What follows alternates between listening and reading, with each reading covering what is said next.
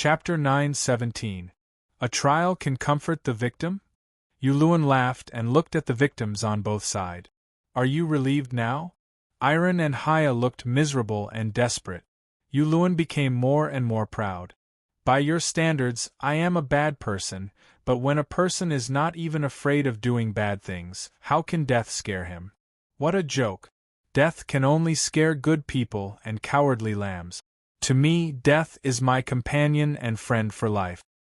I am not afraid of death, so how can you punish me with death? He mocked Dragon Queen loudly. Dani was not angry or depressed. Her expression was calm and a little strange. You are quite something. She smiled and tucked her hair behind her ear and asked, but have you forgotten your identity? Yulun did not expect her to be so calm, nor did he expect her to ask such a question. He was stunned and said, My identity? Will you forgive me because of my identity as the king of the seven kingdoms? Just like how you imprisoned Circe, you imprison me in the great cathedral to repent? That's a good idea. The nobles were so excited that they wanted to clap. In your dreams. Dragon Queen wrinkled her nose and fanned her mouth with her hand. She said in disgust, I can't stand to share the same sky with you and breathe the same air in the same world. It stinks. Yolan of Scylla's face was gloomy and he sneered. You can only talk fast. You are a wizard, a priest of the gods. Dragon Queen reminded him and sighed. Late justice is never justice. For villains who have reached the end of their lives, a trial is not a punishment, but a show-off of their achievements and glory at the end. But the above is only useful in the real world without gods. In the Westeros where gods are everywhere, death is just the beginning of another long journey. Yulun's expression became dull, and fear gradually appeared in his eyes. Do you think it's over just by stretching your neck and taking a stab? Dragon Queen looked at him with a hint of pity. You still have a long way to go.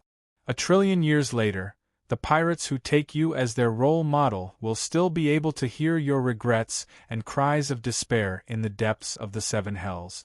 1,000,000 years. The surrounding audience shuddered. The warm hall with 3 fireplaces burning together seemed to have become much colder. Do you know what's in the seven hells? Dragon Queen seemed to be oblivious to the strange atmosphere in the hall. Let me talk about the first level, which is the least scary.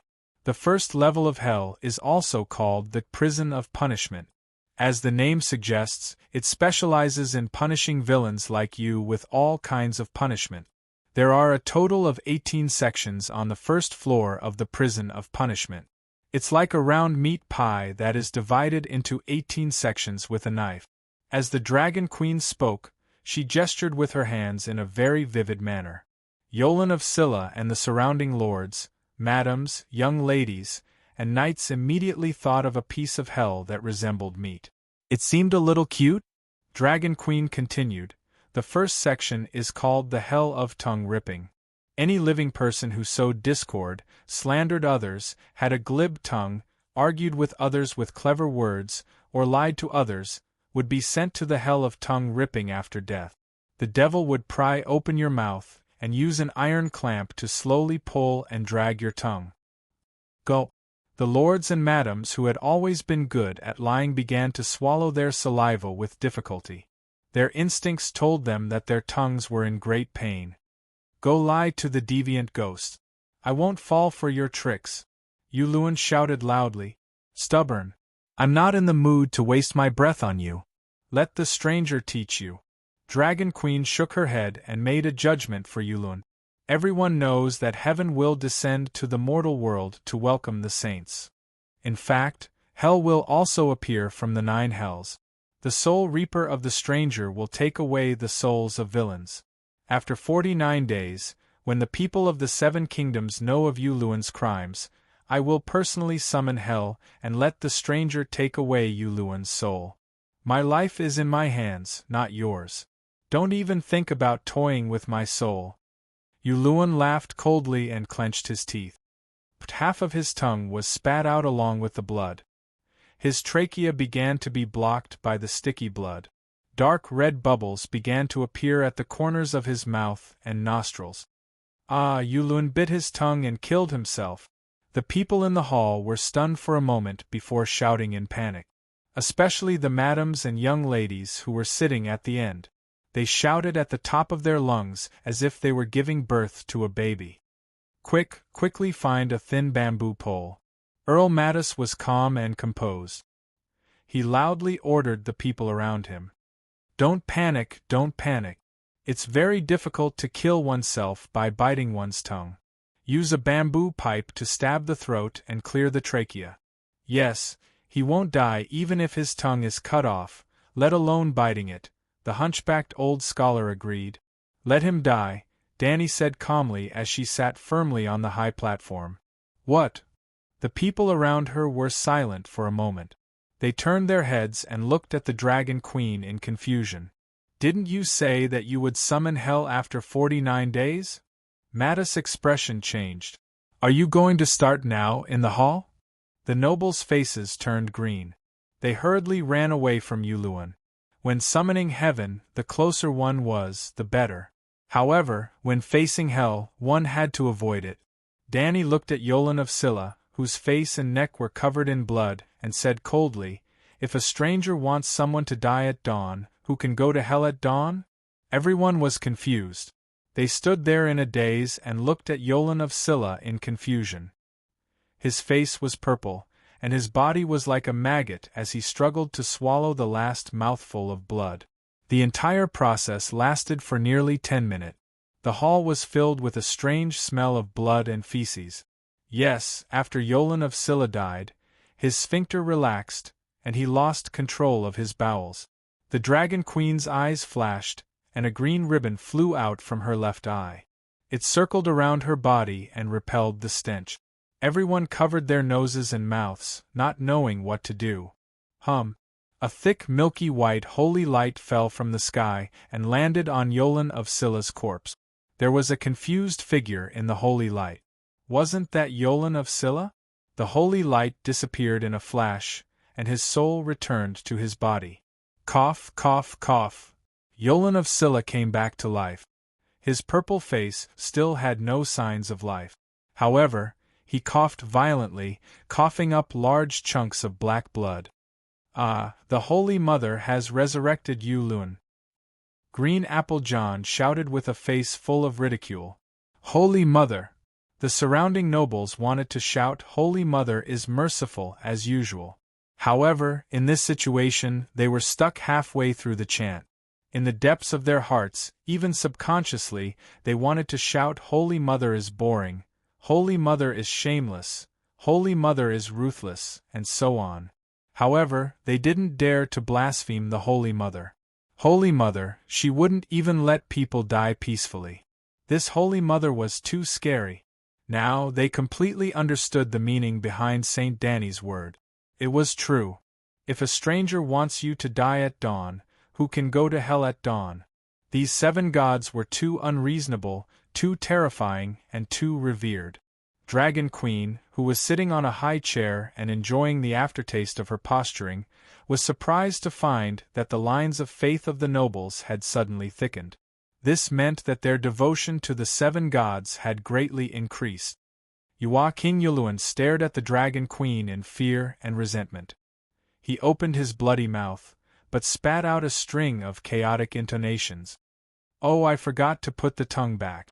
Danny clapped her hands as if she had just woken up from a dream. She lowered her head and looked around. The smooth green marble floor was empty. Other than messy footprints and bloodstains, there was no trace of the tongue. Where's Crow Eye's tongue? Has anyone seen that section of his tongue? Everyone in the hall lowered their heads and searched. Soon, one of the nobles felt that the bottom of his foot was uneven. He looked up and saw a bloody mess that looked like dog shit stuck to the bottom of his riding boot. He was embarrassed and disgusted. Your Majesty, the tongue is with me. I was going to use the bamboo tube to save him just now and accidentally stepped on it. Oh, give me the bamboo tube. He waved at the knight attendant. Your Majesty, please wait. Let me scrape the tongue off. Oh no. I went to the stable this morning and stepped on horse shit. This tongue is too dirty. I have to wash it. Yolan of Scylla's purple face contorted. Hey, hey, hey, he stared at the knight resentfully. Forget it, forget it. Dany waved her hand in disgust. It doesn't matter if he doesn't have a tongue. Anyway, he likes peace. Let him stay quiet. Well, Yolan of Scylla's ship was called Serenity. He had pulled out the tongues of the sailors and pirates on it. Now they had suffered retribution. The nobles pinched a piece of dark red meat stained with horse shit and said worriedly, "But without a tongue, how will the devil pull out his tongue when he goes to the hell of tongues? Pull out the tongue from the soul. The pain of the body can be so painful that it numbs. The pain of the soul, the more painful it is, the clearer it is. The pain can be stacked infinitely," Dany said. The nobles were so scared that his face turned pale. His hand trembled, and the piece of meat hanging on the bamboo tube fell to the ground again. The surrounding nobles and civilians also trembled, and the horror on their faces could not be concealed. Why didn't he go to the palace in the clouds of the god of storm? Why was the Holy Mother able to revive him? Iron asked in disbelief. The glory of the 7 gods is unlimited, Dragon Queen said solemnly. She even dared to steal Lalo's believers. Why would she be afraid of the god of storm? Well, it seemed that the god of storm was a true god, and Lalo had fallen from the altar. However, the god of storm was restrained by her, who had mastered the song of wind. If he dared to come and look for Yuluan's soul, Dany would be very happy. The 7 gods created the sky and the earth. They created the sun and the moon, mountains and rivers. The 7 gods created everything in the world. They are the only true gods in the world. Green Apple John recited the preface of the 7 Stars Bible devoutly. Well, in the old version of the 7 Stars Bible, in the new version written by Dragon Queen, the preface had been greatly modified. The only true God in the world was changed to the first God of justice in the multiverse. The bragging of creating the world was still retained, but it was slightly adjusted to the 7 gods can create everything in the world. With the addition of can, it became true. At least it was a beautiful hope that the future could become true. Dany looked at the other 2 human swine and asked, "Are the 2 of you satisfied with Yuluan's trial? Do you feel that your justice has been served?" "Sigh, what else can I be dissatisfied with?"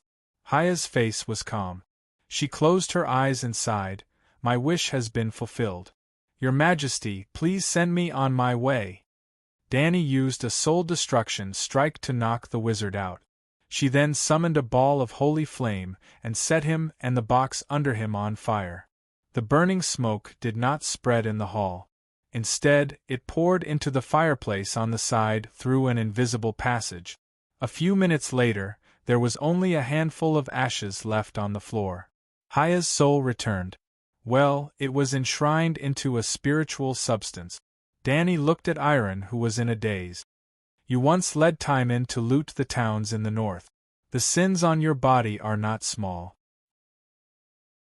Chapter 9:18 Hajian County, Stone Hall Town. After a sniper battle against 200,000 ghouls. Above the Templar clock tower.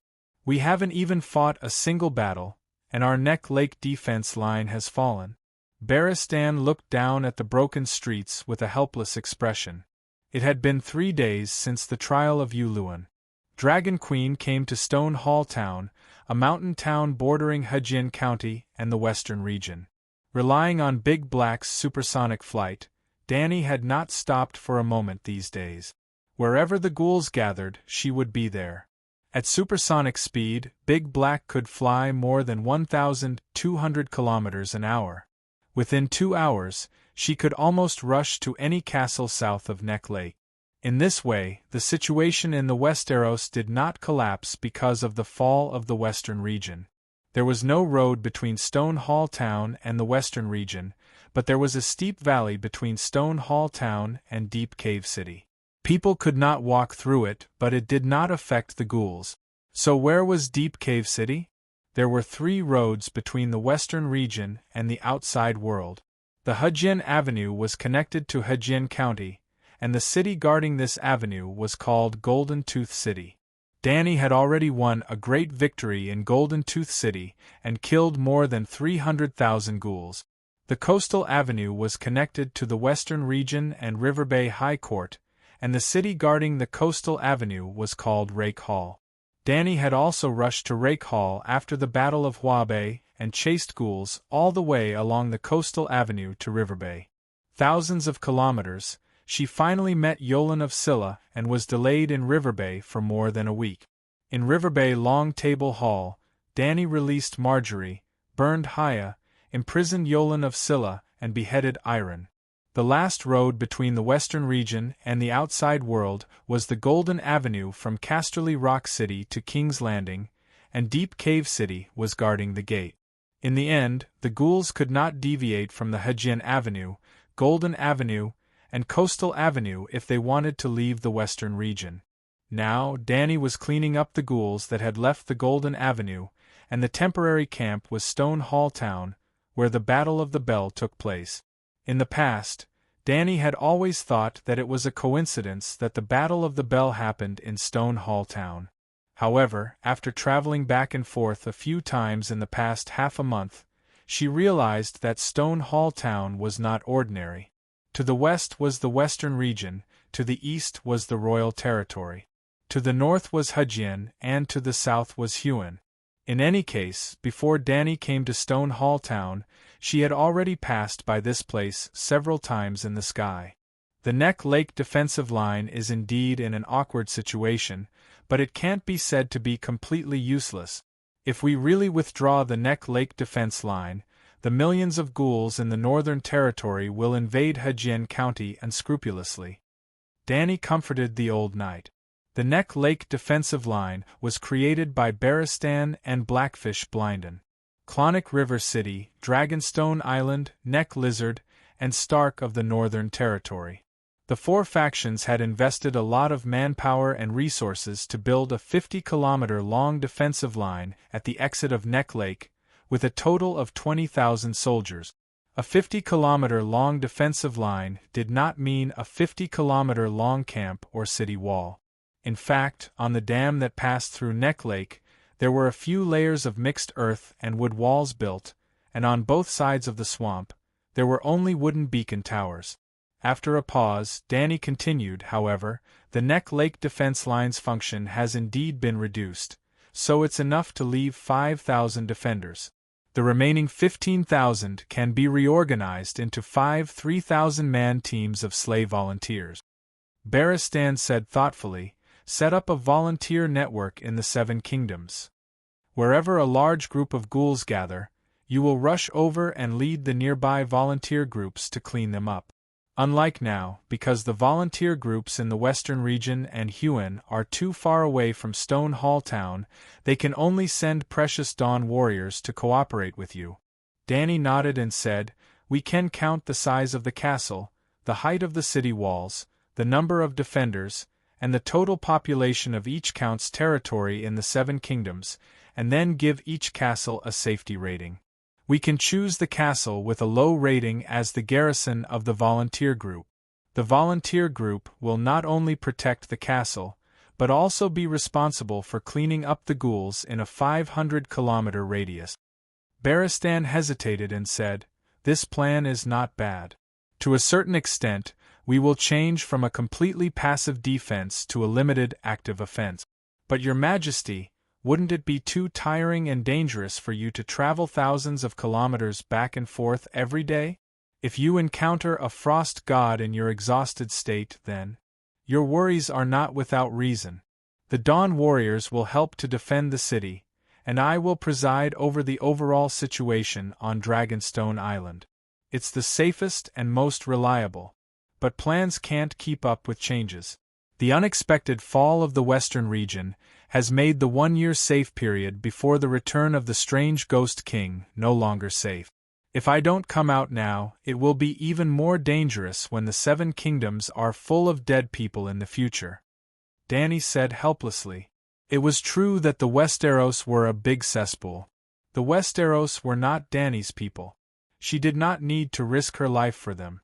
It was also true that the 7 kingdoms had fallen to their current state because the nobles had dug their own graves. But the Frost God would not argue with Dany about right and wrong.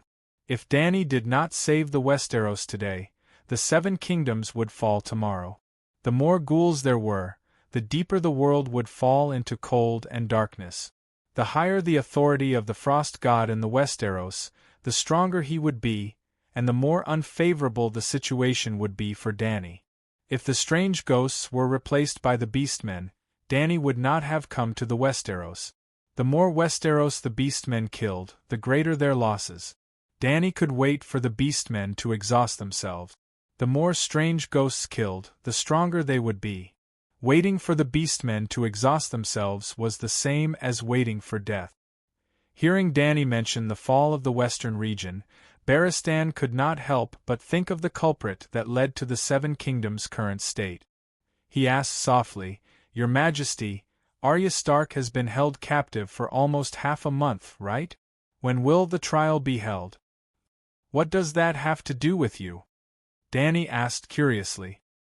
"Blackfish Blinden is very concerned," Barristan said. "Don't you know my schedule for the past half a month? I have to clear out a group of ghouls almost every day." "It's too busy," Dany said. Blackfish Blinden wanted to join the warriors' sons, but after the incident in the western region, Barristan said sympathetically, "I'd Tully, his son, and his wife all died in Casterly Rock.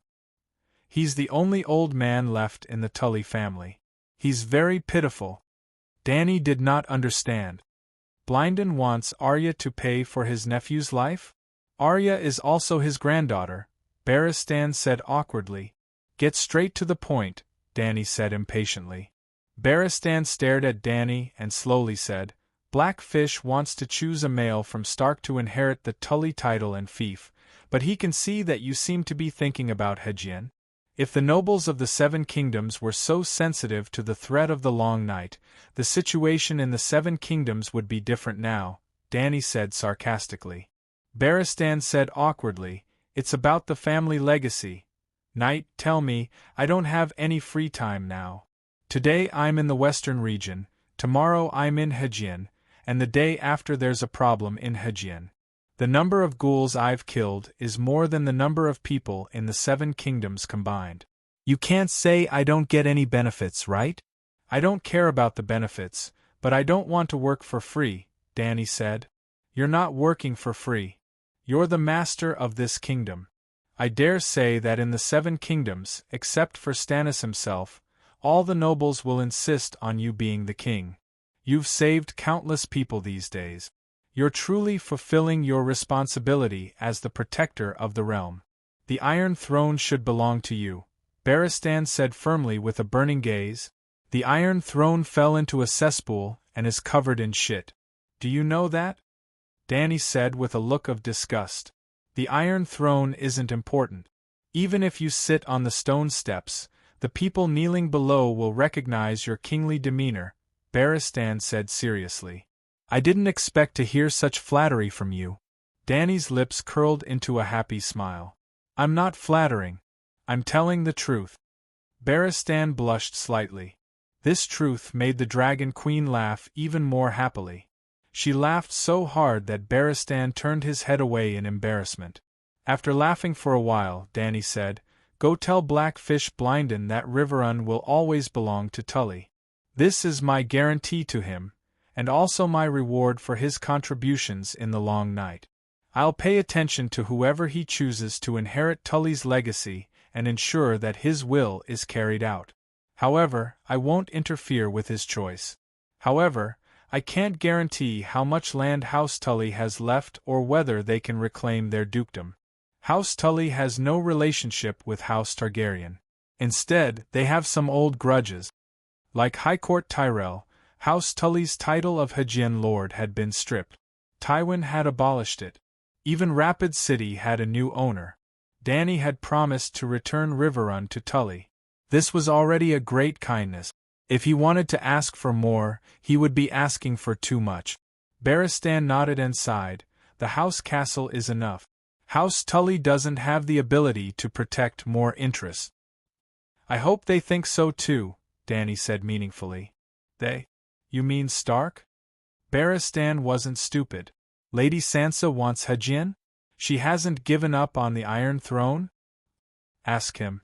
Danny raised her chin at the courtyard below. Stonehall Town got its name from a stone Templar in the town. The Templar was built on a hill. Below the hill was a small but sturdy grey stone manor. Danny was now on top of the Templar clock tower, chatting with Barristan as they admired the legendary town that changed the fate of the Targaryen dynasty. At this time, the dwarf led a few people through the grey stone manor and walked towards the Templar on the hill. Your Majesty, this is Zhong. In the Templar's guest room, the dwarf pushed a rough woman in her early 20s in front of Danny and said with a smile, "Guess who she is?" The woman was of medium height. Thick black hair fell messily behind her head. Her square face wasn't beautiful. She looked weathered and her skin was rough and yellow. Danny looked at her and she looked back at Danny. Her eyes were more curious than fearful. "Your Majesty, you are beautiful." Zhong grinned. Danny smiled faintly and asked, "What's your name?" "My name is Zhong. My mother was a prostitute at the Honey Peach Inn. She slept with King Robert during the Battle of the Bells. She said I was Robert's seed. To commemorate that battle, she named me Zhong. Zhong lowered her head and said embarrassedly. Danny was shocked, but she didn't react too violently. She just turned to the dwarf and said coldly, "You still have the mood to go whoring at a time like this?" The dwarf waved his hand. "No, I met Zhong in town. You can ask her and Priest Camp New if you don't believe me." Priest Camp New nodded slightly. "Zhong was coming to the Templar and happened to meet us." Danny's face looked better and she asked Zhong, "Are you here for me?" Chapter 9:19. You're here specifically for me? Danny asked. Zhong lips squirmed slightly. "Yes, I heard that Her Majesty is in the Holy Church. I also heard from Ai Ju earlier that King Stannis of King's Landing City made King Robert's illegitimate daughter the crown princess. Ai Ju is the Madam of Honey Peach Inn. She's well informed and probably heard about Mia Byra and Theon from the mercenaries," Camp New explained in a timely manner. "Zhong, you want to be the crown princess too?" Danny's mouth twitched. Zhong quickly shook her head as if her head was a rattle drum. "I'm a prostitute. How can a prostitute become the crown princess? It's just that the long night is coming and life is difficult. I also heard that Mia is an illegitimate daughter like me, so I want to take the opportunity to make some money." "You're honest." Danny was amused. Seeing the Dragon Queen laugh, Zhong cracked her fat lips and giggled along. After laughing for a while, Danny asked again, "What evidence do you have to prove that you're Robert's son?" Although King Robert slept with all the women in the inn, everyone said that he liked my mother the most. After sleeping with my mother, he took his hammer and went to war, Zhong said proudly. Danny's expression became very strange in an instant. "Sir Clinton seems to be wronged." The dwarf touched his nose and chuckled. "The madam's name is Ai Ju, right? Is she here?" Danny asked. Outside the door, Camp New's priest responded and ran to the Holy Church hall next door. He called for the old woman who was praying under the statue of the Holy Mother. She was a tall and thin woman in her early 50s. "Greetings, Your Majesty." The madam prostrated on the ground with a fearful expression. She was far more reserved than Zhong had been. "Let me ask you, during the Battle of the Bell, was Robert hiding in your inn?" Danny asked. "Please forgive me, Your Majesty. Please forgive me." Ai Ju's powdered face was even paler. She kowtowed and begged for mercy. "Get up and speak. The Queen is just curious about what happened back then. Don't be afraid, just tell her the truth," Barristan said in a deep voice. Ai Ju didn't dare to get up immediately. She only looked up at the Dragon Queen. "Get up. You dare to let Zhong come to me? Don't tell me you don't have the slightest idea in your heart?" Danny said indifferently. Ai Ju's face turned even paler, and her body trembled even more violently, but she still stood up shakily, bowed her head, and said softly, "King Robert was hiding in Jong-Er's mother's bed at that time. Clinton has neglected his duty.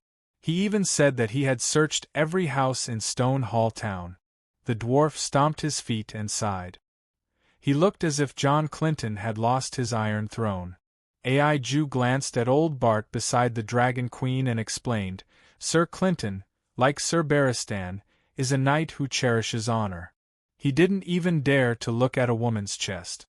When he saw a woman with untidy clothes in the room, he hurriedly stopped the soldiers outside and asked us to put on our clothes before opening the door to enter. This delay is enough time for us to move King Robert to the room that has already been checked. He should have called everyone to line up in the courtyard, and then sent soldiers into the inn to search." The dwarf muttered. Sir Clinton probably didn't think that Robert would dare to fool around in the Technical Institute in such a critical situation. Barristan guessed. Why was Robert hiding in Stonehall town? Although Robert had killed the first knight of the Seven Kingdoms, Liga, his commanding skills on the battlefield were actually not outstanding. Robert's talent was not as good as Stannis. He could be called a fierce general, but he was not at the level of a famous general. Before Stonehall town, Robert had just lost 2 battles in a row. The first time was at Sentry Beach, where he was chased by Randall Tully from River Bend to River Gien like a rabbit. Note that he was defeated by Randall Tully, and not by the River Bend army. Randall Tully only brought his own Horn Hill soldiers and fought Robert's Storm army head-on. Despite being outnumbered, they won a great victory. Robert lost his soldiers and generals and fled in a sorry state. However, Randall Tully's credit was stolen by Mace Tyrell. Later, his superior made things difficult for him. He had been outside Windstop Castle, and did not have the chance to participate in the subsequent battles. Because of his defeat at Randall Tully's hands, Robert led the Storm army to flee to the north. In the north, there was Stark, Tully, and Arryn. When they fled near Stonehall town, they were ruthlessly attacked by John Clinton. Almost all of them were wiped out, and he himself was seriously injured. He fled to Stonehall town alone. This was why there was the Battle of the Bell later. When a normal person was completely annihilated and heavily injured, they would obediently hide in a dark corner and lick their wounds in solitude. However, Robert was indulging in wine and women in the Technical Institute, eating and drinking.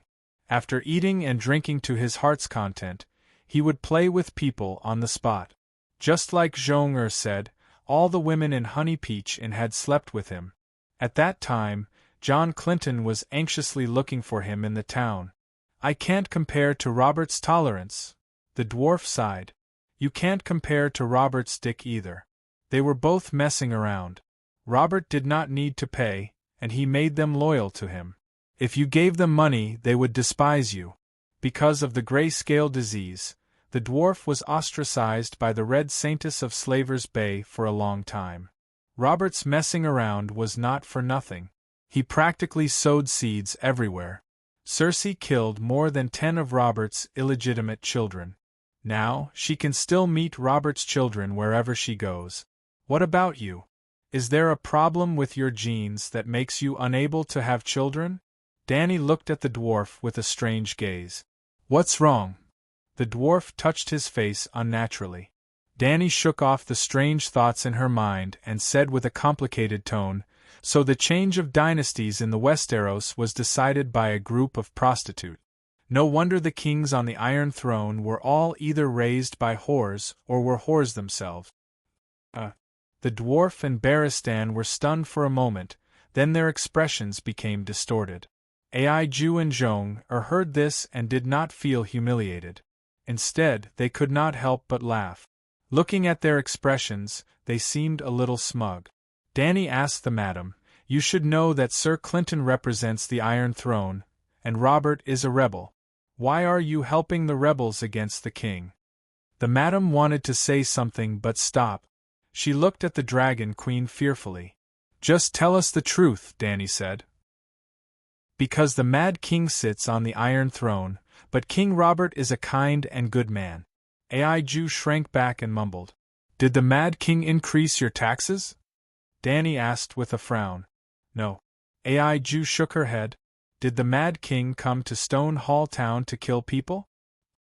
He has never been to Stone Hall Town. Ai Ju shook her head again. Have you seen the Mad King? Danny asked again. No. I heard that the Mad King has been hiding in the Red Keep, afraid that the rebels will harm him. Ai Ju shook her head. Did the Mad King provoke you? Danny asked again. I have never seen him, Ai Ju said. The Mad King was on the throne for 20 years. Did you have a hard time? It was okay. Ai Ju thought for a moment and looked at the old priest. There was no shortage of food during the winter. Did I remember wrongly? The monks of Camp New were in their 60s this year, and had even lived through the reign of the Mad King. The Battle of the Ringing of the Bell was called this because the old monk had rung the bell in the Holy Church after the battle began to warn the residents to hide in their houses. Outside Stone Hall Town is the Blackwater River.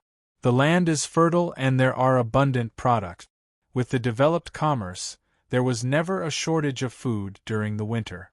When King Eris was in power, merchants came here to buy food and transported it along the river to the other side of the narrow sea. Did Robert exempt Stone Hall Town from taxes? Danny asked again. No. Did the good man Robert make your life better? This time, Ai Ju did not answer immediately. She frowned and thought for a while, then shook her head helplessly. It seems that nothing has changed. Then why did you rebel? Danny asked curiously. We did not rebel. Isn't helping Robert a rebellion? We only wanted to help him. We did not want to rebel. In the end, she emphasized, King Robert laughed and laughed with us. We all liked him very much. The Mad King did not provoke us, but his past actions and the incident of him torturing and killing Duke Stark were too shocking. Danny recalled a certain president of United States in her previous life who knew everything. That guy did not do any official business and was always indulging in state affairs. He only liked to do stand-up comedy in front of the people and seemed very unreliable. However, the people of America liked him and many people supported him to be the president. In a way, he and Robert were the same type of king. The country they ruled was also the same. Could it be that the foreigners liked this kind of charming leader who was approachable and exposed the same flaws as the people? Danny shook her head and dispelled the strange thoughts in her head. She asked the old madam, Do you have any proof that Zhong is Robert's son? Everyone in Stone Hall Town knows, Ai Ju said doubtfully. The others don't know. You have to convince them. At least, you have to convince Stannis, the dwarf said. Ai Ju thought for a while and said, Zhong was born naturally. She was born during the Battle of the Ringing of the Bell. Did Robert stay in Stone Hall Town for a long time after the battle? The dwarf asked. No, after the battle, he left on the same day. Ai Ju shook her head. The dwarf spread out his hands. So, why are you looking for the queen? At this time, Zhong who had been listening by the side, spoke. She sighed and said, Stone Hall Town is in dire straits now. During the Battle of the Four Kings, the lions and wolves took turns to ravage the town. The town gate and 1/3 of the houses in the town were burned to ashes. The townspeople either died or fled. Before winter came, there was a famine. More than half of the townspeople starved to death. After a long night, the town was emptied. Now that the deviant ghosts are here, there are not many people left in the town. The inn business can't continue. Stone Hall Town was located at the intersection of the Four Kingdoms. It could reach the King's Landing through the Blackwater River. It was considered a prosperous trading town inland. Stone Hall Town's resident population and floating population, as well as its economic benefits, surpassed Winterfell. But now, the town was desolate. The burned houses weren't repaired, and the collapsed charred walls were in the center of the town. It was difficult to find a living person on the street. Worse, it wasn't the worst time yet. The future would only get worse year by year. But who could be blamed? Robert and Byra chose to join Theon's dynasty. The army that ravaged the town, stole their food, destroyed the crops outside the town, and burned the houses in the town. Regardless of whether it was the wolves, trout, or lions, they were the rebel army that they looked forward to and supported greatly. What was more ironic was that the soldiers who ravaged the town during the rebellion of the Four Kings had participated in the Battle of the Ringing of the Bell. Now they were revisiting the same place. Chapter 9:20. Jong-er looked at the Queen with pleading eyes. When King Robert was still alive, I knew that I was his son. But in the Peach Inn, I could feed myself, and I never thought of going to King's Landing to find him. But now I really have no other choice. I gave birth to a daughter last year, but there is no food at home. Not only is there no food, but Stone Hall Town has also become very unsafe. The dead are coming, and there are no guards to stop them. I have to leave here and take my daughter away. I don't expect to be a noble bastard, as long as I can eat and not be caught by the otherworldly demons. Barristan frowned and said, "We all came from the town, and we know that you have a hard life, but what's the use of looking for the Dragon Queen? She can't prove that you are Robert's son, and she has a bad relationship with Stannis, so she can't do anything. I don't know, I have no other choice. I heard that the Queen is like the Virgin Mary, so I came to look for her." Jong-er said blankly, "Try her blood." Tyrion's eyes darkened, and he suggested in a low voice, "If you have the power, give her the identity of Theon Bella's illegitimate daughter." Dany stared at him for a long time until the dwarf looked away, and then she said coldly, "Admit her identity, send her to King's Landing, and then you keep listening in the direction of King's Landing, hoping to hear the news of Stannis killing his own family again? Even if you change your face, you are still a little demon. You are so evil." The dwarf was angry and retorted loudly, "I just want to help this poor mother who has nowhere to go. Her daughter is only 1 year old." The dwarf emphasized the word "have nowhere to go," and Jong-er and Ai Ju's faces darkened. "You heard what we said just now?" Dany ignored the guilty dwarf and turned to Jong-er saying, "The king's blood has a special magic power. Through a simple magic test, it can detect whether there is power in your blood. If there is, you are most likely Robert's son, and I will give you a certificate in the name of the church." However, the royal bloodline was not only an honor, but also a dangerous burden. The evil sorcerers loved to sacrifice the king's blood to the evil god. At this time, the King's Landing was filled with red-robed monks. "I'm not trying to sow discord between you and Stannis, but I'm sure you've heard some rumors. Let's not talk about the others, but you should know about his biological daughter, Princess Serene, right? I heard that Princess Serene's grayscale disease relapsed and she died from it," Jong-er said suspiciously.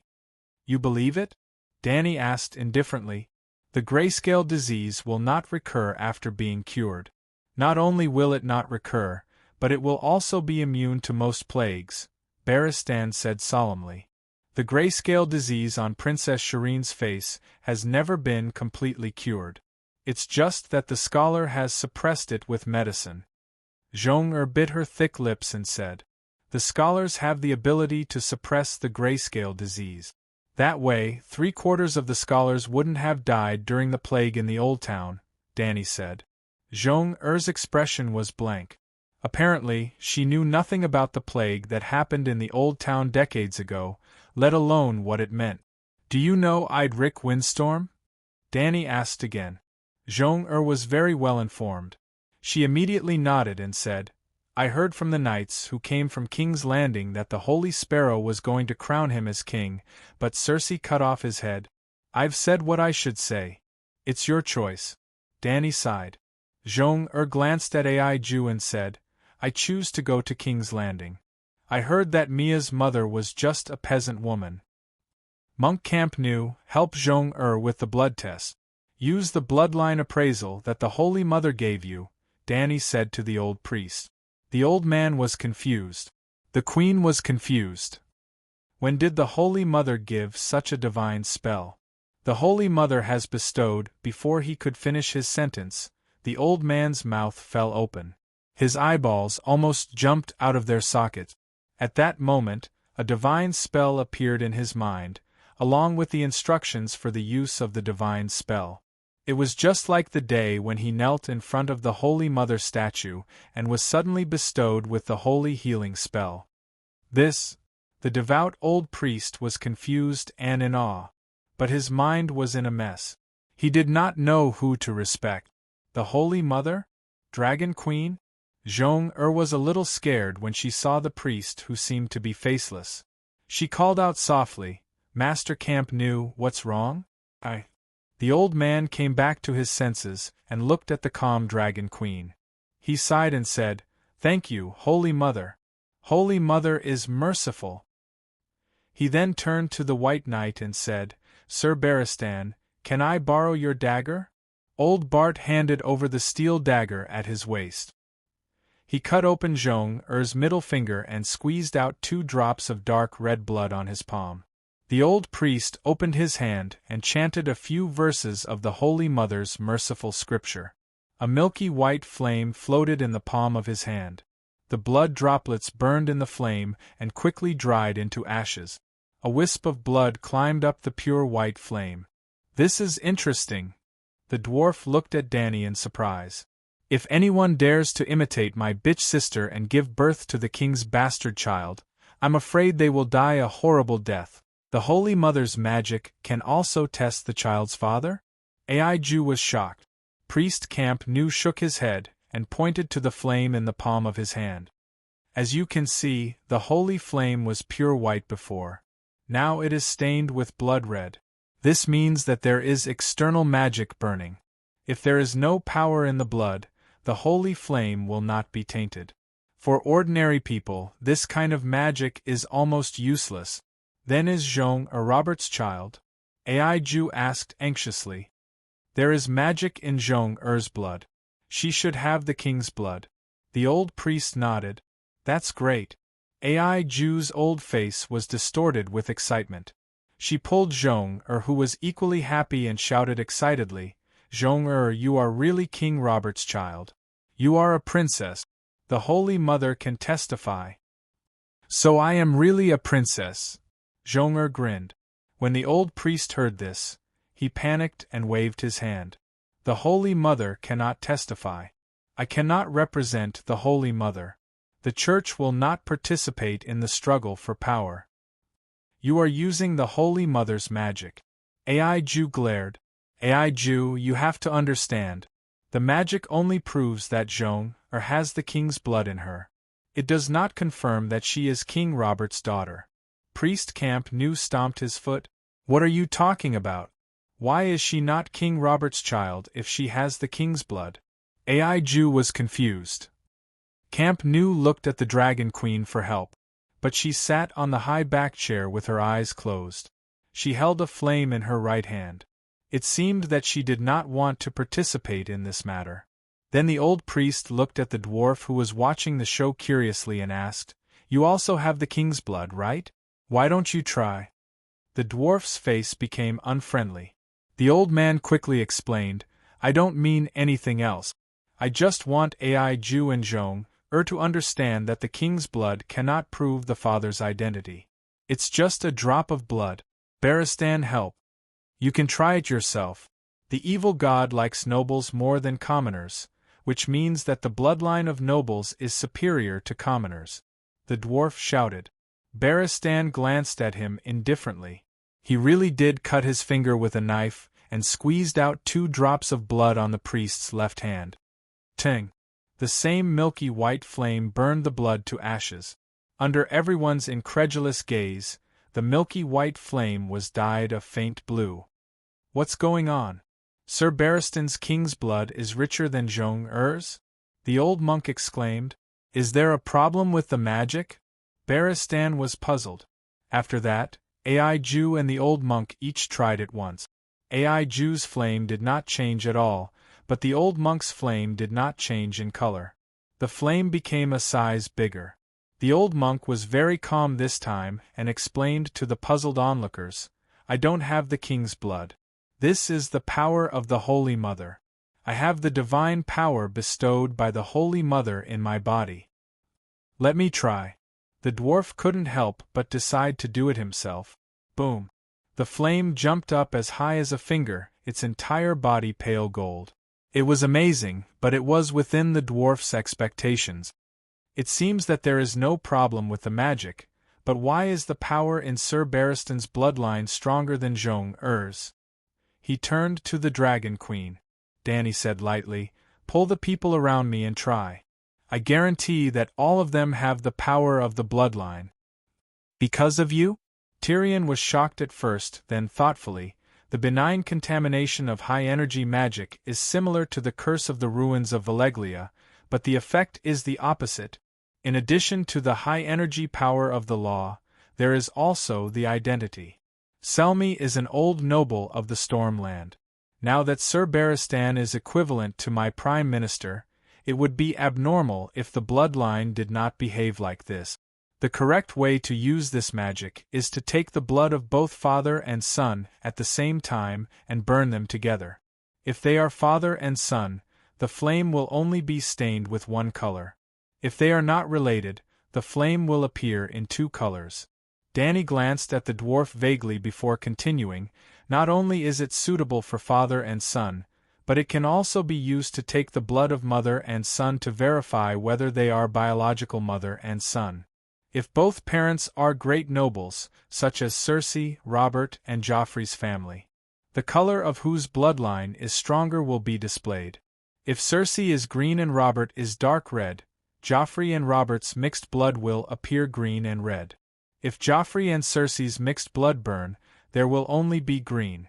If Joffrey is Robert's son, Robert and Joffrey's mixed blood will appear dark red. If Cersei and Joffrey's mixed blood burn, it will also be dark red. This is because Lannister's bloodline is not as good as Theon's." "Why not? Just because Robert is king?" Tyrion was unconvinced. "How many extraordinaries have appeared in your Lannister?" "None." "Then do you know who Theon's bloodline came from?" "Firstly, Theon Beira belongs to the Targaryen branch family. Secondly, the first Storm King, God Sarodurin, is a powerful demigod who has lived for thousands of years. Lastly, Durin's wife is the daughter of a true god, the first generation of gods." Danny looked contemptuously at the red-faced dwarf. "Tell me, what do you have to compare? Your family's ancestor, Clever Lane, was most likely a mortal who relied on his second son to cheat. He is far inferior to Stark, Handgarth, and Durrandon. Among the Westeros Duke families with more than 8,000 years of history, Lannister's bloodline was probably the lowest. Hajin Tully had not been a duke before, and Valley Aaron was an Undul bandit who had crossed the sea 6,000 years ago. These two families were not included. Sun Halberd City's Martell and Iron Archipelago's Greyjoy had bloodlines stronger than Lannister's. Martell was originally quite mediocre, but he had mixed into Nymeria's bloodline 2,000 years ago. Greyjoy, on the other hand, was very impressive. Their ancestor, the Grey Sea King, was also a demigod.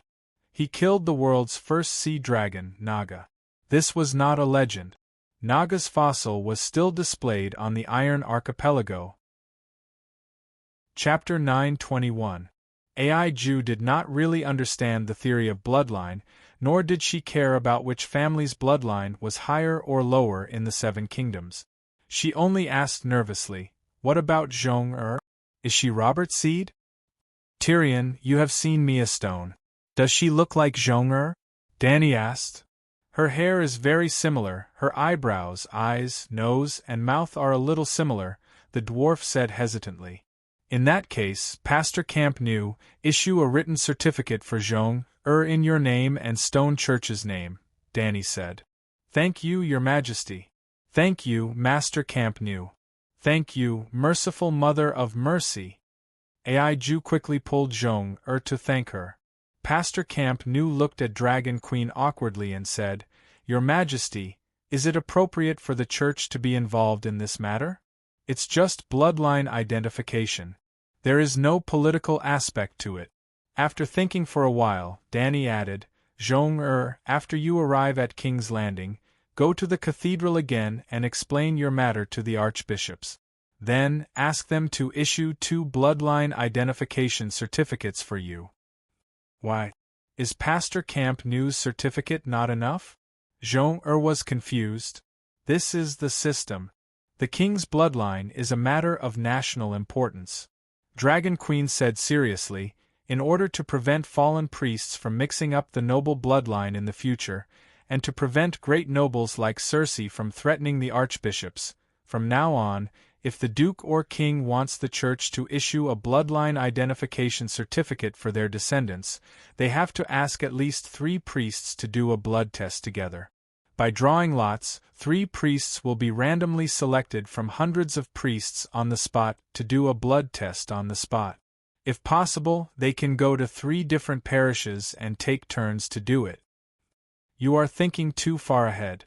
You really don't want to give the future Cersei and Marjorie any chance. The dwarf smiled bitterly. If you put a hat on your husband, you might be able to find a reasonable reason. But if you cheat and mix up the family bloodline, that is unforgivable. The Mother of Mercy will never forgive you. The teachings of the 7 gods do not oppose divorce. If you can't live together, then divorce. Danny said lightly. The dwarf's mouth twitched, but he could not refute. The hall was quiet for a while. Zhong looked at the Dragon Queen with hope in her eyes and said, Your Majesty, the distance from Stone Hall Town to the King's Landing is over 1,000 kilometers. It is a world of ice and snow, and there are also deviant ghosts. How are we going to get there? Danny said casually, The Heishui River is not completely frozen. Go downstream for another 100 kilometers, and you should be able to reach a ferry when you enter the main stream. When the volunteer group leaves Stone Hall Town, I'll ask them to send you off. Oh. Zhong was a little disappointed that she couldn't ride the pterosaur, but she didn't tactfully make a request. After the old priest left with Zhong and Ai Ju, the dwarf smiled and said, Actually, it's more suitable for them to follow the volunteer legion to the garrison. Wherever there is a volunteer legion, there will be a prostitution business. With her status as Robert's daughter recognized by the church, let alone 1 daughter, she can even raise 8 or 10 children. Best to follow you all the way? Danny mocked. The dwarf said unhappily, Don't talk nonsense. I'm about to get married, and I've already turned over a new leaf. I haven't been to the brothel for more than half a year. Zhong especially that Ai Ju, want more. Barristan sighed. They didn't have any hope, so they won't have any extravagant hopes. But Mia Stonehall didn't have a very good start, just like Blackfire back then. It's normal to have such thoughts. If she's willing to stay in a remote village for the rest of her life, I'll find it strange. Danny didn't think so. Then, she looked at the bleak and desolate town outside the window with a complicated expression and sighed. Even Zhong and Ai Ju have to starve. How miserable are those ordinary people? Sir, take some people to the streets and ask who can't survive. Organize them to build sleds and buses and move them to other castles. Do the other castles have enough food? Barristan sighed. There has to be an income. There will be a day when there will be a shortage of food. Danny thought for a while and said, Fill the western region with 2 rivers. What? Barristan was puzzled. The dwarf looked pensive. Fill the empty western region with refugees from Riverside and Riverbend. That's the best of both worlds. The dwarf looked at Danny in surprise. It just so happens that Lannister and Casterly Rock City are empty and can accommodate hundreds of thousands of refugees. And Lannister Port has the largest fishing ground in the 7 kingdoms. After Barristan left, the dwarf asked a question that he was very curious about but couldn't say in front of others. What's the principle of bloodline appraisal? It's amazing. You didn't come up with it on the spot, did you? The concept of bloodline appraisal did appear in Danny's mind a long time ago, probably after the first time she used the wizard lens to observe the genes of the grayscale disease patient. After discussing the types of spirituality with Bo Tian, the president of the Necromancer Association, Danny came up with an idea. Spirituality is divided into Type A active spirituality and Type B willpower spirituality. Then, people with the same bloodline should have unique similar spirituality in their blood? Then she continued to study the principle of the wizard lens and finally came up with a pirated version of bloodline appraisal. Well, the wizard lens was the real deal. But she didn't plan to shoot her mouth off with the dwarf in the Holy Hall. In fact, except for the time when she revealed the true identity of the 7 gods, Danny never discussed the topic of "I'm the Holy Mother" with the dwarf. It was the same this time. "The Holy Mother's divine power is infinite," she said lightly. The dwarf looked around and muttered, "There's no one else here. The 7 gods are watching you." Danny put on a straight face and stared at him. "Midget, what's wrong with you, Luan? Why didn't you just kill him?" He had no choice but to change the topic. "It's none of your business." "How is it none of my business? He murdered my uncle, sister, cousin, and thousands of Lion Army soldiers," the dwarf said unhappily. "The trial is related to the victims. When the trial is over, the crime and punishment have been determined. The rest of the punishment will be left to the 7 gods." Danny said impatiently, "What about Arya Stark? When and where will the trial be held?" The dwarf asked again. "A week later in..." Danny thought for a while. "Let's hold it in the Western Territory. We'll use a fair and open trial to comfort the people of the Western Territory who died unjustly. But too many people have died in Casterly Rock City. It's become a ghost town. It's gloomy and creepy. I don't want to take half a step into it in the future." The dwarf's face turned green and white. "Inform the nobles of the 7 countries. 7 days later, in the fairy city, there will be a public trial of Arya Stark." 2 months after the fall of the Western Territory, the situation of the 7 countries finally stabilized under the Dragon Queen's tireless efforts. Especially with the establishment of the Western Territory, Hajien, Royal Territory, and Riverbend, a total of 15 volunteer groups with a total of 45,000 people. The 7 countries' anti-ghost strategy passed the passive defense phase and began to enter the second phase of defense and counterattack. At least there wouldn't be any more dukes being taken away by the ghoul army in a daze. To put it simply, the peak of the epidemic had passed, and the turning point had arrived. Of course, the 7 countries also suffered great losses during this period. Including the Western Territory, more than 50 earl castles and countless villages and towns had fallen. The cumulative death toll was no less than 3 million. The large-scale migration of refugees and nobles had exceeded 2 million. Other than the 1.5 million people contributed by the Western Territory, more than 500,000 people died in Riverbend. For example, Earl Matthews Roven's Golden Tree City originally had more than 80,000 people. It wasn't the 80,000 permanent residents in the castle, but the number of people who had migrated to Golden Tree City. Only a few hundred people were saved by the Dragon Queen. The remaining 1 million people came from the Stormlands, Hajien, Royal Territory, Northern Territory, and Valley. Only half of them died in the hands of the ghouls. The remaining half died from hunger, cold, disease, and long-distance migration. For example, hundreds of thousands of people moved 600 kilometers from King's Landing to Storm's End Fortress. Tens of thousands of people died along the way. Back in the last Heathfire City, Danny promised the old people who were out hunting that if they followed her to the south, they would be able to survive. At that time, her tone was firm, her voice was loud and powerful, and her expression was infectious. Although it didn't affect the old people at all. Now, she could still speak with a firm and powerful voice. But deep in her heart, she had already accepted the reality. She couldn't save them. When the long night arrived, the first batch to be eliminated were the old and weak. Other than the most basic food, the cold and disease posed a greater threat to the old people. Kong beds had already been popularized in the 7 countries, but people had to go out eventually.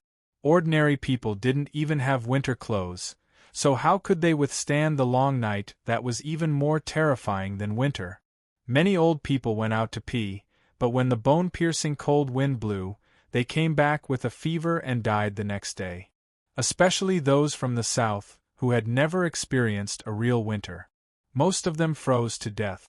Other things aside, if the people from the south were sent to the northeast in the real world, they wouldn't have enough to eat and there wouldn't be enough to eat. How many of them would survive? Now that the long night had arrived, the weather could be compared to Siberia's winter. How could those children of summer survive? 7 days later, in the fairy city. On the way from the guest room to the main hall, the dwarf cupped his hands in front of his mouth and exhaled. He stomped his feet and said to John beside him, "Today's weather is the coldest in the past few thousand years. But in the next 10 years, today's weather will be the warmest and most comfortable. Do you feel despair?" "To be honest, I don't feel anything. Before the long night came, the weather beyond the Great Wall was also like this." John shook his head. The dwarf glanced at him and said, "Take off the winter bearskin coat you're wearing. I guarantee that you'll feel something. Those commoners don't even have lousy sheepskin coat." He lowered his head and looked at the dirty and old gray fur coat. He said disapprovingly, "In the north, everyone has a fur coat. Those from the north who don't have winter clothes can't survive at all. Even among the ordinary merchants in White Harbor, my gray winter bearskin isn't considered top grade. Did you know that in the past 2 months, 400,000 people froze to death in the 7 nations?" Tyrion said. John nodded with a solemn expression. "I received a court bulletin from Dragonstone Island's Weave Center. The situation is really terrible. More people will die in the future, but at least the situation that was on the verge of collapse was stabilized." The dwarf said softly, "How much responsibility do you think your sister should bear for this series of tragedies?" John slowed his steps and said in a deep voice, "I think that the grudge between Stark and Lannister will end here. It's good for both our families. What do you think?" The dwarf's eyes flashed. He also slowed his steps and muttered, "More than 800 people. We're at a bit of a loss. But you're even more in the wrong. Starting from my brother Bran, to my father, my brother Robb, Lady Catelyn, my 2 sisters. Don't you have to pay back the debt you owe them?" John stopped and stood in the courtyard covered in snow. The whistling northern wind made his cold and hard voice seem a little erratic. Chapter 9:22. How do you think Tommen died? Tyrion's tone turned cold. "Jaime knew that your sister killed Tommen, but he decided to use Tommen's death to settle the grudge between the 2 families. But you gave him a good beating. His head was knocked out, and he still hasn't recovered after half a month of rest." "Arya killed Tommen?" John was shocked. "Your sister already admitted it. She poisoned the cat's claws and used a shapeshifter to sneak into the Red Keep and kill Tommen. Even if she killed him, isn't it too much for Jaime to use Tommen to settle the debt with Stark's family?" John asked. "You dare to compare numbers with me?" Tyrion mocked. "You have to consider cause and effect. Why did Arya go to Casterly Rock, and why did Stark have a grudge with Lannister?" John's eyes were sharp. Tyrion stared at him for a long time before walking forward again. "We will never reach a consensus if we continue this discussion. The great trial is indeed necessary. I just hope that the Dragon Queen is as fair and just as the Holy Father." John's tense face relaxed, and he said confidently, "I believe in the Dragon Queen. She is your sister, so you should trust her even more." The change of topic thawed the cold atmosphere between the two. "Sigh, sometimes I wonder if she will laugh under her blanket after seeing the empty Casterly Rock." The dwarf sighed. John held back his laughter. "That's nothing. Lannister wiped out her family and killed her nephew and niece when they were young. She has a reason to gloat over what happened to Casterly Rock. In fact, when the news of Casterly Rock reached King's Landing, 9 out of 10 people smiled. The only one who knew better only said that the timing was not right. You Lannisters should really reflect on yourselves. You always do things so ruthlessly. You will suffer retribution sooner or later. Shouldn't I be the one saying that to you? Tyrion's face turned cold again. Jon shook his head. There's no need for us to waste time repeating the previous topic. Today is the day of the trial. After that, the two of them walked all the way to the main hall of the Farman Castle. It was already packed with people. Although it was packed with people, the castle hall was only so big. It could only accommodate about 400 people. The courtroom was located in the center of the hall. The huge wooden armchair that was half a meter above the floor belonged to the Dragon Queen. On both sides of the courtroom were 3 distinct rows of seats for the nobles. Below, 2 Unsullied were guarding a 4-meter-long horizontal bar, blocking the surrounding mercenary knights, commoners of status, singers, poets, merchants, and craftsmen. The Farman family soldiers stood guard outside the castle while Dragon Queen's White Knight led the Unsullied to maintain order in the hall. The surviving lords of the western region had all arrived and were seated in the audience seats to the left of the Dragon Queen. Many of the nobles of the 7 kingdoms had also arrived and were seated to the right. The dwarf and Jon separated. One of them went to the first seat on the left, while the other went to the first seat on the right. They sat across from each other with a 3-meter-wide space between them. After a month of preparation, the standard of this trial was really high. It could almost be considered a frugal version of the Great Council. In addition to Tyrion, the sickly Jaime had also come. His cheeks were thin and his eyes seemed to be covered with a thick fog of pain and confusion, causing him to lose his direction in life. Sansa, who was holding her daughter, sat next to Jon. She wore a white hairnet with blue diamonds and a dark purple cashmere dress. It accentuated her graceful figure and her skin was as white as snow. Compared to the past, her face was less sharp and uneasy. Her temperament was calm and confident, and her body had the elegance and gentleness of a mature woman. Especially when she looked at the infant in the swaddling clothes, her beautiful blue eyes seemed to be blooming with spring. After the dwarf sat down, his eyes were nailed to her and he couldn't look away. Right next to Sansa was his fiancée, Arianne. The Dornish princess also saw her fiancé's dazed expression, but she thought that he was like Jaime, immersed in pain and emptied his mind.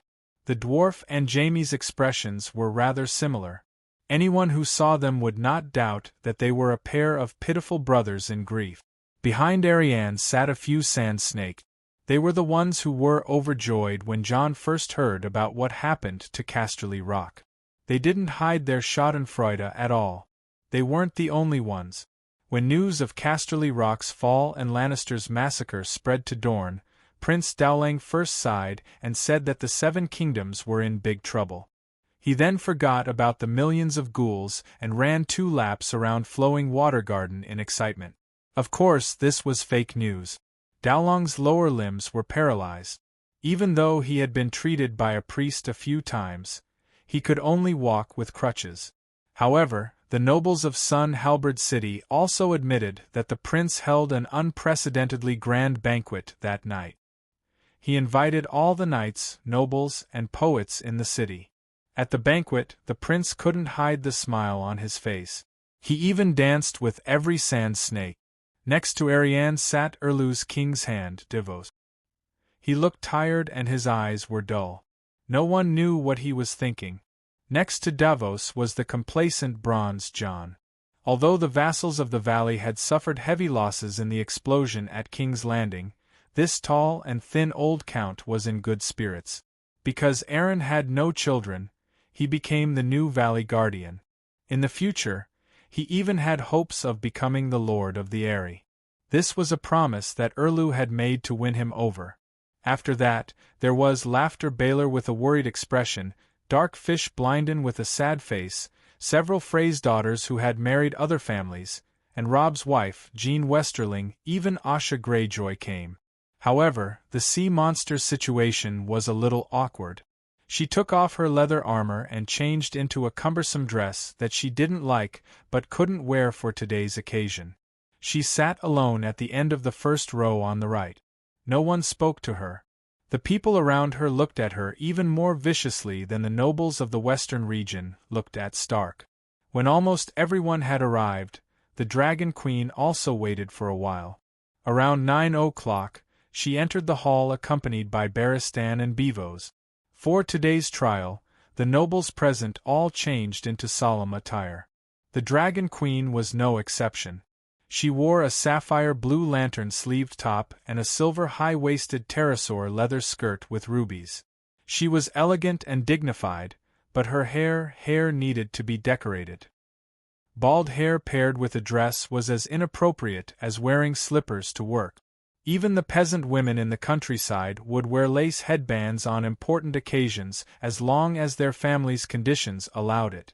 The ladies in the hall all wore hair accessories, such as Sansa's crystal hair net and Yelene's reddish-gold hair clip. Logically speaking, wearing a delicate and small crown at this time was befitting of Dany's status. If they were in Winterfell, Sansa would wear it. If they were in Sun Halberd City, Yelene would also wear it. However, apart from the three-headed dragon crown that the Tourmaline Brotherhood had created for her when she first debuted, Dany had never had a crown of her own, nor had she ever worn one. Honey Wine River's crown of love and beauty did not count. Today, she only used a headband to tie her silver hair behind her head. The headband was made of gold, red, and green ribbons, which contrasted with her full forehead and silver hair. It should have looked simple and playful, but for some reason, the people around felt that the Dragon Queen had never been as sacred and majestic as she was now. She was like a god walking to the altar, lowering herself to sit on the throne of the mortal world. The layman watched the show, while the expert watched the artistry. Tyrion and Sansa were extraordinary. They noticed that the Queen's headband was unusual. They seemed to have understood something, but they were still confused. Jon's cultivation was higher than theirs.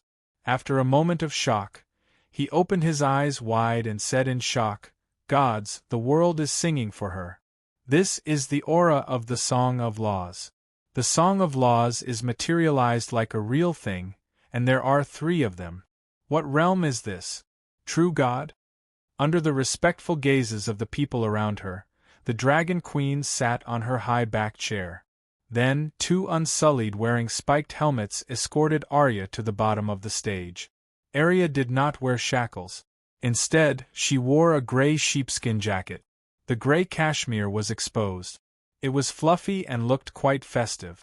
Moreover, compared to her previous skinny and yellow body, she was obviously fatter. Her skin was fairer and smoother.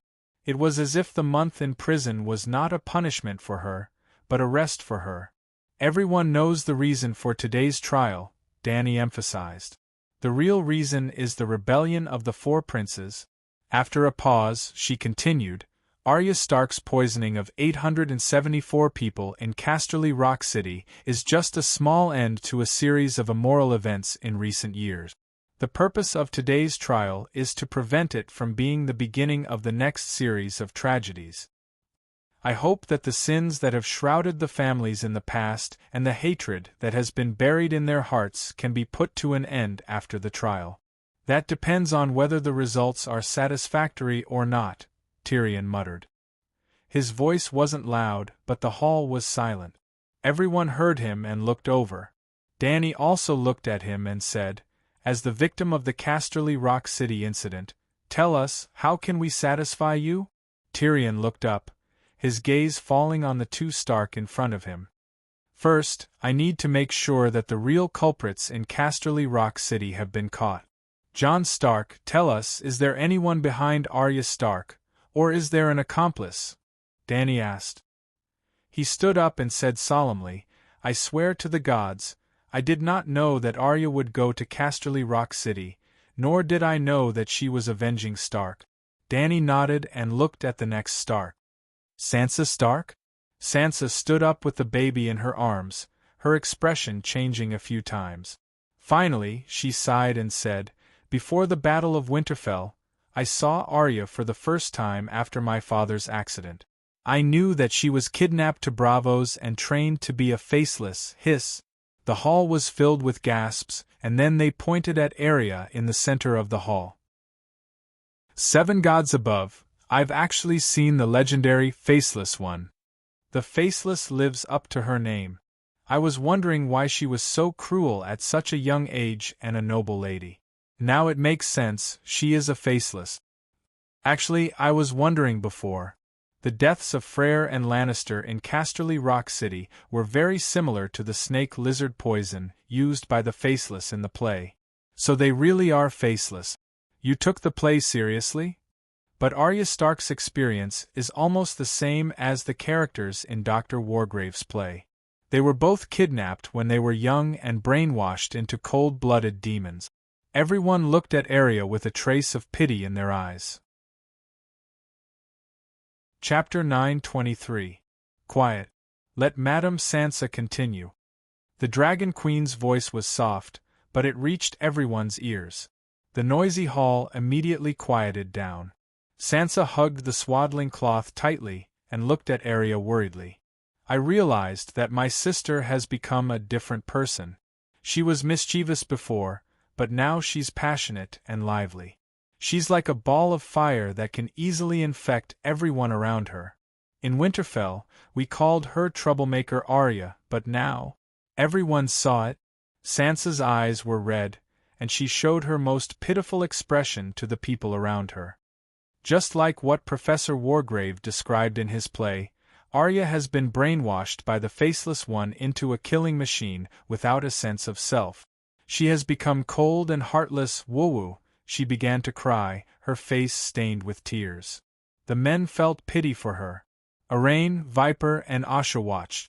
Although they cursed her inwardly, they couldn't help but lick their lips. Their hearts felt dry.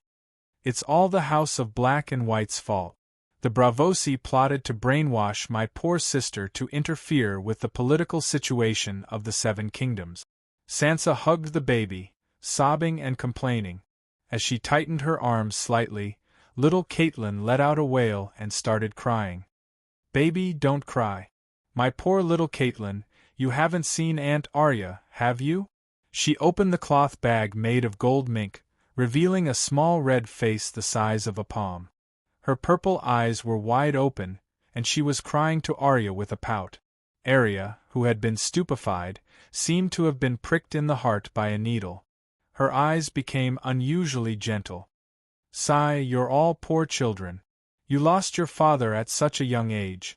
Sansa was still rambling, crying as she complained. You're okay. You have my upbringing.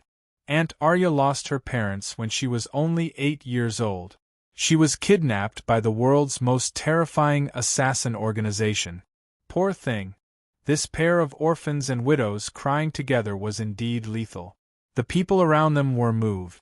Even the people of the western region looked at Stark with less malice. Dany treated it as if she was watching a drama and watched it with great interest. However, the dwarf felt as if he was sitting on pins and needles.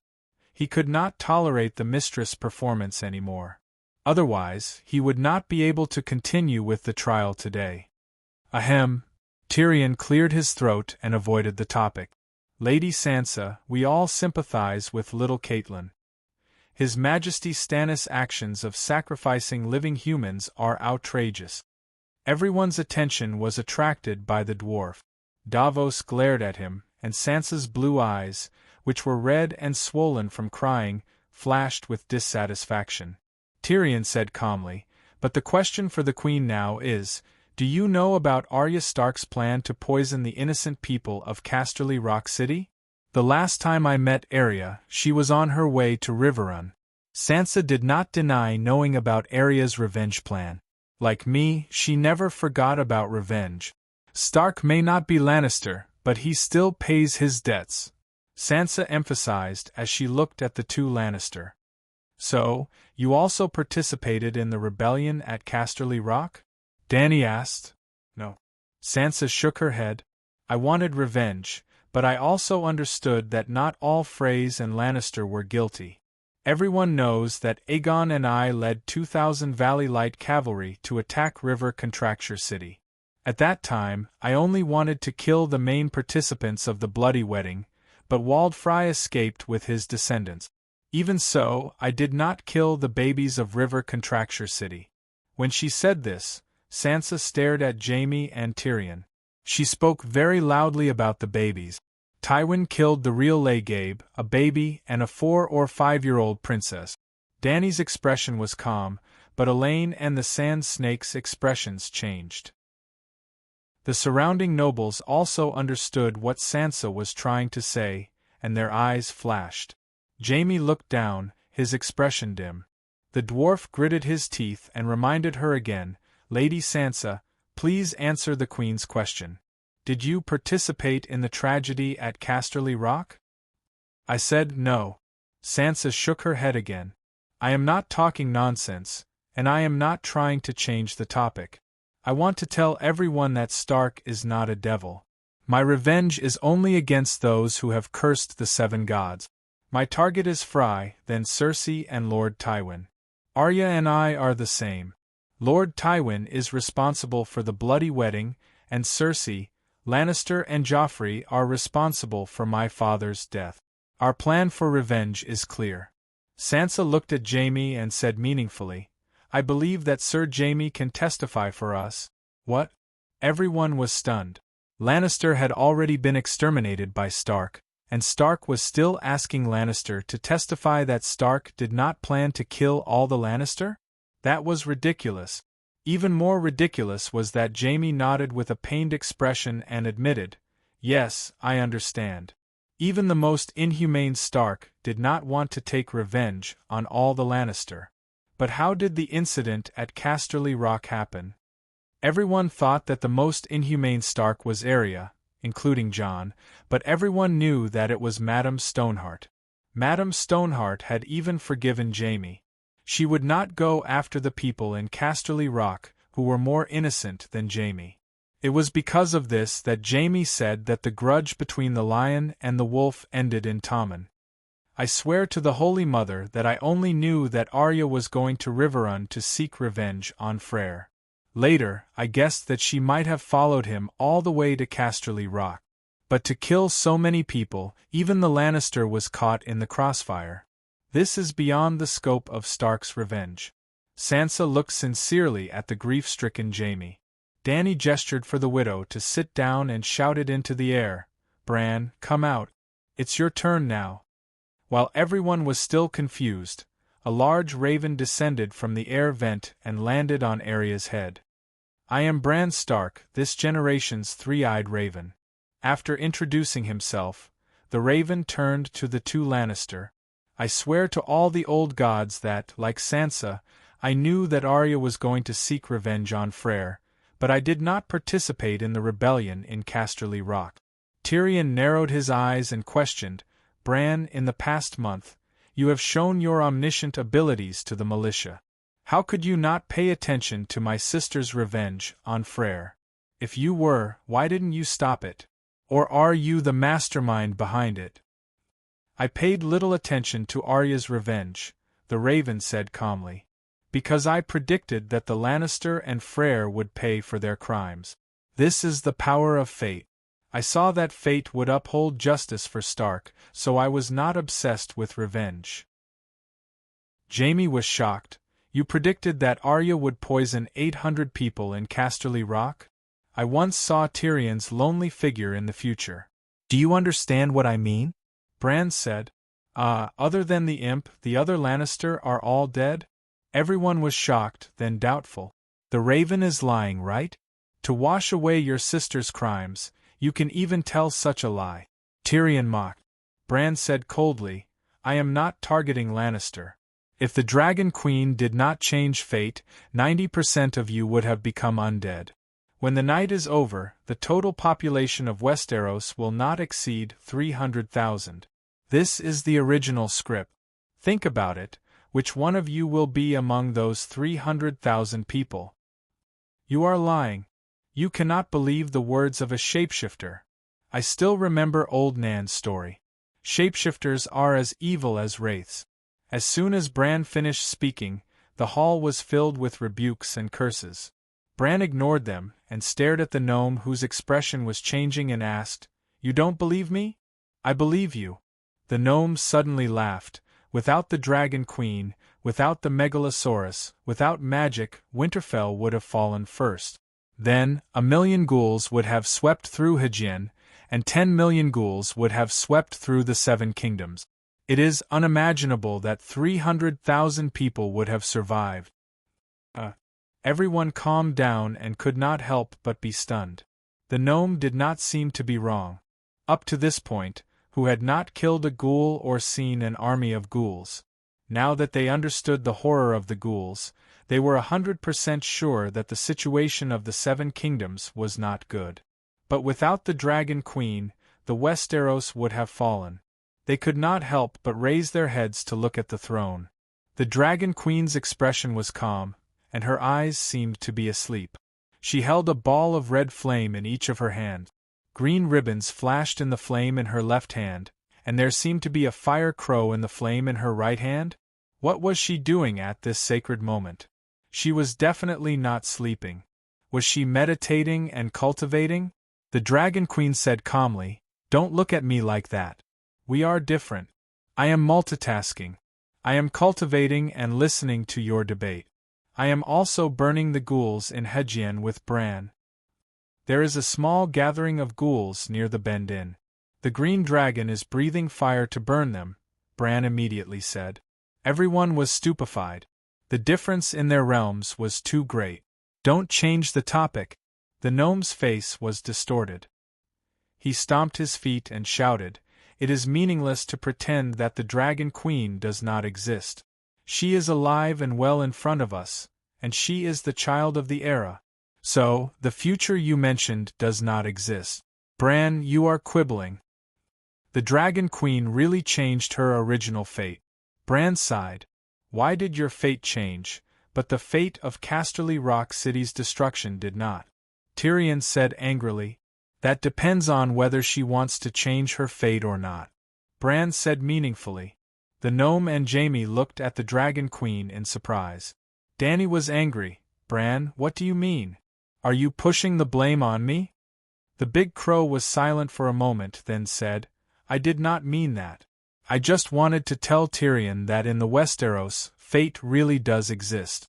Anyone who violates the teachings of the gods will not be able to escape the judgment of fate. Maybe there are people who are stronger than the gods who can change fate, but they will not help sinners escape punishment." Robb's experience at the Red Wedding was also fate. He was the first to break his oath and violate the sacred marriage contract. Fry was the executor of fate. Highcourt Tyrell, Hejien Tully, Arryn Valley, Stormlands Beira, Theon, and even Targaryen before that did not escape the judgment of fate. It was because I understood this that I turned a blind eye to Arya's behavior. She is also a part of fate. I do not need to scheme against Casterly Rock City. The hall was silent. The gnome, Jaime, Sansa, and Jon, everyone looked at the big crow with shock in their eyes. Even Dany was bewildered. What was Bran hinting at? Or was he just trying to divert her attention? "What are you talking about? Are you crazy?" The gnome seemed to be listening to someone speak with his own voice. "I also feel that some of my recent thoughts are crazy." The big crow looked at Dany and said. Chapter 9:24. Without waiting for Dany or the dwarf to ask, the big crow shook its head and said, "Don't ask me why I think and say that. I'm also going with the flow in the river of fate.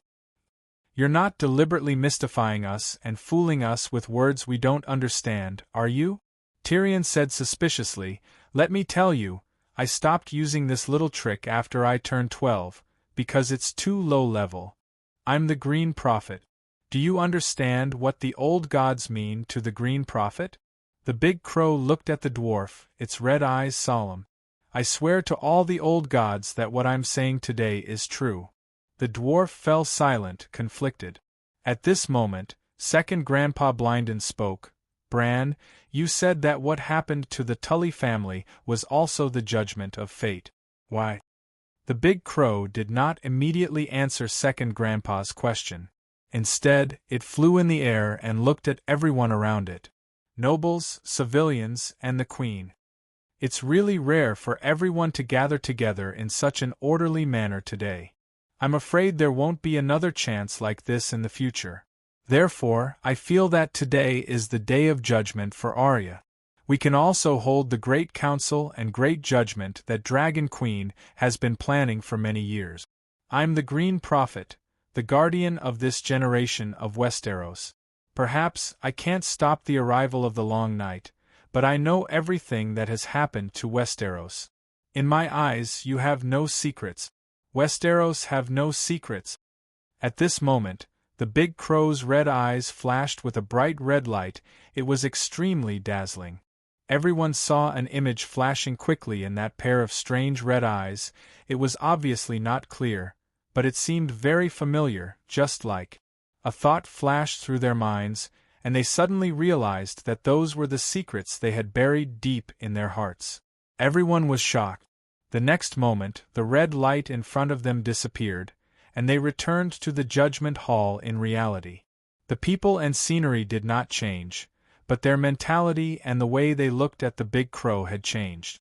It was not lying. It knew everyone's secrets. It was too terrifying. "What do you want to do?" Dany asked in surprise. "Do what you've always wanted to do." The big crow landed back on Arya's shoulder and turned to Second Grandpa. "We're all guilty." "What crime?" Hayu asked blankly. "You've betrayed your vows," Crow said. Dany had a strange look on her face. Was Bran going to blow himself up and expose his grandfather's dark secrets? "You mean the War of the Usurpers?" Hayu argued. "That's because His Majesty Aerys cruelly killed your uncle. He's Tully's son-in-law." The motto of the Tully family is family, responsibility, honor, old Blackfish emphasized. No matter what other people thought, he and his nephew Idmu tried their best to live up to the family motto. There were a lot of Seven Kingdoms number 1 in Game of Thrones. For example, the number 1 General Robert, the number 1 Swordsman Arthur Dane, the number 1 Foster Father Jon Arryn, the number 1 Best Friends Robert and Ned. If one were to select the best uncles and relatives in the Seven Kingdoms, it would definitely be Idmu Tully and Old Blackfish. For the sake of Stark, they were willing to sacrifice their families. His uncle was even willing to be his nephew's savior. At that time, Idmu had never seen the girl's face. The Fry family's appearance was similar to that of Weasel's. They were all ugly. Even though he had sacrificed everything, sometimes Robb would scold and criticize his uncle in front of outsiders. However, his uncle would still smile and accept punishment. Idmu Tully in the original novel was much smarter, kinder, and braver than in Game of Thrones. He was almost the only great noble with no original sin. If one were to choose a king based on virtue and temperament, he would be the most qualified. Bran sighed. Revenge for Uncle was something that happened later. But when Mother was only 4 or 5 years old, the alliance between the direwolf and the trout began. What was the purpose of the alliance? To protect ourselves. Old Blackfish blurted out. The Mad King is crazy. Every noble is in danger. Hajien is a place of war. We need to form an alliance to protect ourselves. Grandpa told you this? It's not wrong. Tully doesn't have the ambition to be king. She just wants to protect her current power and go one step further. Hajien was connected to the royal territory, the valley, the northern territory, the western territory, and the river bend. It was definitely a place of war. But at the same time, if Hajien was strong enough, it would be easy for it to expand. Before Aegon landed, the overlords of the Seven Kingdoms often appeared in Hajien. Aerys was in power for 20 years. Only in the last few years did chaos appear. If they were prepared to form an alliance to protect themselves, it would be reasonable. But when Stark and Tully had the initial marriage plan, it was in the 10th year of Aerys's reign. Before the War of the Usurpers, you should carefully observe the marriage relationships of the Westeros families.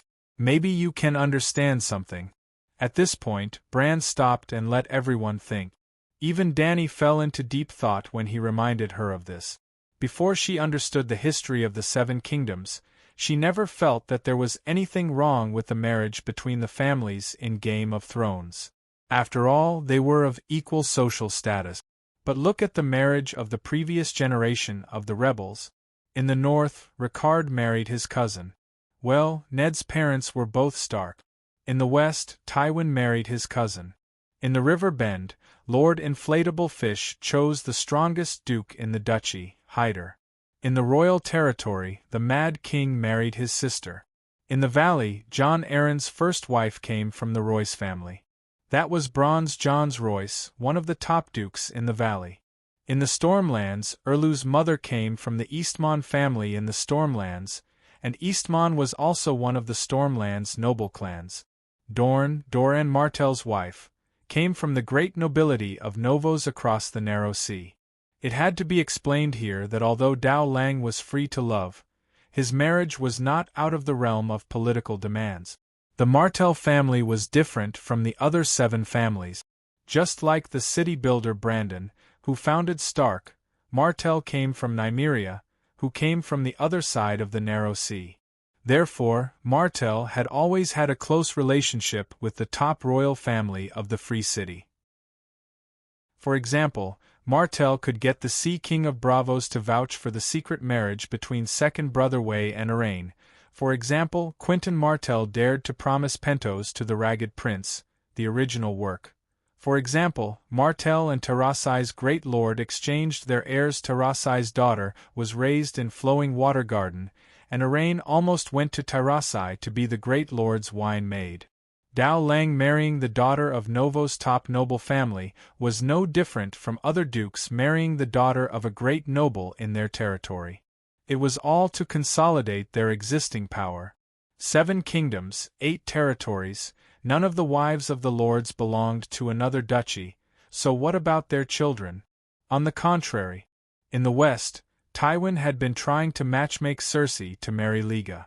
In the north, Brandon married Tully, and his daughter married Theon-Bella.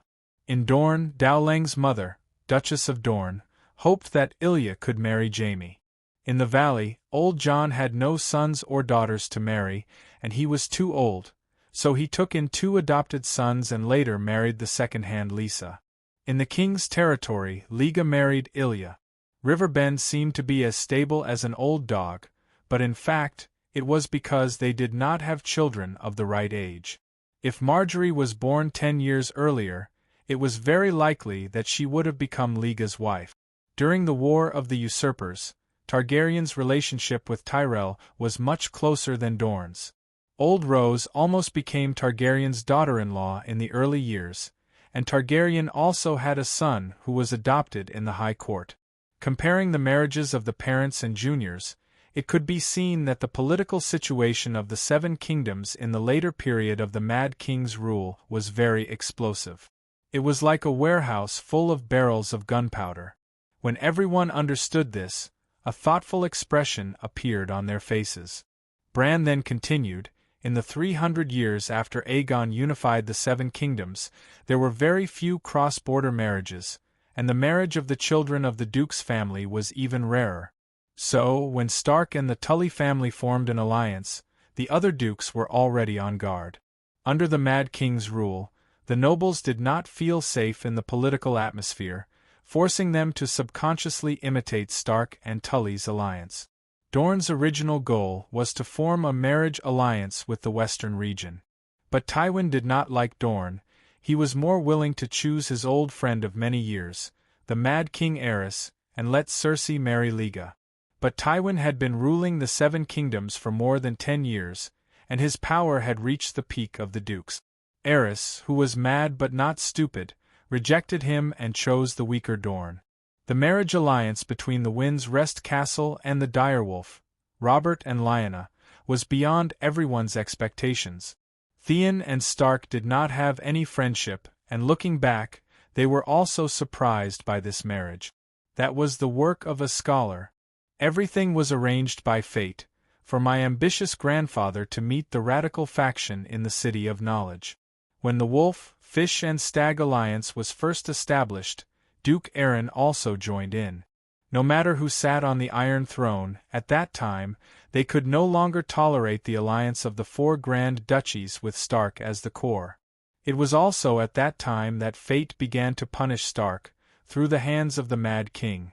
After that, fate's sword of punishment fell on Targaryen's head, and 14 years later, it was the turn of Hajin, the valley and the western region. Under the stunned expressions of the people around him, Bran looked around and said coldly, "No one can escape the final judgment, this is fate. You cannot believe in fate, but it has always been above all living things, it does not care whether you believe in it or not." Tyrion said blankly, "Bran, are you serious? The plans of the radical scholars in the City of Knowledge, Duke Ricard's ambition, are all true?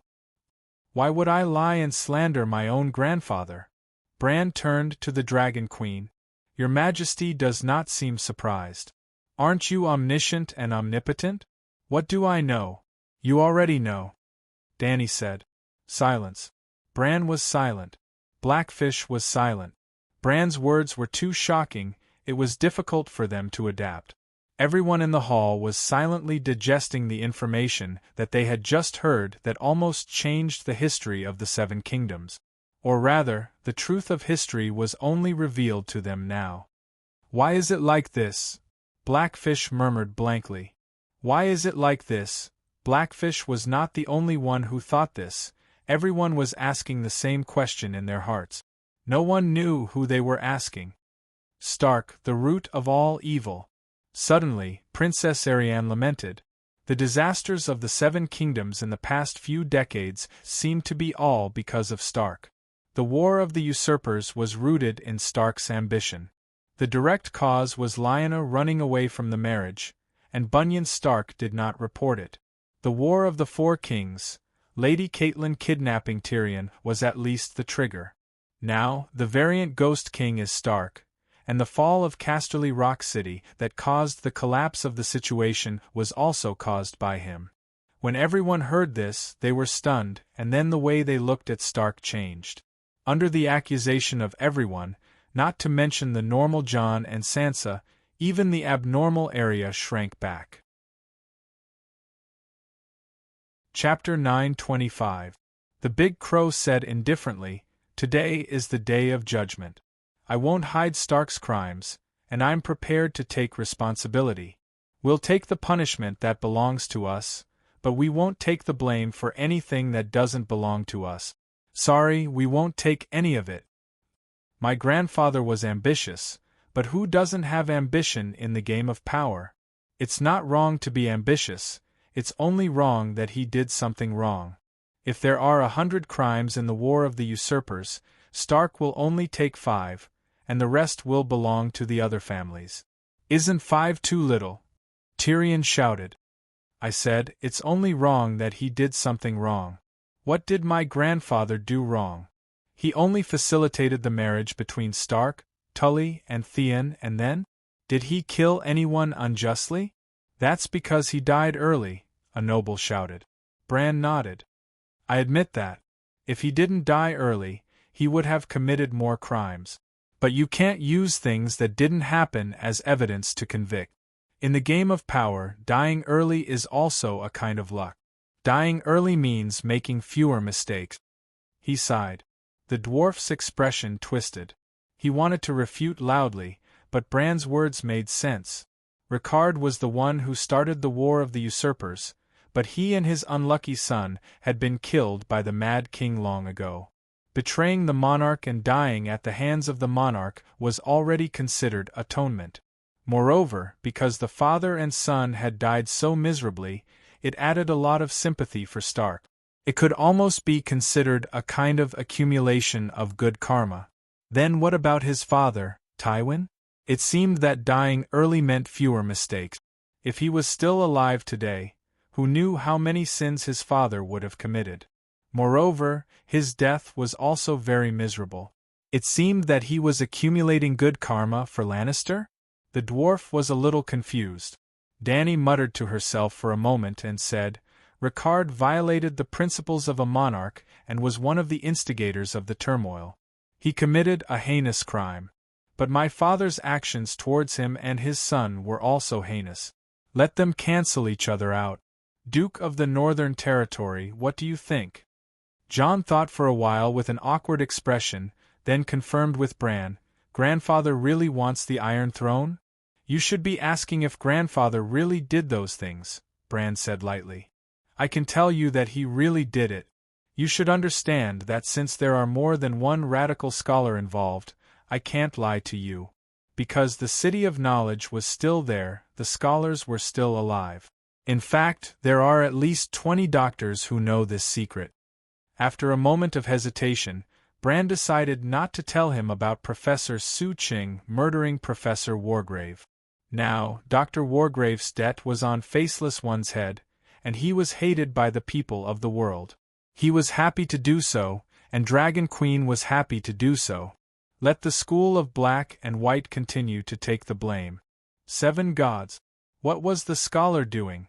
First, it was the real world, and now it was Targaryen who wanted to subvert the Mad Genes.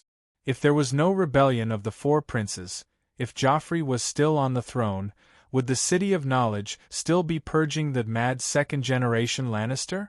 Do they still remember the scholars' oath they once swore? Bronze John cried out unbearably, and the surrounding nobles also had ugly expressions. There were also a few scholars who were in charge of recording the trial. At this moment, they wished they could find a hole to hide in. At the very least, take off the scholar's necklace and the grey robe that represented the scholar. Jaime's cheek muscles twitched a few times as he argued, in our thousands of years of Lannister history, there has never been a mad king.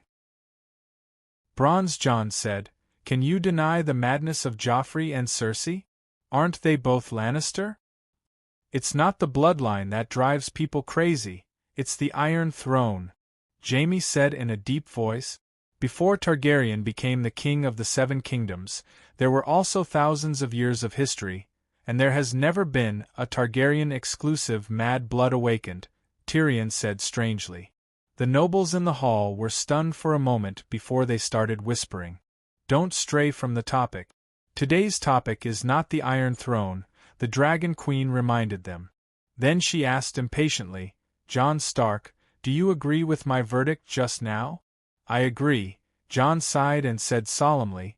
Stark admits that his ancestors violated the oath of loyalty and is willing to reach a settlement with Targaryen. Both sides are even. Rickard and Blynden died so miserably. They died in vain. Dany nodded and looked at the remaining Stark. What about the rest of you? I agree, Sansa said. I agree with Jon's decision, Arya said woodenly. Bran asked, My grandfather's crime is cancelled out with Aerys. What about my father and uncle? They did participate in the campaign to overthrow the Targaryen dynasty. Your father did not commit any crime. I've said this before. Your uncle should not have hidden the truth of Lyanna's elopement. But he later put on the black robe, so any crime is cancelled out, Dany said. At this point, she turned to the 2 Lannister. If Duke Tywin was still alive, I would take revenge on him. But since he died at the hands of Tyrion, the grudge is more or less settled. What do you think? I completely agree, the dwarf said almost impatiently. Me shooting Tywin's father is not considered kinslaying, but resolving the blood feud between the Lannister and Targaryen. This is fate's arrangement. Shameless! The surrounding nobles muttered softly, looking at the dwarf with disdain. The dwarf, however, straightened his back and looked happy. Jaime nodded at the Dragon Queen and accepted the result. Dany concluded, Now everyone knows the secret of the War of the Usurpers. Basically, it can be defined as a game of power. In the game of power, there are no boundaries between right and wrong, between good and evil. Aerys, who was thought to be completely crazy, was actually just defending his royal power. Stark, who was thought to be the victim, was actually the initiator of the game of power. But the Mad King was indeed crazy and committed a crime that deserved to be cursed by the gods. He deserved to die. Similarly, even if Rickard was guilty, he deserved a fair and just trial, not a blasphemous torture. In this matter, it is difficult for us to determine who is more guilty and who is more wronged. But there is no doubt that they are all guilty and deserve to die. Although the Dragon Queen was right, everyone in the hall still felt strange. The Mad King was your father. Isn't Saint Danny too selfless to say that your father deserved to die? The selfless Dragon Queen sighed and said, "Those who are innocent may not necessarily have a smooth life, but those who violate the teachings of the gods will definitely be punished by fate." Ares, Ricard, Tully, Aaron, Lannister, Theon Bella, whether they were the winners or losers of the game of power back then, none of them escaped the final judgment. I hope that today's trial can serve as a warning to those in power in the future. You can play politics today, but you will be played by fate tomorrow. If those in power don't play games of power, what do you want them to do? The dwarf asked. Dragon Queen said sternly, "Be a model for the people in terms of virtue, and seek peace for the people in terms of behavior. After doing these two things, if you still have the energy and time to play games of power, the seven gods won't object." Then, her expression became cold, and she said indifferently, "But if as a lord, you can't protect the peace of the land, can't ensure that the people have a place to live, have a place to farm, have a reward for labor, have support for the young, have support for the old, and still waste the people's money and start wars for your own selfish desires, then, I promise, even if the king doesn't punish you, even if the laws of the seven kingdoms don't punish you, when you go to hell, stranger will teach you to repent for 1,000,000 years. 1,000,000 years. The nobles' faces paled. They didn't seem to be qualified, noble lords. Did they have to repent for 1,000,000 years in hell? They subconsciously touched their chests. Feeling the shape of the pouches containing the atonement scrolls behind their clothes, they quietly breathed a sigh of relief. Merciful Holy Mother, long live the true dragon, King of the Seven Kingdoms, Danny rise. The nobles were anxious, and the commoners, merchants, craftsmen, and bards in the outer circle were collectively in high spirits. In the Westeros where fart, cattle, and horses were all the property of the nobles, the Dragon Queen's way of judging the nobles by the people's livelihood was very novel and also very exciting. She didn't wear a crown, but they sincerely hoped that she was their queen, and they hoped that she could transform the seven kingdoms into a kingdom that was like heaven.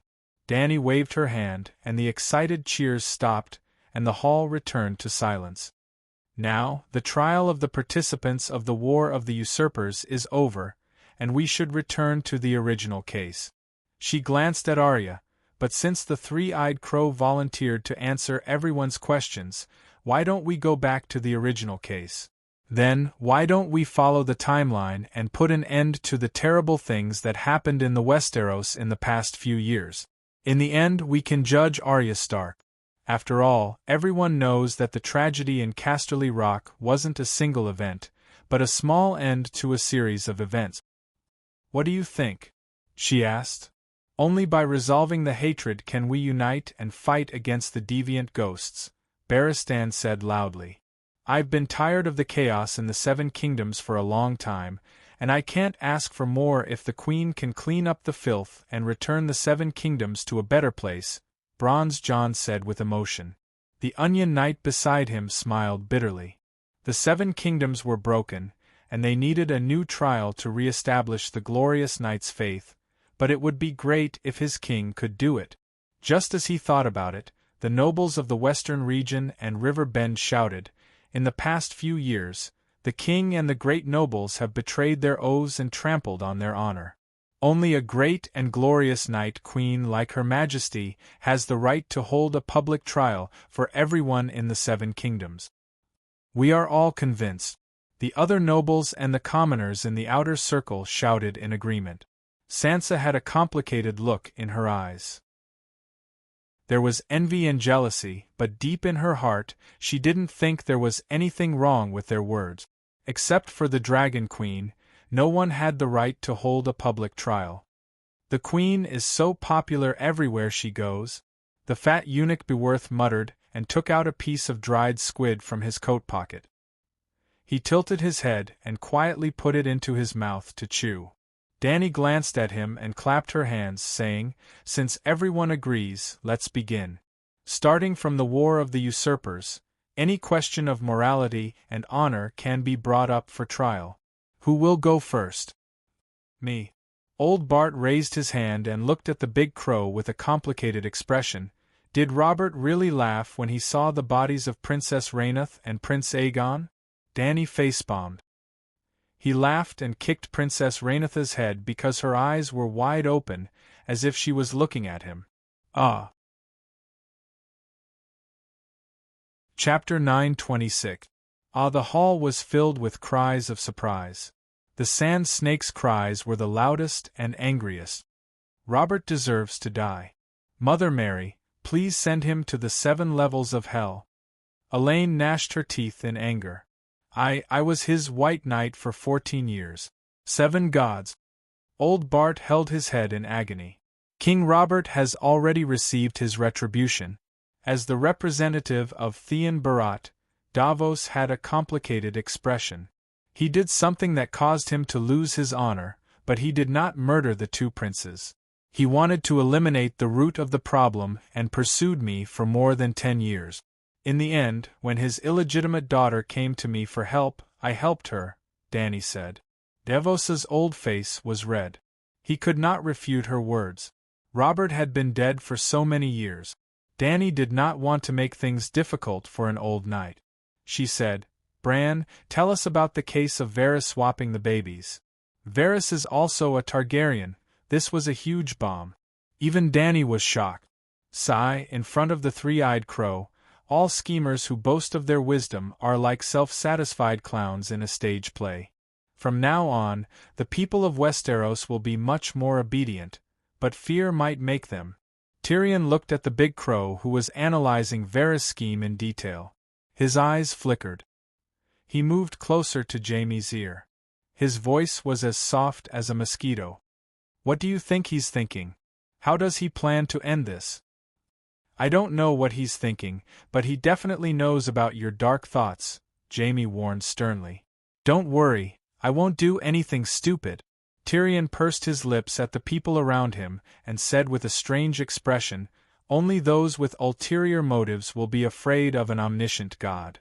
I'm magnanimous, but if I'm an omniscient person, I should be afraid that my omniscience will be known by others. Tell me, is he a human or a god? Or does he really control everyone's fate?" "Jaime, you paralyzed a god? I heard that he returned to Winterfell. I also heard that his body isn't very powerful."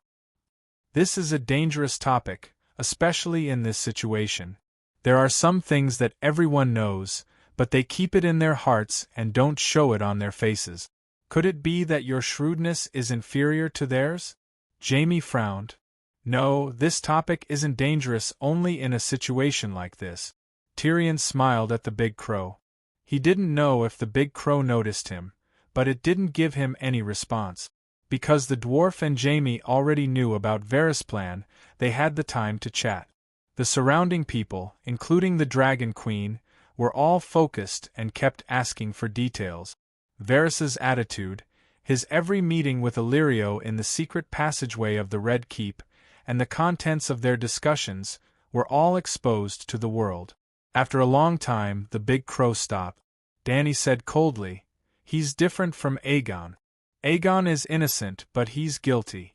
I won't admit his identity, and I won't let him off easily." No one objected. Even Sansa's expression changed a few times, but she didn't plead for her cheap uncle. She even felt a little humiliated, feeling that the 8-clawed spider had tainted the bloodline of her vassal King Aegon. However, she didn't want to lose the 8-clawed spider and his intelligence network. Since he was Aegon's uncle, he wouldn't betray her and could be of great help. Therefore, she was feeling very complicated right now. Who murdered Duke Jon Arryn? Was it Lannister? Bronze John raised his hand and asked, "Was it you?" Tyrion nudged Jaime and laughed. "I might stab him to death, but I won't poison him.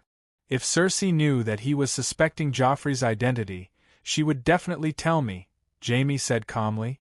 "It's Littlefinger," the dwarf shouted at Bronze John. It's not just Littlefinger. The big crow shook his head. Lannister can't escape. Only Jaime, Cersei, and I were at King's Landing. Since it wasn't us, could it be that my father controlled someone to do it? The dwarf said with a frown. It has nothing to do with Duke Tywin.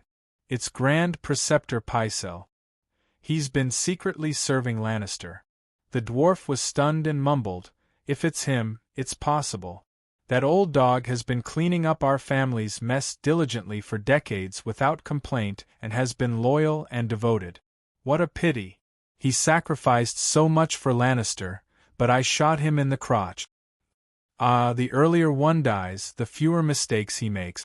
Jaime shook his head and sighed. Bran said, the one who poisoned Duke Jon Arryn was Lady Lysa. Ah, another one who poisoned her husband. Everyone exclaimed. Today's trial was really necessary. Otherwise, who would dare to get married in the future? The dwarf lamented. Women are too vicious. It's so hard to be a man. Outside, there are dishonorable and dishonorable gamers who conspire against you. When you get home, you have a good wife who brings you a cup of wine. You can learn from Robb and Rhaega. You can learn from them and betray the sacred marriage contract, Elaine said calmly. Look, this woman is so vicious. The dwarf pointed at his fiancée and smiled at Jaime. We haven't even gotten married, and she's already cursing me. Sansa felt uncomfortable and said coldly, This is the trial hall. The dwarf rubbed his nose and stopped teasing. Jon frowned and looked at everyone's faces. Bran continued, After Duke Jon Arryn was poisoned, Scholar Corman, who served the Eyrie, could have saved him. In fact, under the effects of the antidote, Duke Arryn's condition had already improved. Then, Grand Tutor Pycelle intervened and sent Scholar Corman away, cutting off Duke Arryn's medicine. Scholar Corman understood Pycelle's intentions, but he did nothing. So, Scholar Pycelle and Scholar Corman were also involved in Duke Arryn's murder. Bronze John frowned. Scholar Corman was the exclusive scholar of House Arryn. He swore to devote all his loyalty to House Arryn. Dany sneered. Pycelle was once the exclusive scholar of House Targaryen. Nobles can break their oaths, Night Watchers can break their oaths, 7 gods can break their oaths, so naturally, scholars can too. In the past, it was normal for Westeros to break their oaths. At this point, she turned her gaze to the red-bearded Jon and said, I heard that in Robb Stark's will, he casually wrote that he would use a few prisoners to exchange for your freedom from the Night Watchers Commander-in-Chief. He didn't say it casually. Robb's words were very serious. Also, it wasn't a few prisoners, but a group of prisoners. Jon awkwardly explained, See, this is the true attitude of the nobles toward sacred oaths. Dany looked around at everyone and slowly told a story. There was a young couple. They were very unfilial. They often didn't give their old mother food and often beat and scolded her. Not long after, the poor old mother starved to death. Guess, where did the mother go after she died? The Holy Mother of Mercy took her to heaven to enjoy life, a woman piously said. The Holy Mother will definitely punish that couple and send them to hell, a noble lady beside her said angrily. Dany nodded and said, Miss Farman is right. The old mother went to hell. What? The little girl's red lips parted slightly. Her excited expression froze on her face. She mumbled, Your Majesty, you must have misheard. I just said that the ones who went to hell were that couple. Yes, it's that couple. Dany sighed. This is a cycle. The old mother also had a time when she was young. When she was still a daughter-in-law, she also dealt with her mother like this. Her children watched from the sidelines and learned from her. Then, when she became an old mother, her children became her. Miss Farman was enlightened. She exclaimed, I see. If the king himself treats sacred oaths as child's play, then his subjects will treat oaths of loyalty as child's play too. The king of the north, Robb, first broke the sacred marriage contract and set a price for the oaths of the Night Watchers. Then, Walter Frye and Roose Bolton can also set a price for their loyalty. In the end, everyone will lose respect for oaths. This kind of world is too scary. Everyone in the hall, be it nobles or commoners, was shocked and deeply moved. Especially the few Stark, whose expressions were especially complicated. All this time, their hearts were filled with resentment. They resented Walter Frey's breaking of the oath and Roose Bolton's betrayal. They felt that they were innocent victims and that even the gods should shed tears for the Red Wedding. But now, Robert Arryn was also killed by Scholar Common, Bran suddenly said amidst the silence. What? Sansa and Bronze John exclaimed together. Why would he do that? What good would it do to murder Robert Arryn? Who would benefit from it? No one would benefit from it. It doesn't make sense, the dwarf said in disbelief. Littlefinger wanted Robert to die slowly in a normal way. Bran said. But Littlefinger died a long time ago, Bronze John reminded. Bran said, Robert had epilepsy. Littlefinger often asked Common to give him sweet sleep flower. A small amount of sweet sleep flower can suppress epilepsy, but in excess, it's a lethal poison that kills without leaving a trace. So, sweet sleep flower is not suitable for Robert, who often has epilepsy. Just like how he treated Duke John Arryn, Scholar Common knew the consequences of doing this, but he still did it. It wasn't that Scholar Common was loyal to someone, worked for someone, or wanted something. He was just weak and heartless. He didn't have much loyalty to Arryn. Arryn had lost his heir, but it didn't affect his life at all. No matter who became the ruler of the Eagle Nest, he would still be the first scholar of the valley. The system of scholars has really collapsed, Laughing Baylor said with a sigh. All systems built on oaths and trust will collapse when trust is broken, Tyrion said with a complicated expression. After that, they ended the assassination of Bran, Robert's death, Eid's death, Langley's death, and a series of other cases. They perfectly recreated the process of Langley's death and explained the Shadow Binding Knight's Shadow Wizard technique. The crowd was shocked. The Onion Knight woke up from his sleep, as if someone had poured a bucket of cold water on him. Then, he fell limp on the chair, as if his spine had been removed. His eyes were filled with despair and grief. In the end, the mystery that had troubled the nobles of the Seven Kingdoms for many years was easily solved by the three-eyed crow. The expressions of the people in the hall changed as they looked at the crow. They went from bewilderment to amazement to shock and in the end to fear. They wanted to ask what role the three-eyed crow played in these matters, but they didn't dare to open their mouths.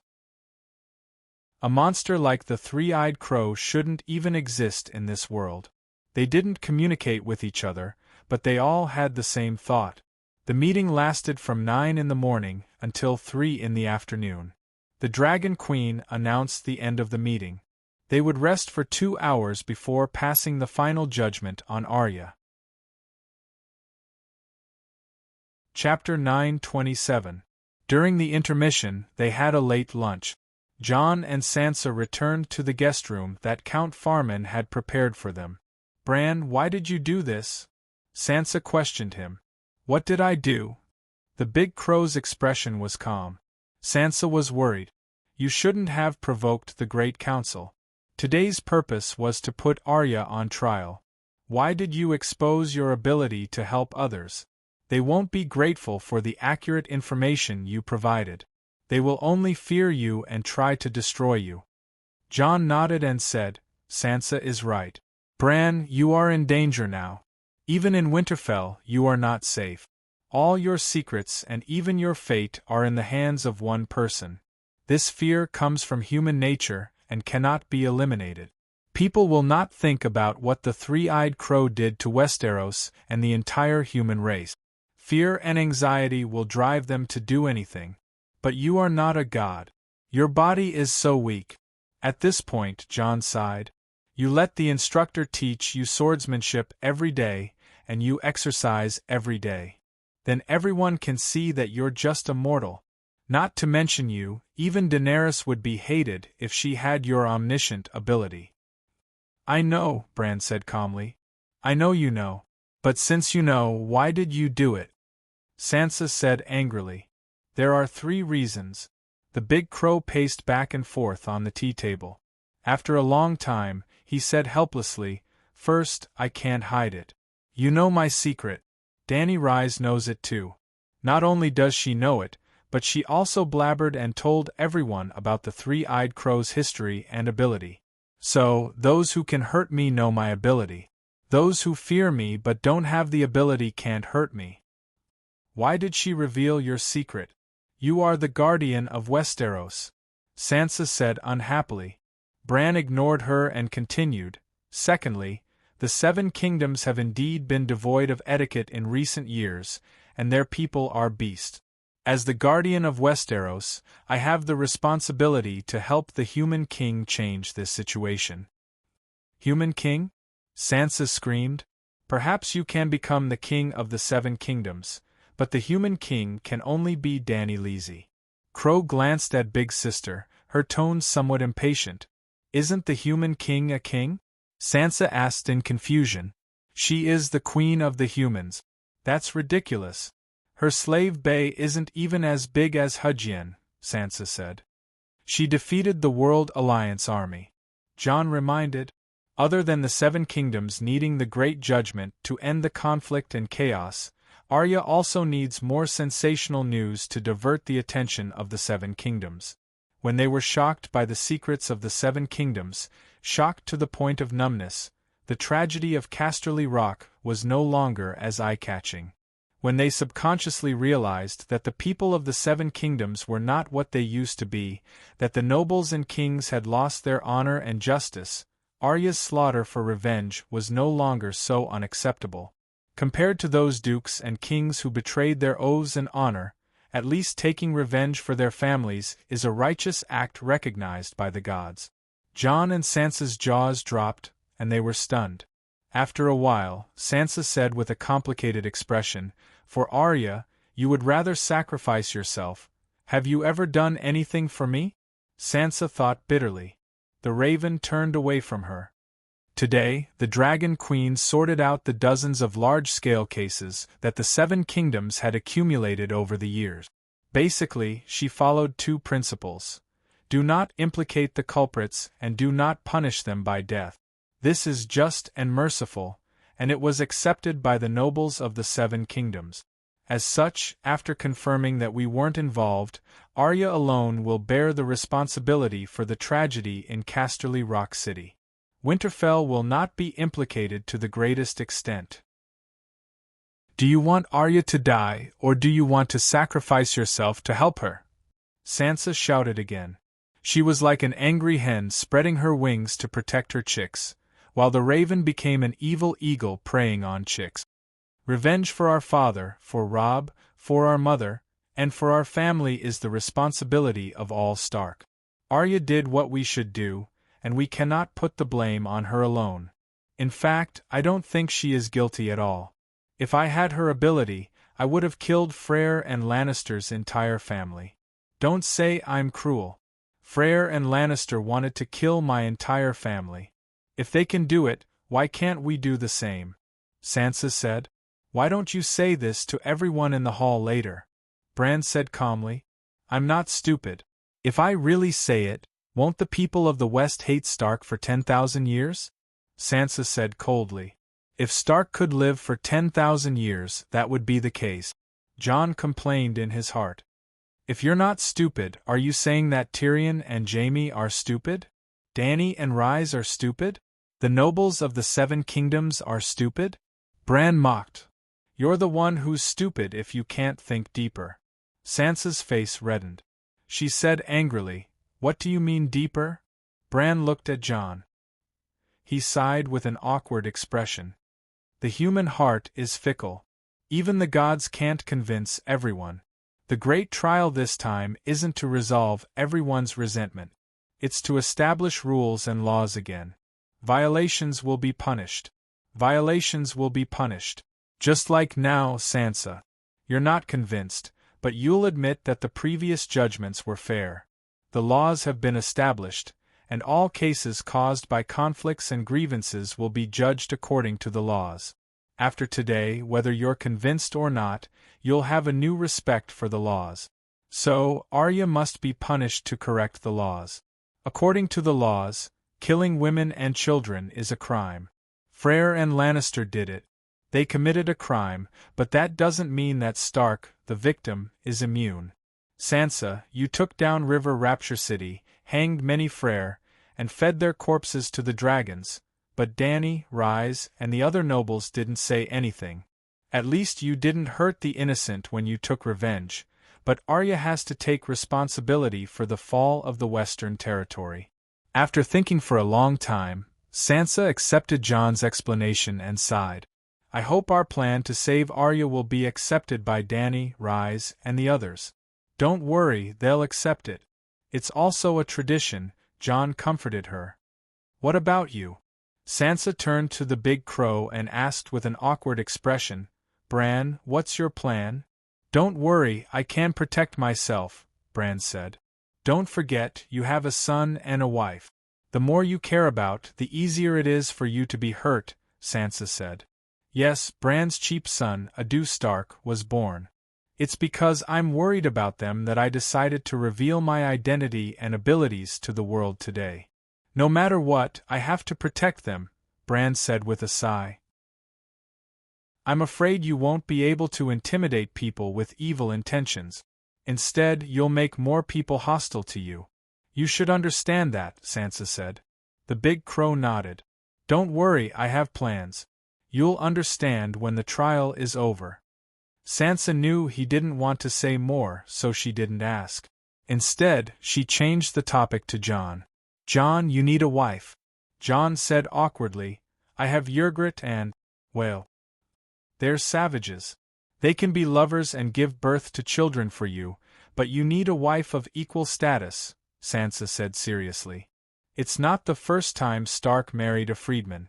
Don't forget Winter's now Rose, P.S., Jon said stiffly. If it were any other time, I wouldn't object to you marrying Whale or Ygritte. They both love you. Like Stark, they believe in the old gods.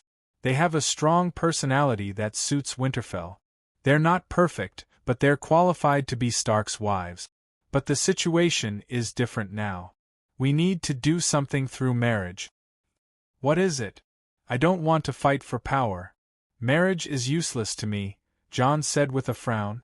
It's not about fighting for power. Sansa thought for a moment and asked, Do you remember Myrcella? She's completely different from Cersei. She's smart, quiet, and elegant. She's a good match. Myrcella? Jon recalled the beautiful girl who sat at the same table as Robb at a banquet in Winterfell. For a moment, Jon was moved by desire. But he quickly shook his head and refused. I understand what you're thinking. You want to resolve the hatred between Stark and Lannister through marriage. But I have my own lover, and marriage will do more harm than good.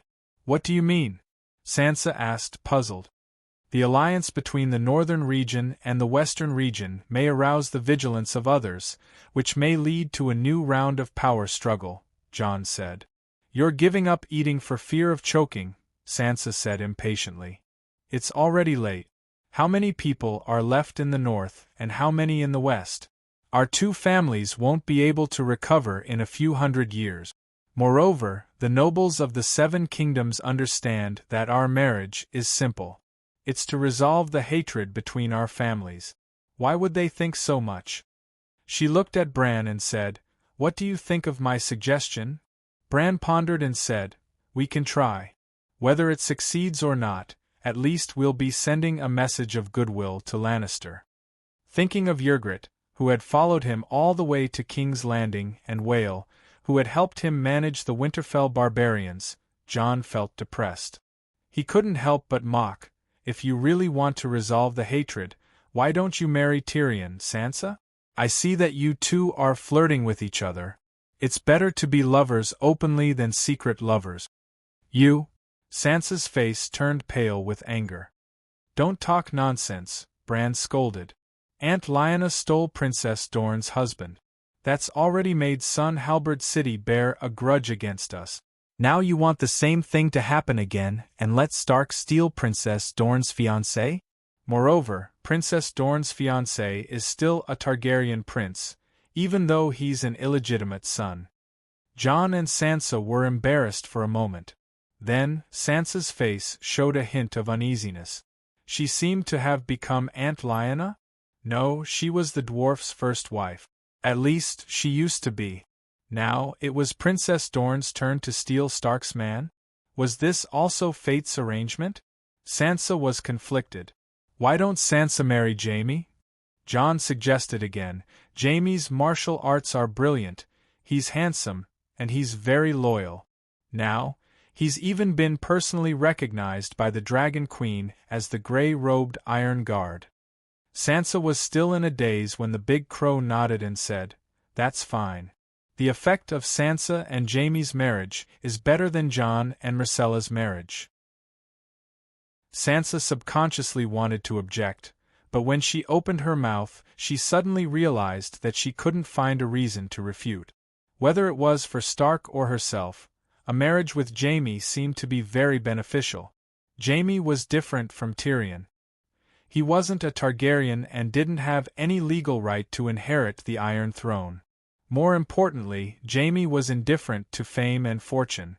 He wasn't interested in the Iron Throne or power. The dwarf was the exact opposite.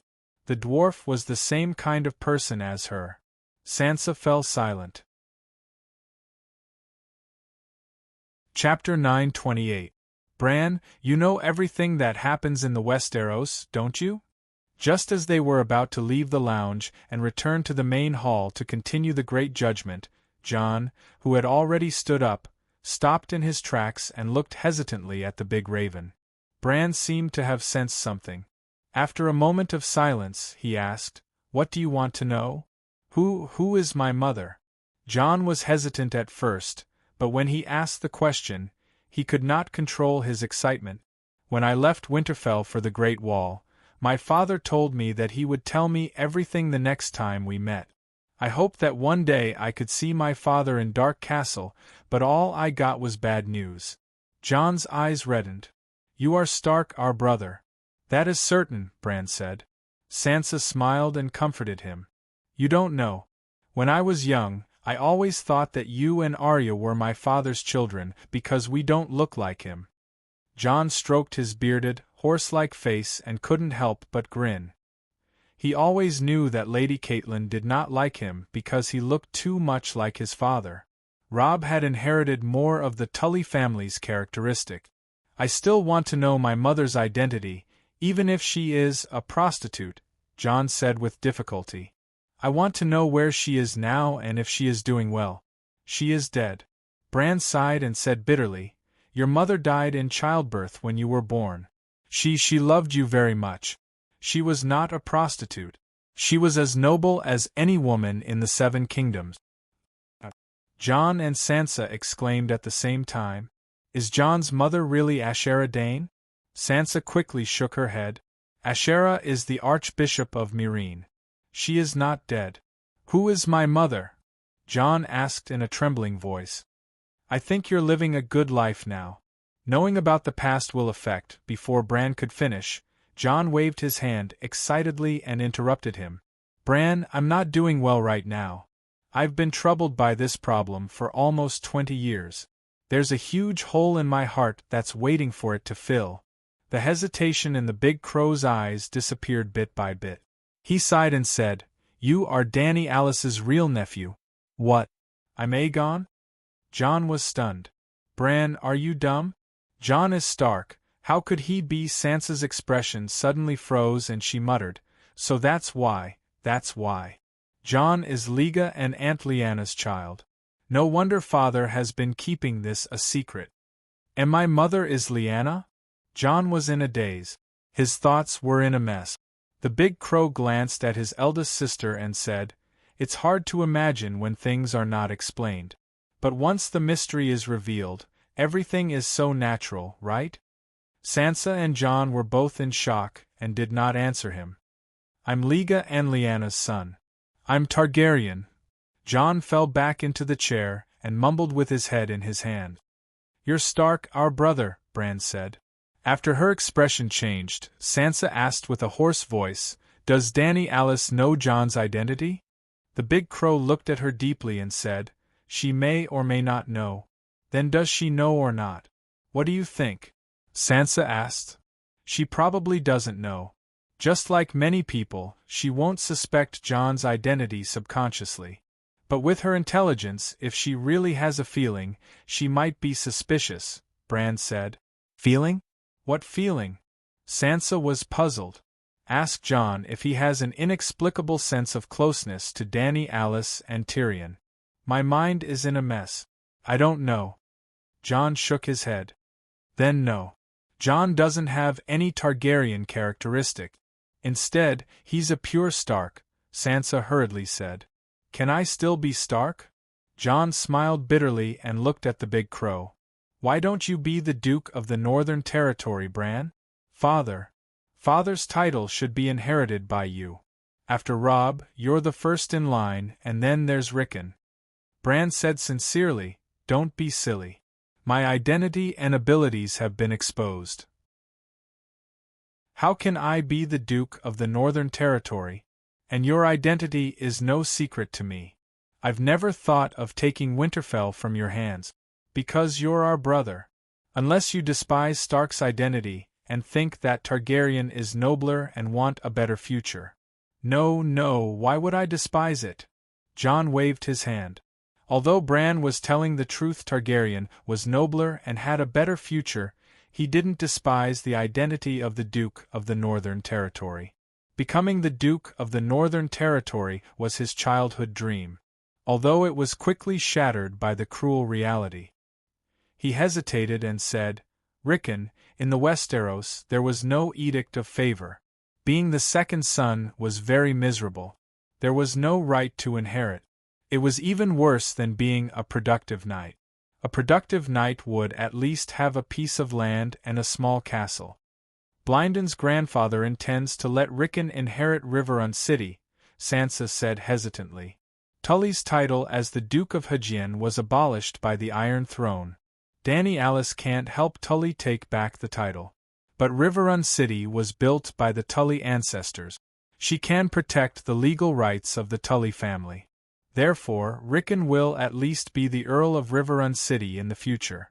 If the King of the Seven Kingdoms bestowed the title, he might even return it to Tully. What about you? Jon said worriedly. You're a woman with a child.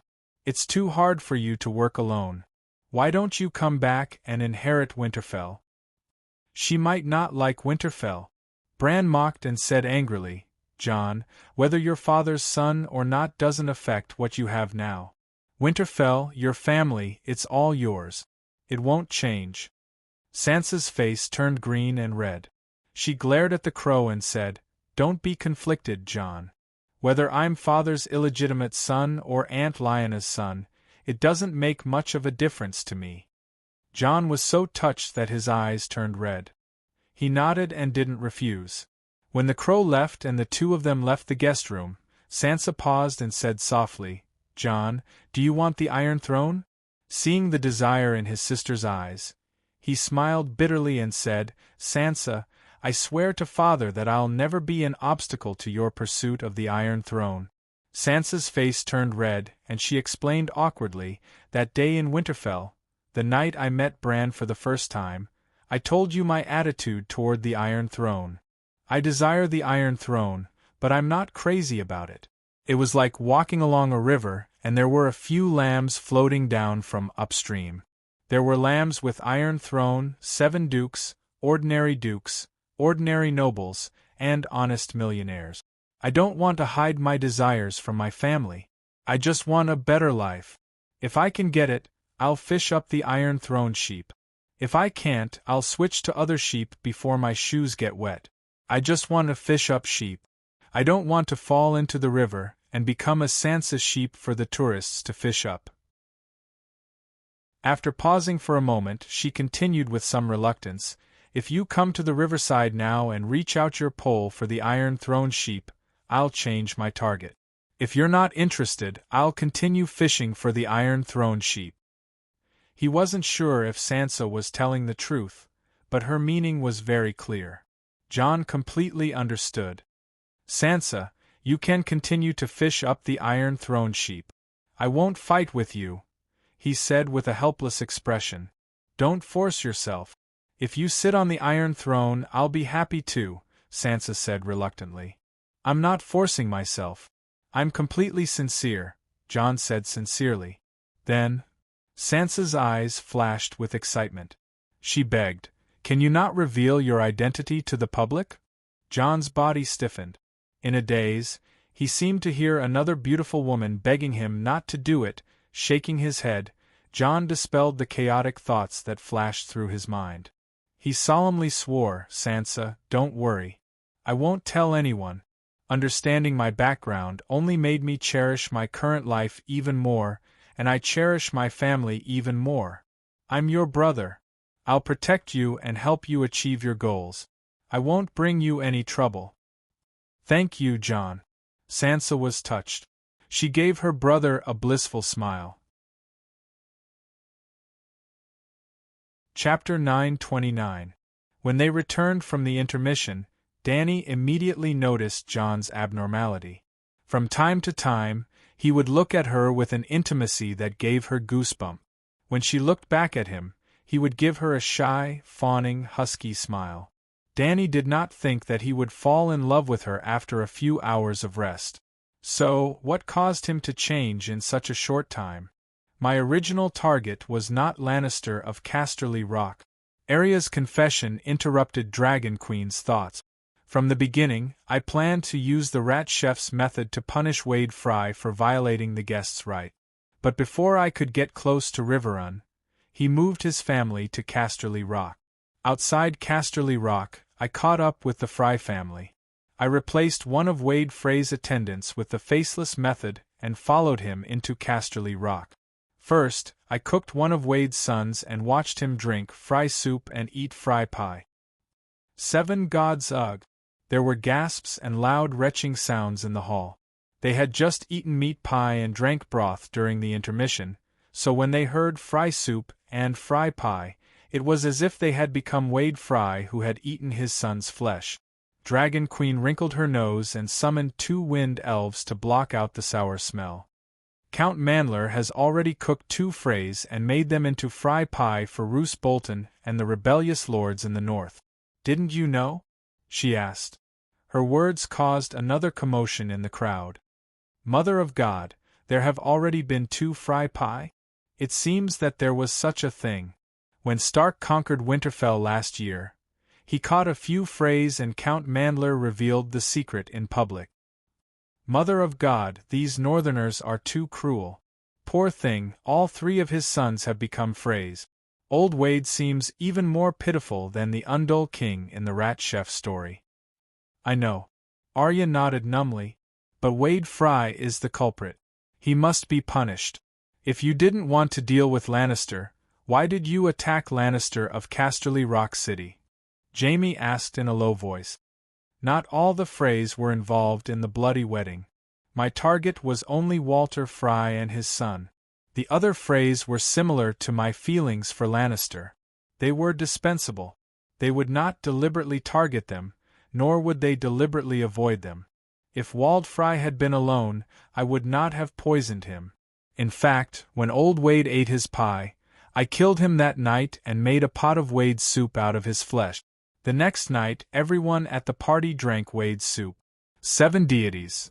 The first female devil in the Westeros in the last 12,000 years. Bloodseeker, you live up to your name. I feel a little sorry for Fry. The hall was filled with screams again. Arya's gray eyes were emotionless. She scanned the hall indifferently. Wherever she went, everyone held their breaths and lowered their heads in fear, not daring to look at the Devil Queen. After killing old Wade, my target was only his hundreds of descendants. Their hands were stained with the blood of my mother and brother. So, I had to kill them all. With so many people, I could not use a knife like I did to Wald Fry. Poisoning was my only choice. Although 874 of them died, my target was only 189 male free heirs. The rest were all collateral damage, but I don't care. Mother of God! Tyrion groaned. We should have stopped Fry from entering Casterly Rock City. How could you kill so many innocent people? Jaime said with red eyes. Arya's cold gray eyes met his blue eyes that were filled with grief and accusation.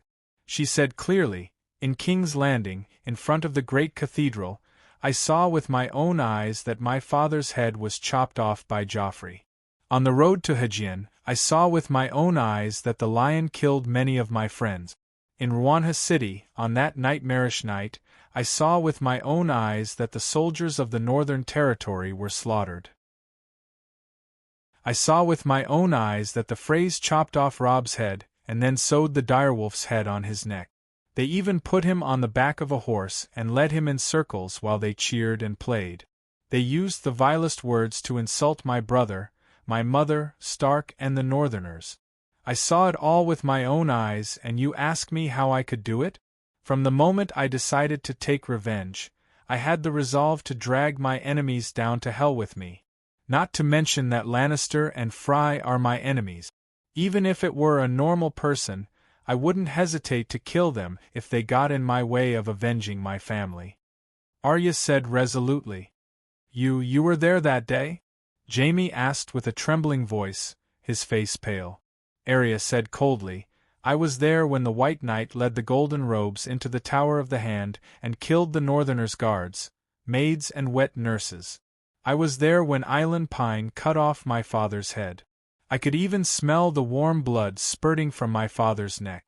On the night of the Red Wedding, the Hound took me to River Delta. He wanted to find my brother and use me as a ransom, but I ended up in hell. I was in hell that night, because the mortal world shouldn't have such a terrible scene. I was only a few steps away from Robb. I saw him in his new robes. I saw the gray direwolf emblem on his robes dyed red with blood. His blood mixed with gray winds and spilled everywhere. In the end, they even urinated on his corpse. As they urinated, they insulted my mother with obscene words. I was so helpless then, like a maggot, writhing in the Hound's arms. I cried, and he hit me. I wanted to fight those demons, but he kept hitting me. All I could do was cry. For revenge, I went to Braavos alone and joined the House of Black and White. I was only 9 years old that year. That year, I lost my identity as Arya Stark. I was the lowliest servant in Braavos. Dr. Wargrave's plays about the faceless were all correct. You've all seen the life I led in the plays. I stayed in Braavos for 4 years. It was the desire for revenge that got me to where I am today. In my heart, there's always been a notebook filled with the names of my enemies. In order not to forget them, every night before I go to sleep, I recall their faces and evil deeds. I recite their names. Sir Gregor, Dunson, Sweetmouth Raff, Sir Ilan, Sir Meryn, Queen Mother Cersei, Joffrey, Valor Morgulus, Valor Morgulus, Valor Morgulus. She closed her eyes, just like she had done countless times before she went to sleep. As she chanted Valor Morgulus over and over again, a chilling energy seemed to rise in the hall. It wasn't an illusion. As the murderous intent rose in her heart, Arya unconsciously activated the Death God meditation technique. The power of death and ice surged like a tide, and the hall was almost dragged into a world of death. Dany's eyes flashed. She secretly used the stranger's power, and the hall returned to normal. Everyone felt like they were in a dream. They only felt that Arya's aura was strange and eerie, but they were confused by the changes just now. They thought they were hallucinating. After waiting for so many years, finally, the chance for revenge is right in front of me. If you were me, would you be able to do it? She stared at Jaime and questioned him coldly. Jaime closed his eyes, as if his bones had been sucked out. He slumped weakly on the chair. At this moment, he only felt pain, and there was no longer any trace of hatred. The child was right. She had seen her father, brother, and mother die in the cruelest way. No one would hesitate when faced with an opportunity for revenge. Besides, Fry and Lannister were her enemies to begin with. Tyrion's expression was solemn. He had nothing to say. Jon's eyes were filled with pain and pity. He wanted to say something but stopped. Words of comfort were too shallow. He even started to blame himself for not being able to protect his sister, and letting her go through such a terrible experience. Sansa covered her mouth and wept silently. When the others in the hall looked at the stupefied Arya again, there was no more hatred and fear in their eyes. Instead, there was more sincere sympathy and respect. If they were in Arya's shoes, they would not hesitate when the chance for revenge came if they saw their family being tortured and killed one after another. Or rather, they would not think that Lannister and Frey were innocent at all. They would kill their enemies, men, women, old and young, without leaving a single one alive. Even Dany was deeply shocked. She had always seen Arya as a bloodthirsty child who killed mercilessly wherever she went. She had never considered the impact of the outside world on her. As Arya said herself, when she was 9 years old, she stood in the crowd and watched helplessly as her father was beheaded a few steps away. She could do nothing but cry. She went through a lot of hardships and finally came to River Delta from King's Landing, thousands of miles away. King's Landing was thousands of miles away from River Delta, but Arya did not travel in a straight line. Instead, she made a big circle between the rivers. When she was hoping to hug her mother and brothers for comfort, the greatest tragedy happened to her. The Red Wedding took place in front of her eyes. She watched helplessly as the wolf's head was sewn on her brother's body. That was why she longed for power. She went to Braavos. When she had power, no one could stop the return of the goddess of vengeance. Speaking of which, Arya was the most affectionate and righteous of the wandering Power Rangers. Why did she put Hound on Arya's blood list? Because Hound killed Butcher's underling, Michael. At the Ruby Beach, she had a duel with Michael with wooden swords. Emperor Joe had a chance encounter. Why was Arcane Mountain on the blood list? It was not because Arcane Mountain did anything to her or Stark. It was because of Arcane Mountain's atrocities in Helen Castle. They burned, killed, and looted. Who was that sweet-mouthed Raff? He killed Arya's little friend Milo. Wave Crowuluan was recruiting night watchers in King's Landing. Arya disguised herself as a boy and hid in the team. Milo was a member of the Night Watchers. There was also the White Knight, Sir Marlon. He killed Arya's dance teacher, the chief swordsman of the Sea King who taught her the water dancer. There were many more. They were listed with Ida's murderer. Arya remembered them well. It showed that she was indeed a vengeful person.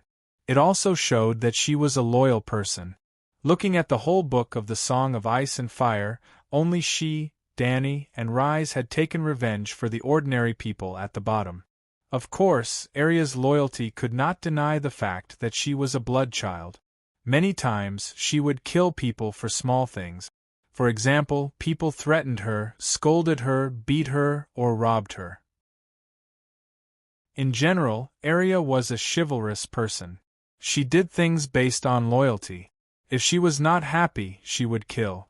She would kill one person in 10 steps and would not leave anyone behind. Sai, tell me, how should we punish her? Sir Jaime, Tyrion, you are involved. You go first.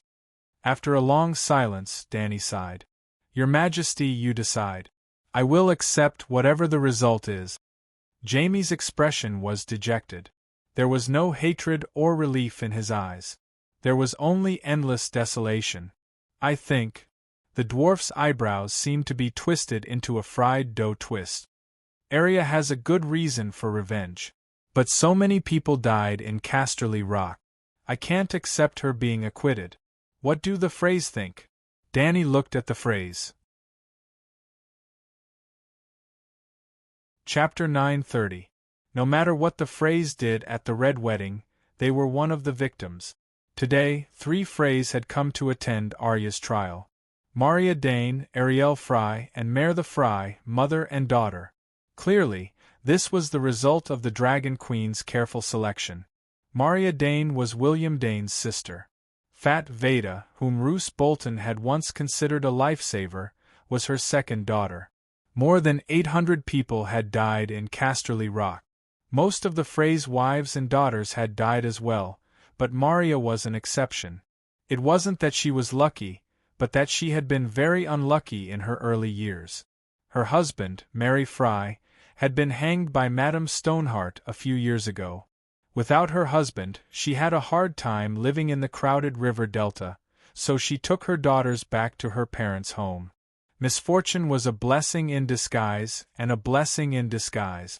For the past 3 years, she and her 2 daughters had been living in Derry City, which had allowed them to avoid River Delta and Casterly Rock. Well, after the Derry family's male heirs had been killed by the Demon Mountain, the first daughter of the Derry family had become the heir. Lannister had also taken a fancy to Derry City, and the one-armed hero, Lannister, had become the rightful Earl of Derry City.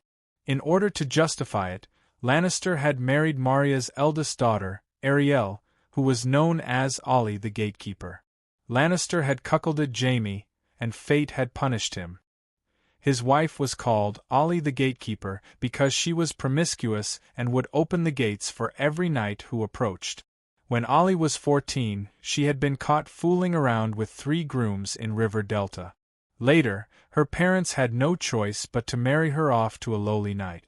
When her husband died in the War of the Four Kings, Ollie was lucky enough to become the first heir to Derry City. She was the eldest daughter, and Lannister had come to take over. It was no exaggeration to say that Ollie was the most promiscuous woman in the game. Lannister had come to King's Landing to become a monk mostly because his wife was fooling around, and she disliked him for not being able to fool around. It was said that all the men in Derry City who were second in rank had knocked on Ollie's door. Once, when Jaime passed by Dai Ruaching, the concierge, Ollie, seduced him in front of her husband. The scene was extremely awkward. As soon as Jaime left, Lancel went to the great cathedral. However, the Dragon Queen couldn't stand Ollie using the Derry family's name to become the best product in the 7 Kingdoms. She stripped Ollie of her title in Dai Rue City, but helped her obtain the right to inherit Ruan River City. Ollie was Old Wade's granddaughter and was qualified to inherit the Fry family's title and territory. As William Derry's niece, the Dragon Queen would protect her and ensure that she could live a free life. However, she could only wander around as Fry.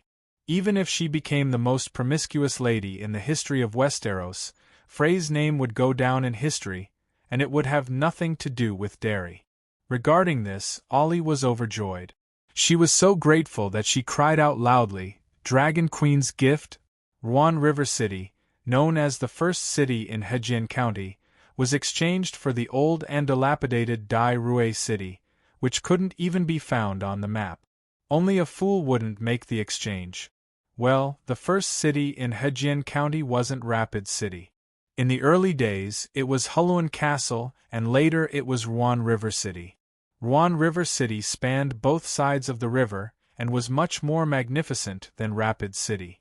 Ruan River City also had the only stone bridge on the Trident River. Just by relying on the bridge tax, the Fry family became the most famous nouveau riche in the 7 Kingdoms. However, Dai Rue City was very small and dilapidated. However, the concierge, Ollie, definitely didn't know about the Dragon Queen's plans for Dai Rue City. Otherwise, she wouldn't make the exchange even if she was beaten to death. As for the current Dai Rue City, Maria Derry was only 36 years old. Dany was looking for a husband for her. She wanted to find a 24K pure gold bachelor with a good reputation, strong ability, and a wealthy family. Unlike her daughter, Ollie, Maria was a typical Derry. Not only was she exceptionally beautiful, but she was also dignified and elegant. She had a gentle personality and was quite talented. She was probably someone on the same level as Princess Sanshine. She was rich, powerful, beautiful, and elegant. She didn't have to worry about marriage. Actually, Maria had a son, known as Little Wade. He was sent to Winterfell as an adopted son and later died at the hands of Stark. Maria was also quite pitiful. When she was young, 4 of her brothers sacrificed themselves for Targaryen. When she became an adult, because the Derry family declined, she had no choice but to marry Fry. She was extremely disappointed in this marriage. When she reached middle age, first, her only brother and nephew died in the rebellion of the 4 princes. Then, her husband, son, little Wade, sister, also married to Fry and died at the hands of Stark, and daughter, Fat Veda. If Dany hadn't transmigrated, when the long night fell, Dai Rue City would have been taken away. Even if Maria didn't die, her life would be miserable. Now, her luck had changed. She had met the Dragon Queen who wanted to repay her kindness.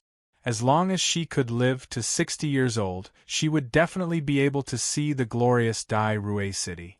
She would also be able to be a dignified and powerful matriarch like Old Rose. However, becoming a matriarch was a matter of decades later. Now, she had to cooperate with the Dragon Queen to complete the final trial of Arya. Your Majesty, my opinion is the same as Prince Xion's. Even the gods shouldn't be too harsh on Miss Arya's revenge. I personally admire her determination and courage.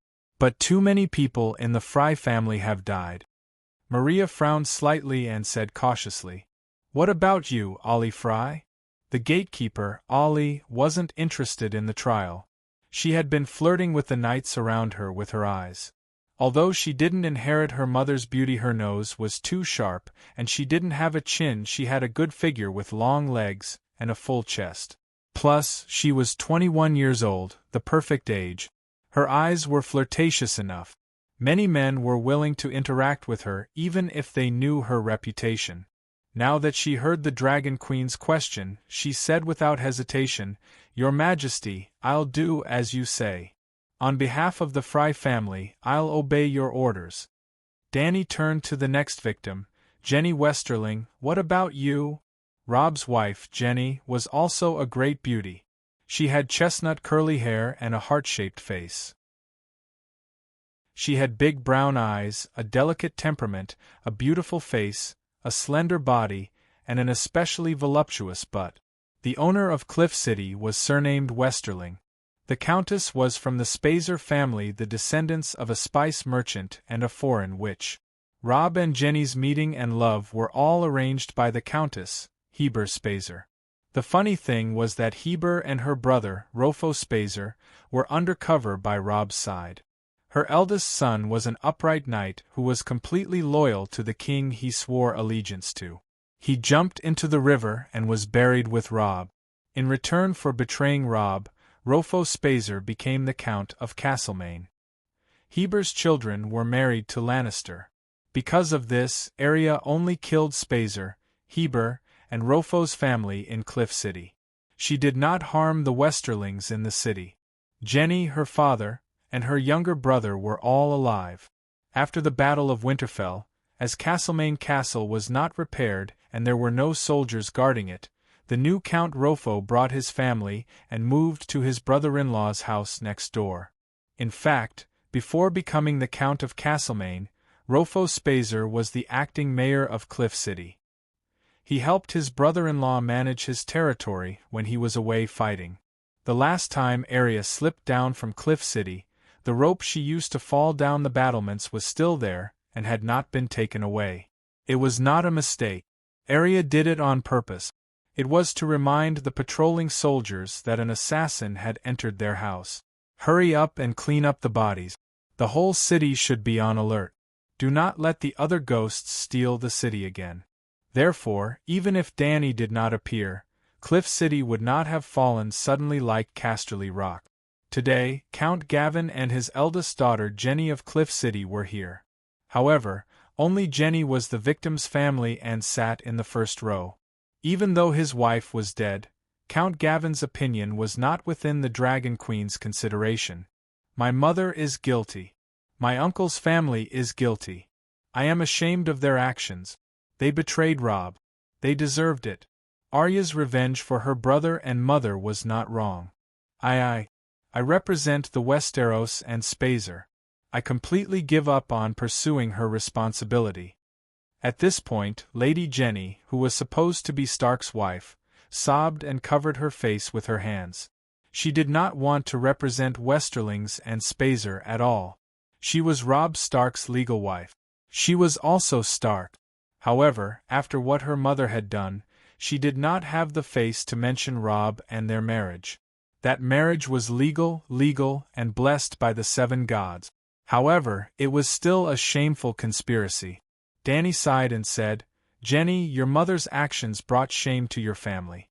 However, you and your brother's loyalty is enough for Westerlings to face anyone, even Stark." The Starks had complicated expressions. However, they did not comfort Robb's wife like Danny did. This was the first time they met her officially. They were not much different from strangers. However, Robb was their brother for more than 10 years.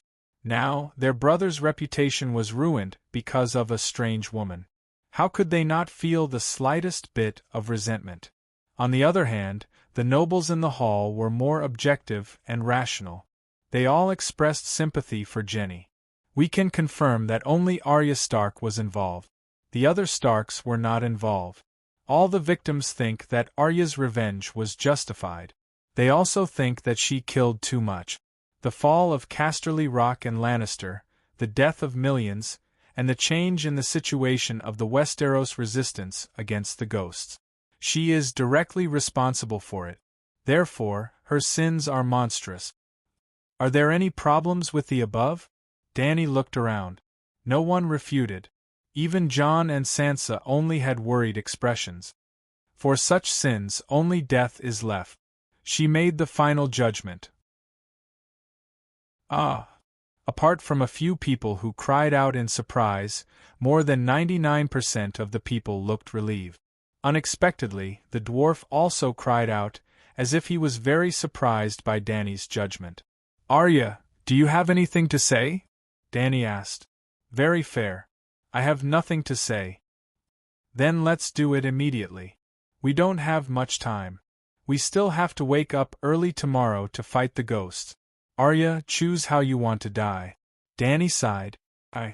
Arya glanced at the crow on her shoulder and said hesitantly, "I admit my crimes and accept His Majesty's judgment, but I don't want to die." Chapter 931. You admit your crimes and accept your punishment, but you don't want to die. What do you want to do? Danny asked. Arya smirked. "If it's possible, I'd like to wear a black robe." Everyone looked at each other. Danny smiled. "You wish. Too bad the Great Wall doesn't recruit women." "Your Majesty, the Great Wall has a dozen castles. You can choose one of them and set it up as a female battalion. Women should have the chance to wear black if they make a mistake," Arya said. "Your suggestion is good. I'll keep it in mind. But even if the new rule is to be implemented, it has to wait until the Great Wall is repaired and the long night is over. Then the nobles of the 7 kingdoms will sit together and discuss it." Danny shook her head. Arya wanted to say more, but the crow on her shoulder pecked her ear and said, "Your Majesty, Arya can wear the grey robe and swear to join the Sisters of Silence and serve the 7 gods forever." Holy shit! The dwarf slapped his forehead and cursed. "I've never seen such a shameless person. A woman joining the Sisters of Silence is no different from a man joining the Night Watch, right?" Jaime didn't understand his brother's reaction, but he thought it was reasonable. "You don't understand. This is surrender, offering, and being in the same boat." The dwarf covered his face and groaned. Jaime really didn't understand. Danny looked at Arya strangely. "You're willing to join the church?" Arya hesitated. She turned to Jon and Sansa. They nodded. "I'm willing." Danny asked again, "Do you know what the Silence Sisters are?" Arya thought for a moment and said, "The Sisters of Silence are special nuns. They only serve strangers, and they swear to abstain from sex and silence. That's why the Silent Sisters are also known as the Strangers' Wives. They wear grey robes and use a hood to cover their faces, only revealing their eyes. Their daily job is to be a mortician and take care of the bodies." Danny nodded. She scanned the people in the hall and asked, "What do you think?" In theory, giving up one's worldly identity and status and swearing an oath to join the Sisters of Silence can indeed exempt one from the death penalty. Count Farman slowly said, "She can become Nun Silence, just like how a man can become a Night Watcher after donning the black robe," laughing Baylor said. "The Holy Mother is merciful. Repenting her sins to the 7 gods for the rest of her life can also offset her sins. Bronze Yon nodded in agreement. A group of neutral nobles did not object because this was also in line with the traditions of the 7 kingdoms. Joining the Silent Sisters was the only way out for women who were guilty but didn't want to die. Then put on the gray robe and join Sister Silence. Danny couldn't find a reason to object. The expressions of the Stark and the others relaxed, while the dwarf's eyes were filled with resentment. Well, that's all for today. Danny stood up and was about to announce the end of the meeting. Wait. The big crow stopped her and said, Your Majesty, I have 2 more things. What's the matter? Danny sat back down curiously. Your Majesty, Arya has caused great harm to the western region and the 7 kingdoms. Punishment is necessary, but more importantly, compensation is needed. Danny was even more surprised. How do you plan to compensate the 7 kingdoms and the western region? Stark is willing to provide 500,000 tons of food to relieve the refugees of the 7 kingdoms and the western region. Bran threw out a sudden thunder. Sansa and Jon were the first to change their expressions. When the nobles and commoners in the hall came back to their senses, they shouted in disbelief. 7 gods, 500,000 tons, is Stark bragging? Isn't the northern region the poorest duke's family in the 7 kingdoms? During the Battle of Winterfell, they even asked the nobles of the 7 kingdoms to provide supplies and knights. Don't forget Sansa Stark. I heard that she hid more than 300,000 tons of food on Tass Island. Actually, it was 500,000 tons, but 200,000 tons were given to Aunt Dany. That's still not enough. Duke Jon seems to have taken out a loan to buy more than 200,000 tons of food before the long night. SSS, they're going to donate all of it. I remember that she promised to give the King's Landing 100,000 tons of food. Didn't you hear? They're going to relieve the refugees of the 7 kingdoms, including the King's Landing. Even so, they're sincere enough to donate all of their food. Everyone in the hall was in a heated discussion. In the mental dimension that ordinary people couldn't detect, the 3 Starks were also arguing. Bran, you didn't mention this before. Sansa's expression was unpleasant, and she almost flew into a rage. Fortunately, Bran knew his sister well and pulled her mental strength into his mind. Bran, if we give away all our food, what will we eat? Jon was worried. In the past month, 3 million people died in the south of the Neck Marsh. This news spread through Dragonstone Island's Mana-Net hub. The nobles of the 7 kingdoms know about it. What do you think they'll think of Stark? Bran said calmly. Not all of them were killed by other ghosts, and Arya has already been punished, Sansa said. It's hard to calm the people. Bran sounded helpless. 3 million people is equivalent to 1/5 of the 7 kingdoms' population. Can you imagine how big of an impact this will have on the people of the 7 kingdoms? The 7 kingdoms have never had such a large number of deaths. 2 years later, the 7 kingdoms will have a large-scale famine, and people will starve to death everywhere. Only Stark will be alive and well. What do you think they'll think? Do they want us to starve to death with them? Sansa said coldly. At least, let the 7 kingdoms think that we're starving like everyone else. How many people are there in Stark and the North? Isn't giving out food to the North a form of relief? Bran said. I have other plans, not just to save the North, Sansa said hesitantly. If the 7 kingdoms hate Stark, you'll never be the queen, Bran said bluntly. Sansa's embarrassment turned into anger, and she immediately left the Stark chat group. When the discussion in the hall died down, the big crow said, Your Majesty, you're still lacking a white knight, right? Dany was stunned. Tyrion's mouth twitched, and he muttered softly, I was wondering why he dared to expose his background to the world. It turns out that he had long since thought of looking for a powerful backer. Being omniscient doesn't mean being omnipotent. Mortals feared but were disrespectful, so they were bound to harbor jealousy and evil intentions. Now one is omniscient and the other is omnipotent. The two of them are in cahoots, and in the end, one of them is the strongest. Darkness, the Westeros won't be able to make a name for themselves in the future. What did you say? Jaime, who was beside him, asked in puzzlement. Little Bran is finally going to realize his childhood dream and become a legendary knight like Barristan, Tyrion said in a strange tone. The puzzled people around him immediately understood, and they were shocked. The world has changed. From today onwards, the Dragon Queen, who subdued the three-eyed crow, will be the ruler of the Westeros. She wasn't a queen, she was the ruler of the Seven Kingdoms. When the nobles in the hall understood this, they had complicated expressions. They hoped that Tyrion had guessed wrongly, and that Bran didn't want to become the Dragon Queen's White Knight, or that the Dragon Queen would righteously refuse to break away from the scope of mortals and become a lofty ruler that people could only look up to. Dany came back to her senses from her shock, and she looked meaningfully at the big crow. She said, "I have 6 White Knights now. Sir Barristan, Sir Mormont, Warrior Beworth, Sir Girrodane, Sir Garth, and my personal secret guard, Dany C." When she said this, even she found it strange.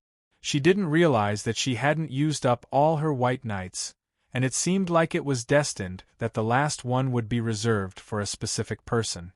The Dragon Queen was a woman, and she needed a personal White Knight who could follow her into the bathroom and bedroom.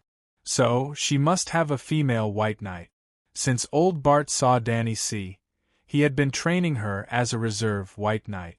Later, when he met Brittany, old Bart thought of recruiting her to be the Queen's female knight, because Dany C. was too young.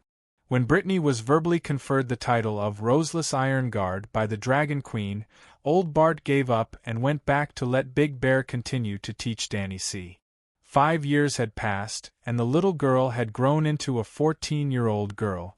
Dany C. didn't wear a white robe because she was a secret guard and couldn't be too ostentatious, but in fact, she was a White Knight.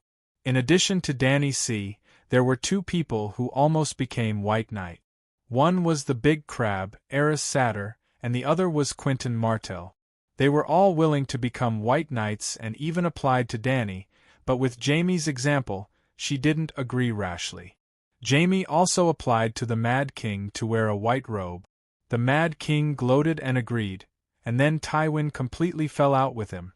Dragon Queen asked the old crab, and the old crab tactfully said that the Big Crab was the eldest son and had to inherit the family business. How about letting the second son wear a white robe? Dany didn't object, but the little crab didn't want to give up the title and fief.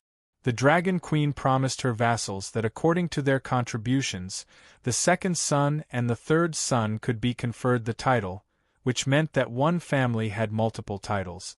Prince Dowling also rejected the Dragon Queen with a similar reason, because at that time, Quentyn had already become a winged dragon knight and was also the Dragon Queen's right-hand man. She would definitely be given a title and a large fief. Perhaps Quentyn herself felt that being a White Knight was more honorable than being a duke, but as a parent, of course, she wanted her children to start a family and live a normal life. As a result, the Dragon Queen's last White Knight position had been empty all these years. "Your Majesty, I'm willing to pledge my life to you, until my death," Bran said solemnly.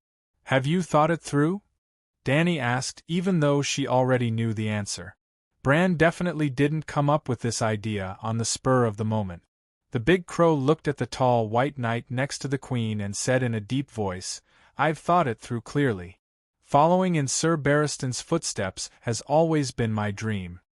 Dany leaned against the back of the chair and pondered.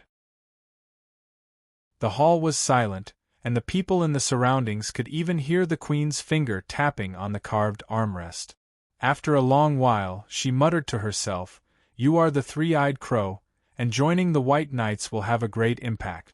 I must ask the Holy Mother. Tomorrow morning, I will abstain from food and pray in the great holy hall.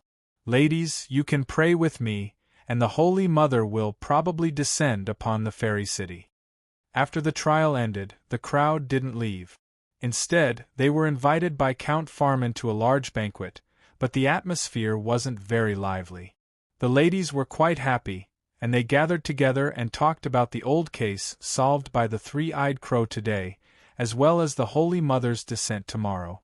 The three-eyed crow and Arya were also the focus of the discussion. However, the nobles had a lot on their minds.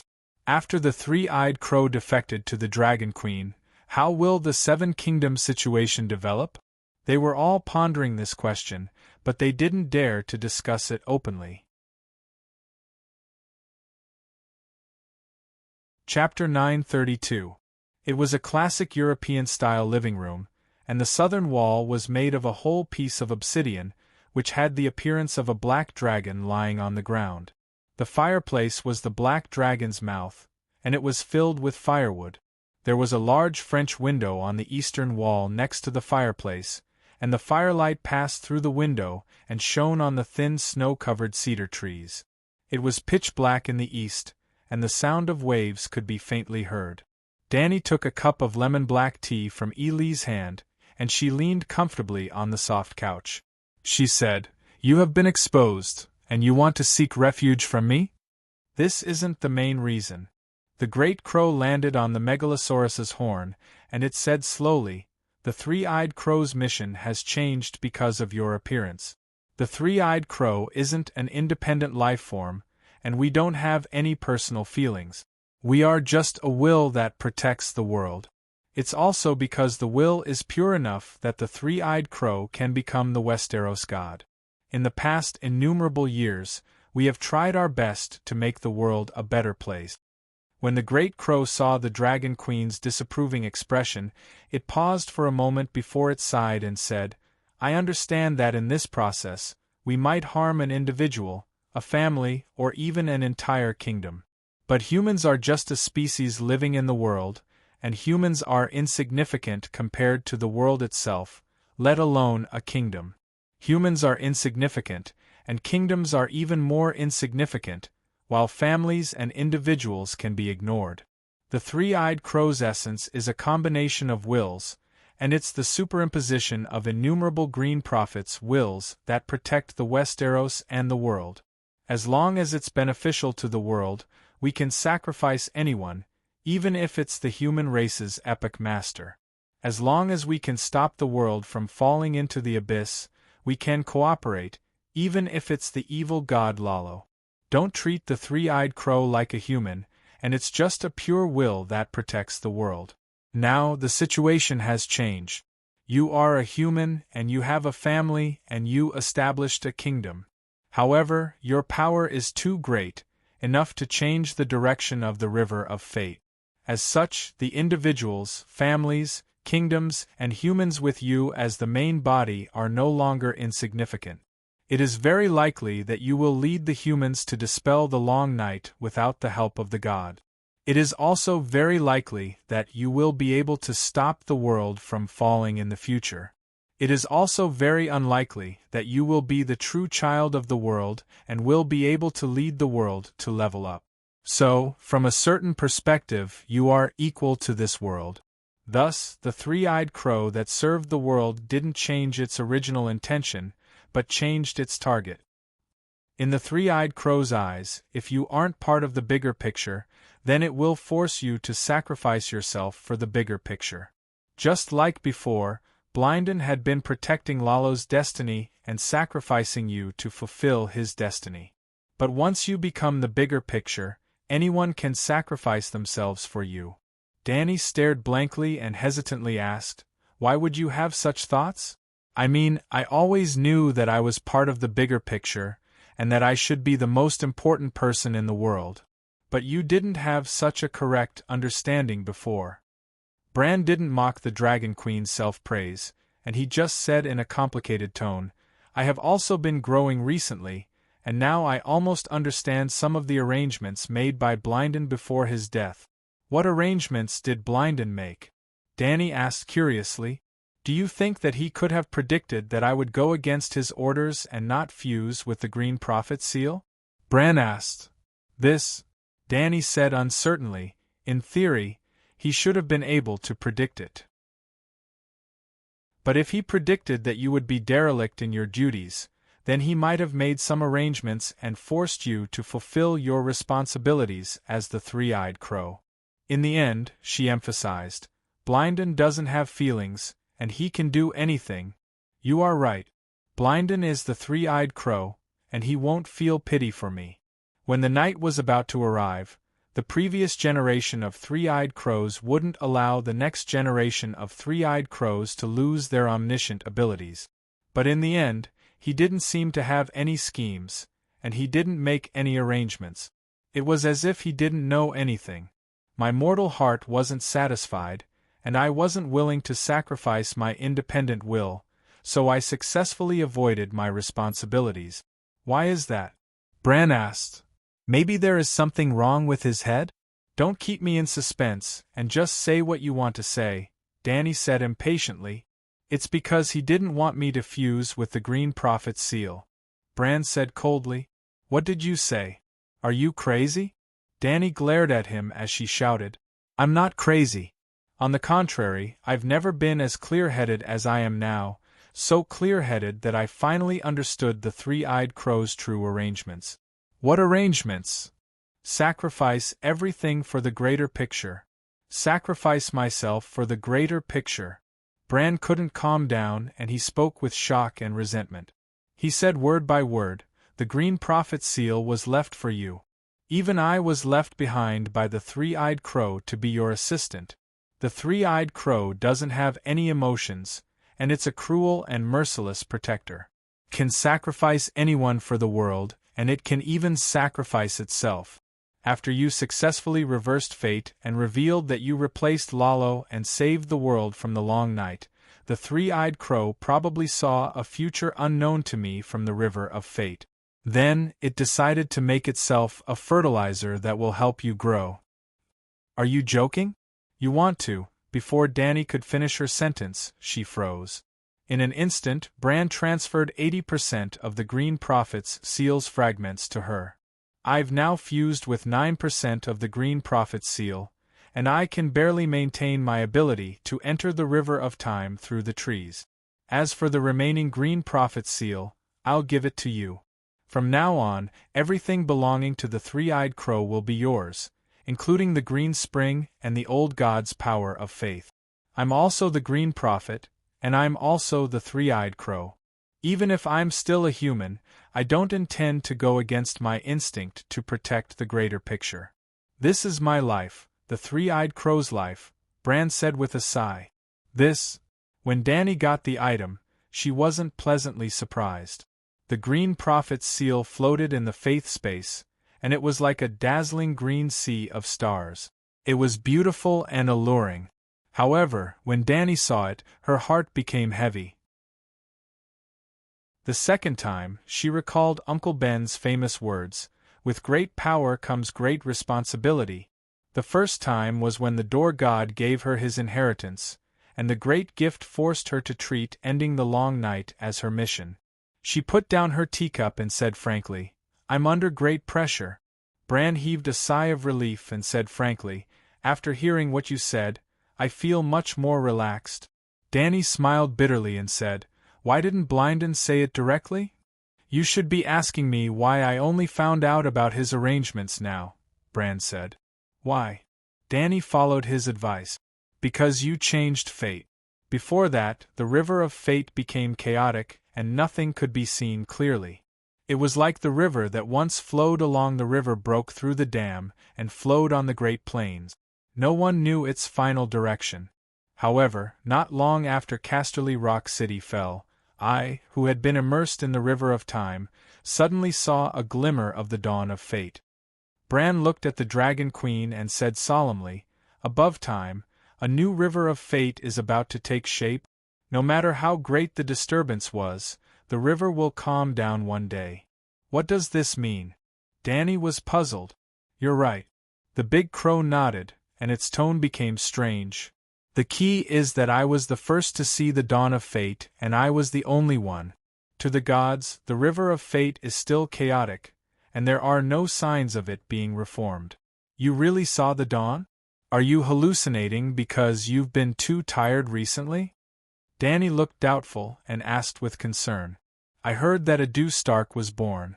Then, Bran's soul followed her everywhere to search for deviant ghosts, and his body had to satisfy his wife. He must be tired, right? He was only 13 years old, younger than Arya. He was still a big child. She looked at the big crow with pity in her eyes. Bran felt a little uncomfortable under her strange gaze. He tilted his head and said, "It's not a hallucination. I even saw in the new river of fate." He hesitated and changed his words. "You have the ability to end the long night, and you have the potential to revive the world. You are the child of the world above the protagonist of this era. The three-eyed crow's existence and operation will change because of you. I agree that your will be the center of the new world. You only need to understand this. Regardless of whether I'm crazy or not, what I'm doing now is not harmful to you." "Is this also the reason why you made Arya the stranger's wife?" Bran said bluntly, "As long as you don't die prematurely and get the three-eyed crow's full support, the seven gods will at least become the new gods of the Westeros. As long as you can sing the complete Song of Fire, the faith of the seven gods will not be a fantasy to unify the whole world. Being the servant of the world's strongest god is at least more promising than being the king of the seven kingdoms." Moreover, she swore in Winterfell that she would join the stranger's divine clan once she became a half-god. Now, she is fulfilling her oath in advance. Very good. This flattery made the Dragon Queen's dragon face very happy. "I agree to take you in as the White Knight. Arya will also be the child of wealth under the stranger." "Oh no, it should be the black and white impermanence." The Dragon Queen made a wish happily. "What are the black and white impermanents?" "The Soul Reaper, help me, oh, cough cough, help the stranger collect the undead." Bran frowned and said, "I feel that you should send her to the Barbarian Land." "The Barbarian Land?" Dany narrowed her eyes. "I know that you want to arrange for a believer of the seven gods to go to the Barbarian Land to plunder the divinity." Dany waved her hand and interrupted him stiffly, saying, "You are not qualified to be a White Knight. You don't even know how to speak. The Holy Mother is merciful and arranged for the child of the seven gods to go to the Barbarian Land to save the people from suffering and suffering," Bran said blankly. "Not bad, you have a future." Dany leaned lightly on the soft couch and said thoughtfully, "Your suggestion is not bad. At first, I wanted to let Tyrion go to the Barbarian Land, but he did not agree to it. If the Big Sparrow was still alive, he would be the most suitable. That fellow is loyal to his beliefs, and most importantly, he is flexible and proficient in political tactics. St. Matthew lacks the ability to adapt and is simple and dull. He can be a role model for the practitioners in the flourishing age, but he is unable to adapt to the complicated situation in the chaotic world. If I let him go to the Barbarian Land alone, I am afraid that I will lose my only angel. I have been training Matthew these days, and I have also considered arranging for a team of warriors' sons to go with him. Now that I think about it, 3 useful disciples are more useful than thousands of troops. Arya can be counted as one, and the rest." A plan gradually formed in Dany the Buddha's mind. Chapter 933. What plans do you have for the future? On that night, after Dany finished talking with Bran, she was practicing as usual, and Tyrion came to her quietly. "What plans?" Dany was wearing a loose beige training suit, and her silver hair was draped over her shoulders. She seemed less dignified than she was during the day, and she seemed more charming. However, the dwarf didn't pay attention to the change in his sister's temperament, and he just said anxiously, "The three-eyed crow harbors evil intentions. Now, everyone knows that he has omniscient abilities, and he can observe the timeline and control the Westeros' fate. Everyone is jealous and fearful of him. You should know that humans can do anything when they are fearful." "So?" Dany asked calmly. "You are right. The three-eyed crow shouldn't exist in this world," Tyrion said cautiously. "You are really daring." Just because some things aren't mentioned doesn't mean that people won't think about them. Tyrion looked around warily and said loudly, "Since I mentioned it, it means that I'm magnanimous, and I don't harbor any evil intentions. I'm just discussing this matter with the goal of finding a better future for the Seven Kingdoms. You can set your mind at ease. As long as you don't curse the seven gods, no one will be able to spy on you." Dany smiled mockingly. "Oh, that's good. You really scared me to death." The dwarf heaved a sigh of relief and said, "I don't even dare to speak.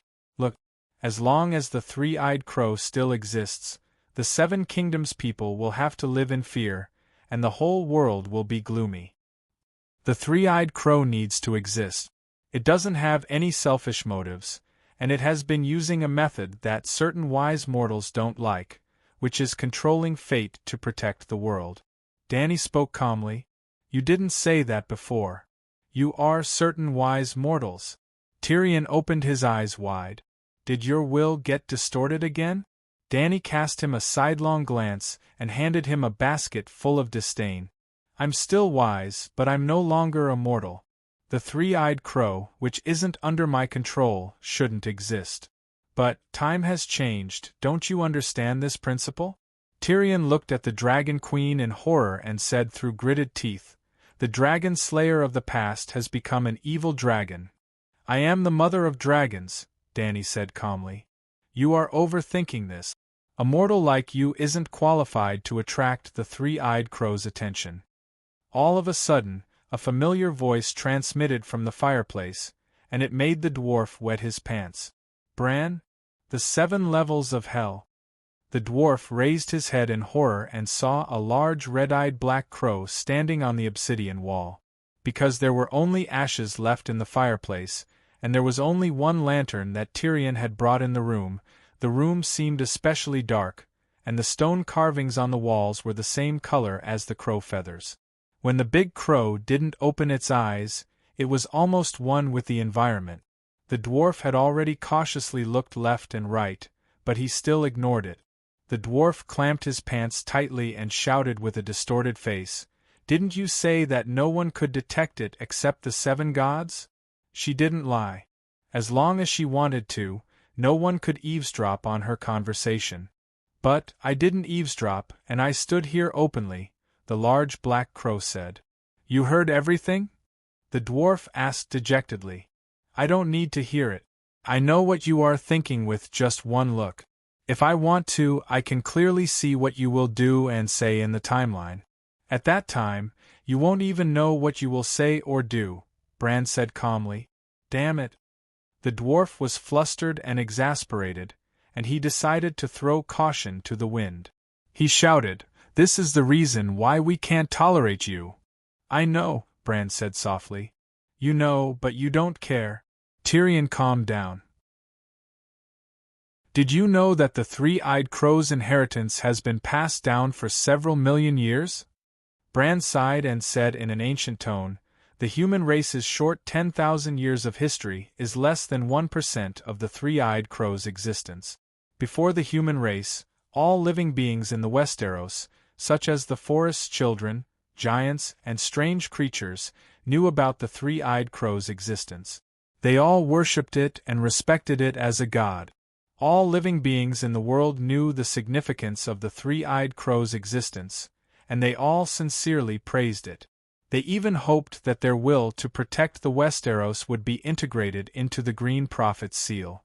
It was because of this that the three-eyed crow became the Westeros god. The three-eyed crow became the Westeros god, but it wasn't because we called ourselves the Westeros guardian god, but because the Westeros and Westeros living beings chose us. Actually, when one heard the name Green Prophet, one should understand the Green Prophet's status among all races. But everything changed after the human race entered the Westeros. The forest's children were people who sang praises to the earth, and their love for the world surpassed their own. It was because of this that an existence like the three-eyed crow appeared. But the human race loved itself more than anything else. Now you don't know what the Green Prophet is, and what the three-eyed crow is. But in the past 12,000 years, Our existence wasn't a secret to all races, including the newly arrived human race.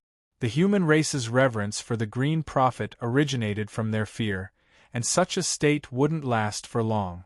Because of this, after the Undulls invaded, the illusory 7 gods quickly replaced the old gods. Tyrion said slowly, the human race had reason to fear the green prophet.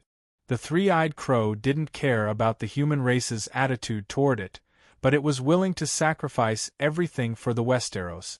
This was because the three-eyed crow's essence was the combination of all the green prophet's will to protect the world. Its existence was to protect the Westeros. When reality proved that the world would be better without the three-eyed crow, it chose to destroy itself without hesitation, Bran said bitterly. Destroy itself? Tyrion was startled. From today onwards, there won't be any more three-eyed crows, and I'll be the last one, Bran said sadly. Tyrion cast a glance at the Dragon Queen and muttered, Why are you so resolute? Maybe. I just wanted the three-eyed crow to announce its crimes, and if it did, it would be judged and its actions would be restricted in the future. Don't you understand? The three-eyed crow is a will, and it doesn't have any emotions or fear. It will only do what is within its power and will benefit the world. If you judge it, it doesn't care, and it will still do what it should do in the future. It doesn't even care about its own existence and death, so why should it care about the human race's likes and dislikes? So, when there's a will that's as strong as it, one of them must disappear. Now that will has appeared. She's the child of the world, and her significance to the world far exceeds that of the three-eyed crow, who can only abide by the rules. The three-eyed crow also wanted to make progress, but its ability was just there. Bran emphasized in a deep voice, in the end, the three-eyed crow chose to give the world a better place, and the Westeros changed their world. You? Tyrion looked at the Dragon Queen and spoke bitterly. Dany nodded slightly. As a Targaryen, do you feel proud? No, I'm afraid. The dwarf hugged his head, and he was even more despairing than before. I'd rather the three-eyed crow continue to be the Westeros world. At least it doesn't have any emotions, and it won't target anyone. But you do and you will. Fool, you're my family and I'll treat you well, Dany said with a gentle smile. Tyrion shivered. If I leave the Westeros, I'll be able to avoid the three-eyed crow, right? Maybe after the long night, I should go back to my fief, Jean Island. I love Slave Bay. The scenery there is great, and there's also the Red Saintess and Free Maiden. I love freedom. Bran shook his head and said, if she can only stay in the Westeros, then she can't be considered the child of the world, and it's impossible for her to make the three-eyed crow abdicate. The dwarf had a bad guess in his heart, and he said in a trembling voice, could it be that she can still control the world? As long as she can stop the world from falling, she'll be the world's sky. If she can lead the world to rise, then she'll be equal to the world, Bran said. Tyrion felt dizzy and his vision blurred. He felt like his future was bleak, and an illusion appeared before his eyes. 5 colored evil dragons surrounded the world, and the world was as small as a soybean in front of the demonic dragon. Then, the Dragon Queen stood on the black dragon's head, and strong winds blew around her. Lightning flashed, thunder rumbled, and dark clouds covered the sky. Her sinister laughter echoed throughout the world. That kind of future is too dark and suffocating, he said in fright. The world will rise, and the eternal summer will be here forever.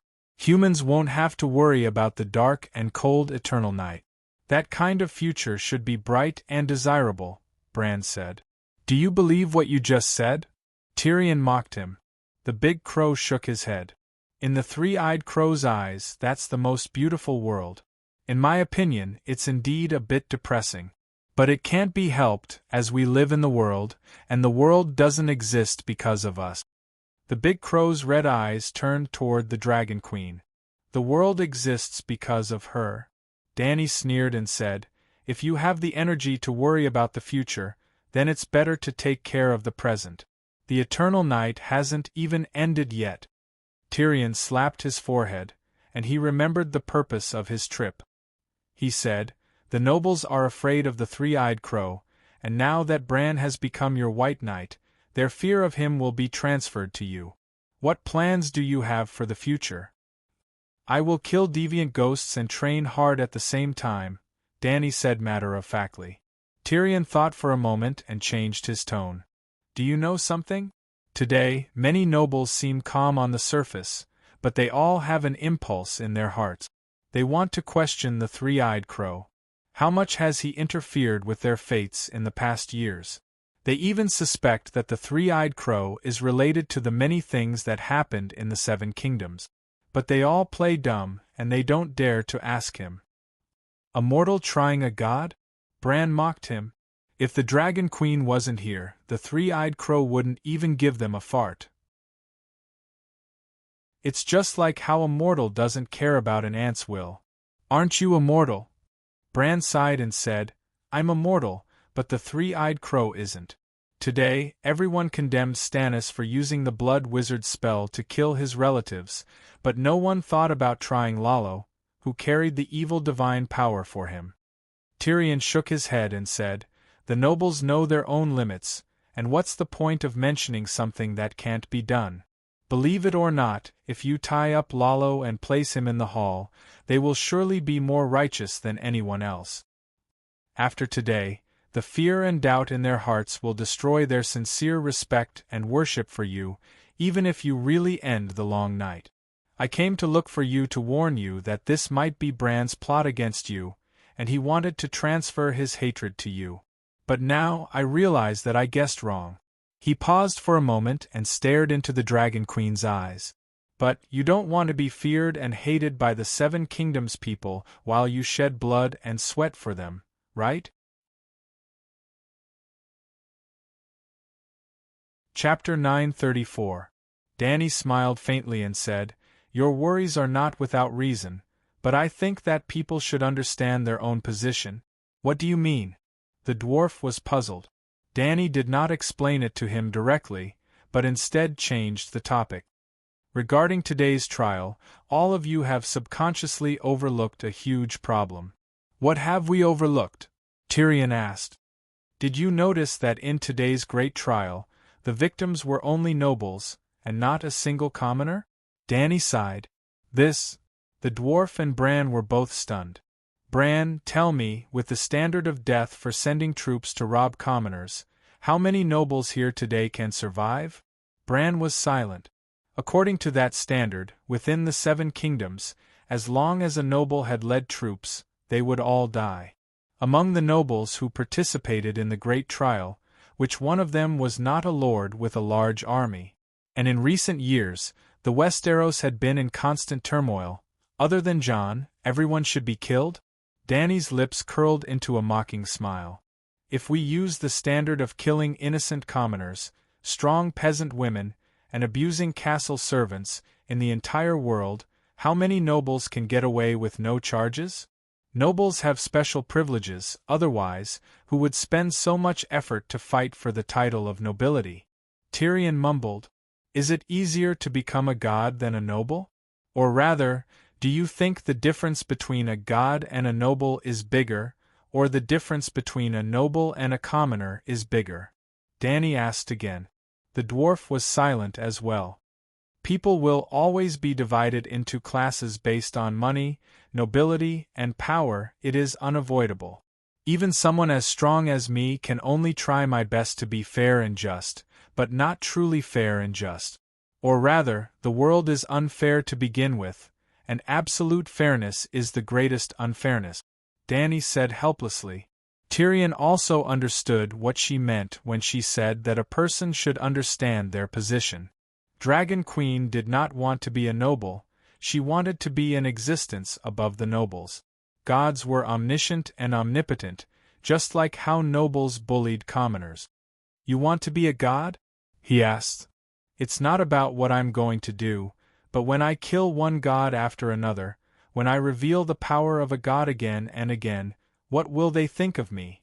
Tyrion smiled bitterly. "Looks like I was worried for nothing. You don't have to do anything special. As long as you keep it up, they will treat you like a god.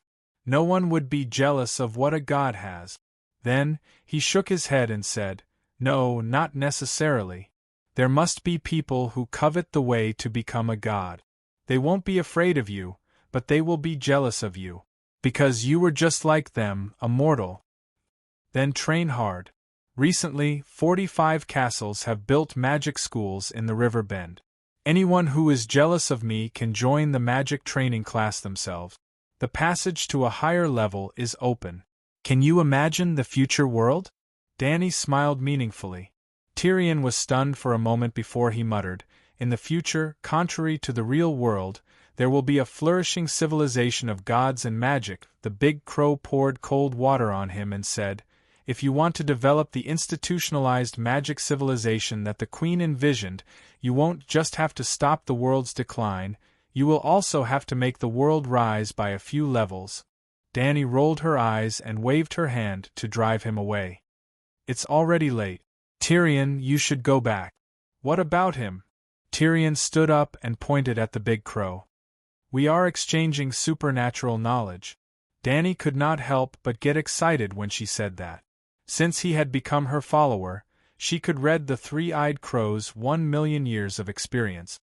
Why don't I also stay? Tyrion had an expectant look on his face. I will also work hard. I want to become a half-god. You? You don't have the qualifications. You should focus on improving your magic power. The next morning, in the fairy city's great sage hall, the tall, white, mottled wooden door was tightly shut. 4 white knights, Barristan, Beavis, Geralt, Dane, and Garth, stood in front of the door. Hundreds of nobles and madams were gathered in the corridor outside the door. Some of them craned their necks to take a look, while others whispered to each other. There were also many people who didn't speak, but communicated with each other with strange gazes. In front of the great sage hall, there was a platform for the archbishop to preach to ordinary people. The area was also filled with bored commoners. They weren't as reserved and cautious as nobles, and they were gesticulating at the great sage hall's gate while discussing loudly. Can't the Dragon Queen communicate directly with the Holy Mother? Why does she still need to abstain from food and pray this time? Jaime asked in confusion. In a private room on the second floor of a restaurant beside the great sage hall, Tyrion, Jon, and Jaime were eating seafood hot pot by the window. Westeros didn't have hot pot, but after the Dragon Queen stayed in the fairy city for a while, hot pot became popular in the city. The people even gave the hot pot with charcoal a name called Danny's Small Stove. Tyrion scooped a bowl of milky white soup with a spoon and said casually, The three-eyed crow is extraordinary, so we have to treat it seriously. After drinking a mouthful of soup, he looked at Roland, who had a hesitant expression, and asked curiously, You didn't invite us here just to treat us to a meal, right? If you have something to say, just say it. It's like this. Jon looked at Jaime sincerely and said, I apologize to you for what happened to Tommen. The trial is over, Jaime said, shaking his head. The trial is over, but I still have to apologize to you personally for Tommen's death. Jon's expression became complicated. I don't know how it feels to lose a son, but when the news of my father's death reached Dark Castle, I felt as if the sky had collapsed, and everything in front of me turned black and red. At that time, I only had one thought in my mind, and that was that no one could stop me from taking revenge for him. I was almost beheaded by Commander Mormont because I rode a horse and became a deserter that night, he said with a bitter smile. Jaime put down his fork and sighed. Jon, you are very sincere, and I should be sincere in return. I feel pity and relief for Joffrey and Tommen's death, but I don't feel sad, at least not as sad as when you lost your father. Jon was stunned. They are your sons, aren't they? Yes, but their identity? Jaime's cheek muscles were tense, and he said with difficulty, It's not because they are illegitimate children, but, you know, the way people look at them. I feel sorry for them, but I can't change their situation. Maybe they can start a new life in the stranger's world of death, where no one will criticize them, and they can be happier, at least better than suffering in the human world. When I think about it this way, I don't feel so sad. Tommen may be in heaven, but Joffrey will definitely go to hell, Tyrion said with a smile. Jaime glared at him. You have a good chance of reuniting with Joffrey, so take good care of him for me. Hee. Tyrion looked at the cathedral, and a smile of superiority appeared on his face. After a moment's hesitation, Jon asked awkwardly, Jaime, do you have any plans to get married? The dwarf and Jaime were both shocked. You want to marry Lannister? Who will marry Jaime? Tyrion frowned. Sansa, Jon mumbled. The 7 gods. Jaime shouted. I know what you are thinking.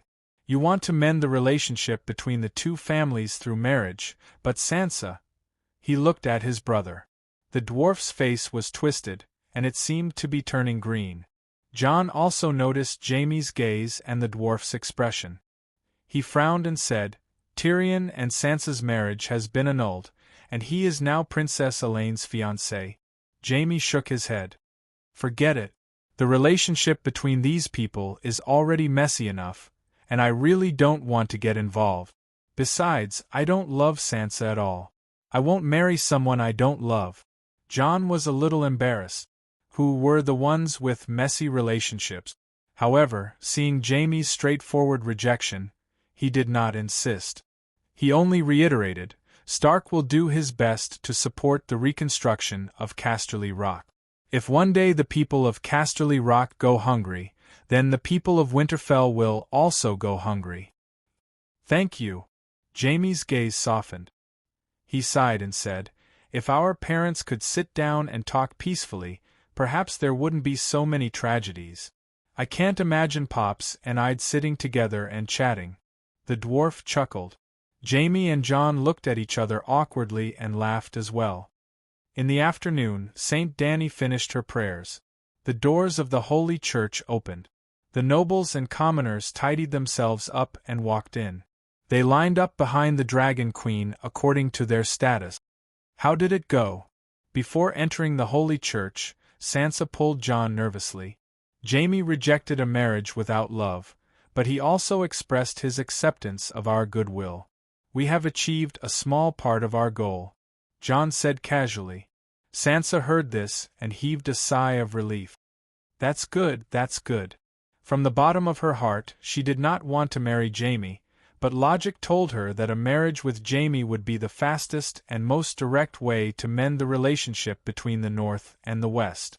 Unlike Cersei, who struggled with all her might, Sansa was willing to do something against her conscience for her family. Are you going in? She asked. I want to see Arya, Jon said.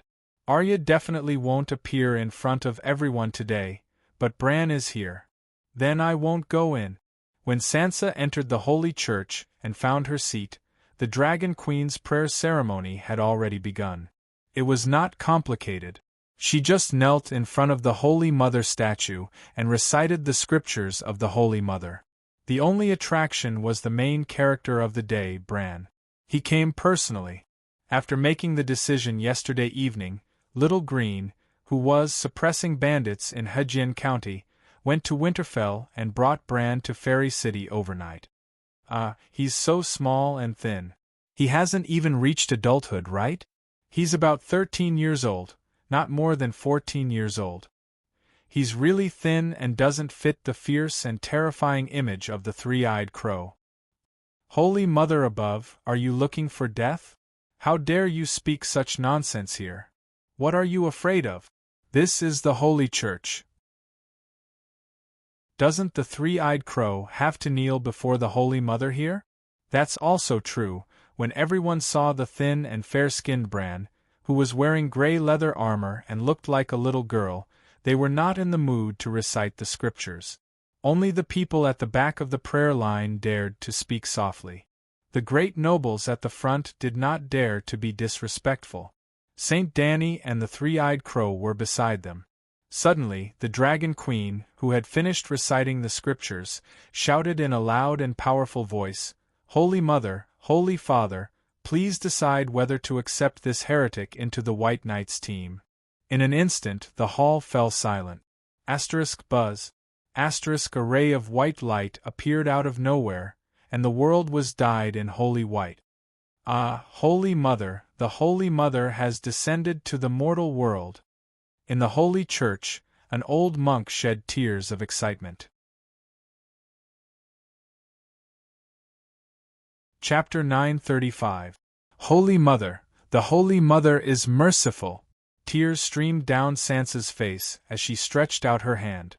She wanted to touch the dignified and benevolent giant figure in the air. Before today, she had never thought that she could be so pious. She was not the only one. When the milky white holy light filled the entire world, everyone in the Holy Church felt the call from heaven. The scenery in the fairy city's sacred hall disappeared, and only boundless white light was left around them. It was as if they had followed the white light to heaven. In this strange world, they had found the peace and safety of returning to their mother's body. They had never felt so satisfied and happy before. In fact, their feelings weren't wrong. Saint Danny had directly revealed heaven to the human world, and now the fairy city's sacred hall had entered the higher faith space from the material world. It wasn't an illusory space, but a real space transformation. It was filled with the faith power of the seven gods, and it was the source of the faith of the seven gods' followers.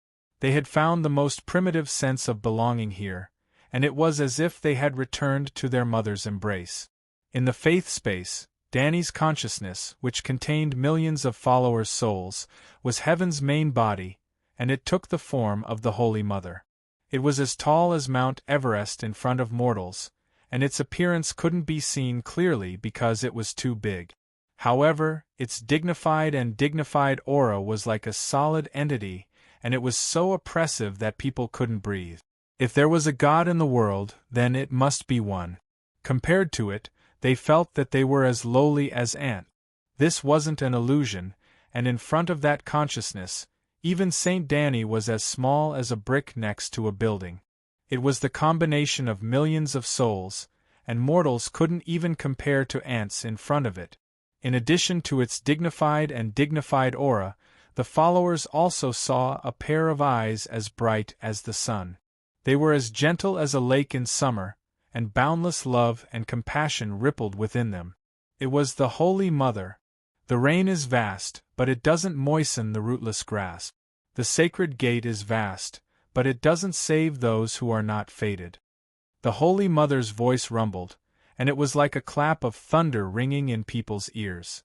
However, it was also extremely gentle, and it enlightened them, but it didn't hurt their eardrums. Three-eyed crow, 3 million years ago we were fated to meet. At that time, I was talking about the world's fall with your master god, and you were serving him as a servant. You served me 3 cups of tea, and I granted you 3 fated chances. Times have changed. His Majesty the Wind God has fallen into an eternal slumber, and I have sincerely saved you twice. Today is your last chance.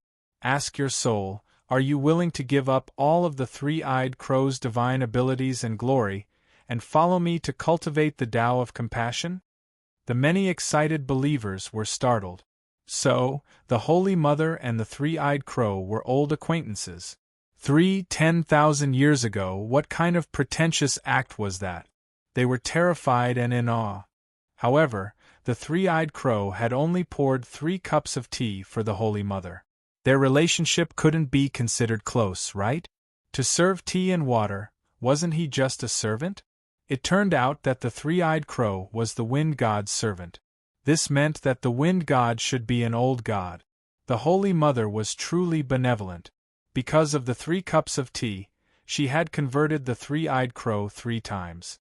However, the Holy Mother said that she wanted the three-eyed crow to give up on its divine ability. Moreover, he cultivated the Tao of mercy. Mercy. This was a huge advantage. He was merciful and could not know all of their secrets. Perfect. The nobles wished that they could accept the Holy Mother's summons on behalf of the three-eyed crow. The three-eyed crow seemed to have heard the crowd's wishes. He raised his head and said loudly, "Holy Mother is merciful. I'm willing to convert to the Holy Church. The night is long and the world is in danger. The human race is in danger and the 7 nations are in danger. The Three-Eyed Crow's mission is to protect the Westeros, and I'm willing to assist the Holy Child in his mission to save the world. Good. From today onward, your name will be written in the Holy Bible.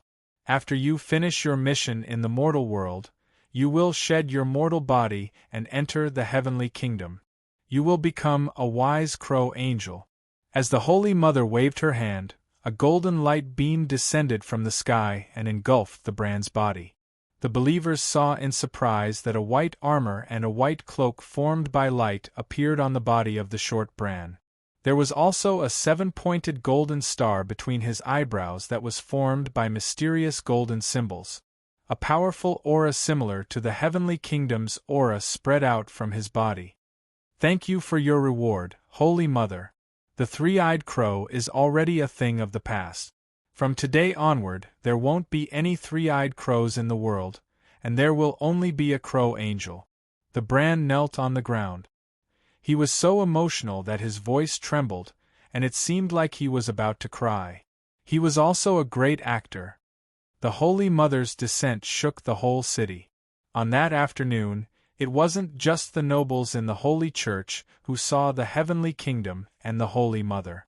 The whole fairy city was attracted by the holy light from the Holy Church. Everyone saw and sensed the Holy Mother's radiance and power. This was a miracle that could be recorded in the 7 Stars Holy Bible. It was a real miracle, and more than 100,000 people witnessed it. At that time, countless believers knelt on the ground on the streets and on the docks, weeping bitterly. They stretched out their hands toward the Holy Church in the city to take the gentle light. They opened their mouths and confessed their sins to the lofty Holy Mother. After this matter, the 7 nations were shocked by the Holy Mother's great miracle. The Holy Light White Knight, the Crow, became a household name. Everyone knew about the Three-Eyed Crow, and while they were afraid, they also rejoiced. The crow demon had been turned into a crow angel by the Holy Mother. Great power and omnipotence belonged to the Holy Mother, and they were relieved. At the same time, after the believers of the 7 nations understood the significance of the Wind God and the Three-Eyed Crow to Westeros, they revered the 7 gods even more, and their faith became more devout. Even the old gods had converted to the Holy Church. Even though Saint Danny announced that day that the old gods had been bought by the 7 gods, the old gods' business wouldn't close down, and they would still be open for business. The customers who had bought the old god's service didn't need to refund or change the package, and the Holy Mother would provide the old god's believers with the optimized new 7 gods old god's faith service. This meant that other than the services promised by the old gods believers could also enjoy the benefits of the 7 gods believers. Many of the 7 gods believers were unhappy. Why didn't the old customers get any benefits, and they were treated worse than the new customers? The plan to spread the religion and raise the land that you mentioned last time hasn't started yet, right? On the 2nd day after the Holy Mother's descent, when Danny was about to leave Fairy City and start a new round of deviant ghosts, the dwarf came to her hesitantly. Raise the land to spread the religion? Danny was stunned for a moment before she reacted. You're talking about the mission team, aren't you? Spreading the religion and protecting the religion is just a cover. The real purpose is to slay the demons. Have you changed your mind? She asked curiously. Seeing that she wasn't excited at all because of his volunteer, the dwarf was a little anxious. I've thought it through. As a Targaryen, I'll fight for the family business for the rest of my life. It's enough to have Jaime for Lannister and Casterly Rock City. He's the Guardian of the West and the Duke of Casterly Rock City. I've been training St. Matthew recently, Danny said strangely. For the past month, I've been taking St. Sparrow and taking turns to give him political lessons. Currently, I've almost trained him into a benevolent old politician, and I'll send him to the barbarian capital in 2 days. Danny was in a hurry to slay the demons, But why hadn't they sent him to the barbarian capital after waiting for more than a month? Even in modern society, after completing the job interview, there would be employment training before the official job. St. Matthew wasn't as clever as the dwarf, so he could only be trained. Dragon Queen was now passing on to him the advanced experience of the most powerful country in power struggle every day. As long as he could learn 50% of the skills of any treacherous official in the history of the Celestial Empire, he would be able to laugh proudly in the Jade Sea. Of course, the treacherous officials of the Celestial Empire might have compatibility issues with the fantasy world, so some of the experience needed to be localized. The Great Sparrow could be considered a famous treacherous official in the mainland. In the history of the Westeros for 10,000 years, he was the only one who could make the Queen Regent naked on the street. In the past month, he had personally taught his little brother his experience of dominating the King's Landing. The same bachelor, the same teaching materials, the same classes, but some students have especially good grades, even if they play around every day. Why talent? The dwarf pointed at himself and said confidently, St. Matthew may be more devout than I am, but in terms of power struggle and the ability to handle chaotic affairs, he will never be as good as me, even if he has the guidance of a famous teacher. His master is also not as good as me, he emphasized. Do you know who his masters are? Shameless boasting, Dany sneered. No matter who it is, they are not as good as me. My master is Tywin, the dwarf said proudly. If you put your father among them, he probably won't survive past one episode, Dany said sarcastically. Who are they? Tell me, what great achievements do they have? The dwarf said unhappily. There's a eunuch who dared to call a deer a horse in front of the civil and military officials and the king, and everyone agreed. Can your father do it? The dwarf was stunned. That deer must be very similar to a horse. Dany gave him a look of disdain. Those who dared to say that the deer was not a horse were all killed by him. In the imperial court, when he said that feces were fragrant sauce, everyone would lick it while showing an intoxicated expression. That's impossible, right? The dwarf jumped and shouted, You're lying, how can anyone cover the sky with one hand? And he's a eunuch. Don't tell me there are no nobles in the kingdom? Or maybe it's a small country with few people, a small city-state? Dany sneered again. That empire has tens of millions of people, more than 1 million soldiers in armor, and many famous officials and generals. Its national strength is so strong. After a pause, she sighed. There was once a general who buried 400,000 enemy prisoners alive. Think about how strong that empire is. You're lying, I don't believe it. The dwarf did not hesitate and denied it 3 times in a row. You can't accept this? There are even more vicious things after this. Do you want to hear it? Dany asked. I'm not listening, you're lying. The dwarf shook his head vigorously. There has never been a country with 400,000 soldiers. Even the World Allied forces that besieged Slave Bay didn't have 400,000 soldiers. Then forget it. Dany stood up and prepared to leave. Wait. The dwarf stopped her and asked anxiously, I haven't solved my problem. Dany did not sit back on the chair and look down at him. She asked, Why did you change your mind? Tell me the truth. The dwarf said with a complicated expression, Yesterday, the Holy Mother descended. It was too exciting.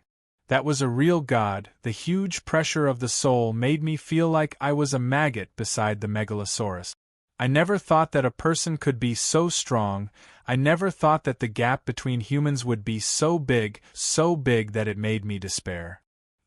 If I don't become a god, I'll be an ant. His eyes were firm, and he said resolutely, I'm not satisfied, I want to become a god too. You're ambitious, very good. Dany nodded and asked, Why don't you work hard to cultivate, instead of going to barren land? Chapter 936. Training is too slow. Let's take the past month as an example. Other than fighting deviant ghosts, I've been training. Even when I'm on the sled bus, I've been silently channeling my meditation technique. By right, my meditation technique's level should be high enough, but my magic power hasn't increased at all. The dwarf's face was filled with despair. This isn't the most despairing thing. When I asked Pogba, Tam, and other normal wizards, they were all envious of my Targaryen bloodline. They said that I have extraordinary talent and that in 50 years, I'll be one of the top wizards in the West. The distance between a top wizard in the West and a demigod is infinite. Then, they met Jon Stark and said that he's already the top wizard in the West. Jon's training for a day is equivalent to my training for a few months. Why? Dany glanced at him and said, "You've been modified by the dragonworm and fused with the dragonworm bloodline. Indeed, your talent is better than ordinary people. But you'd better not compare yourself to Stark's family." "Why can't I compare myself to them? I know that their family is favored by the old gods, but I'm not ordinary either. I have a sister who's a god. What does he have? Also, even Sansa's talent is better than mine. It's too unfair." The dwarf was unwilling to give up. "What's so unfair about that? You were a muggle before. You don't have the talent to become an extraordinaire at all," Dany said disapprovingly. "But do you know what I've been through, Jenny?" The dwarf waved his arms unconsciously and said agitatedly, "In order to obtain the dragonworm's body, I paid such a huge price. Jon and Sansa have never suffered much. They're born with such good talent. It's not fair. You're unlucky. You're not suitable for training. You're already blessed by the 7 gods to have such achievements now," Dany said. "All right, I'm not someone who only knows how to complain. Now that I've come to you, I'm willing to risk my life for my future." Tyrion looked at the Dragon Queen full of hope and said, "My request is not high, just like Bran and Matthew. Let me join the 7 gods' pantheon, and confer me the title of demigod archangel. What do you think?" Dany said, "I have decided to send Matthew to the Eastern Land to spread the teachings of the 7 gods. In order to ensure that he succeeds in spreading my teachings, I have specially prepared 3 apprentices to help him. If you want, I can let you join us." "Make Saint Matthew my disciple? I'm afraid that's not very good. My understanding of the Bible is definitely not as good as his," the dwarf said in embarrassment. "No, you will be his disciple." "Wasn't I the leader? Entering the court without haste, worshipping without fame, and walking with a sword in the palace." The dwarf was stunned. "Today is different from the past. There are only 1,000 years of searching for opportunities, but opportunities do not wait for people." "You don't even understand this logic?" Dany said coolly. "Can I go in through the back door?" The dwarf asked. "You are already on your way. The candidates for the teaching team have been confirmed. You are the transfer student who went in through the back door." The dwarf rolled his eyes and said in a low voice, "You know that I was the hand of the king in my early years, right?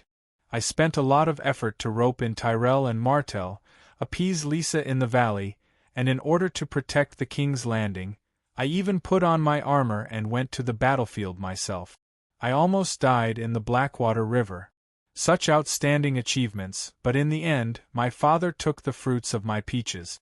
Everyone sang his praises, boasting about his great achievements in quelling the rebellion of the 4 kings, and gave all my credit to him.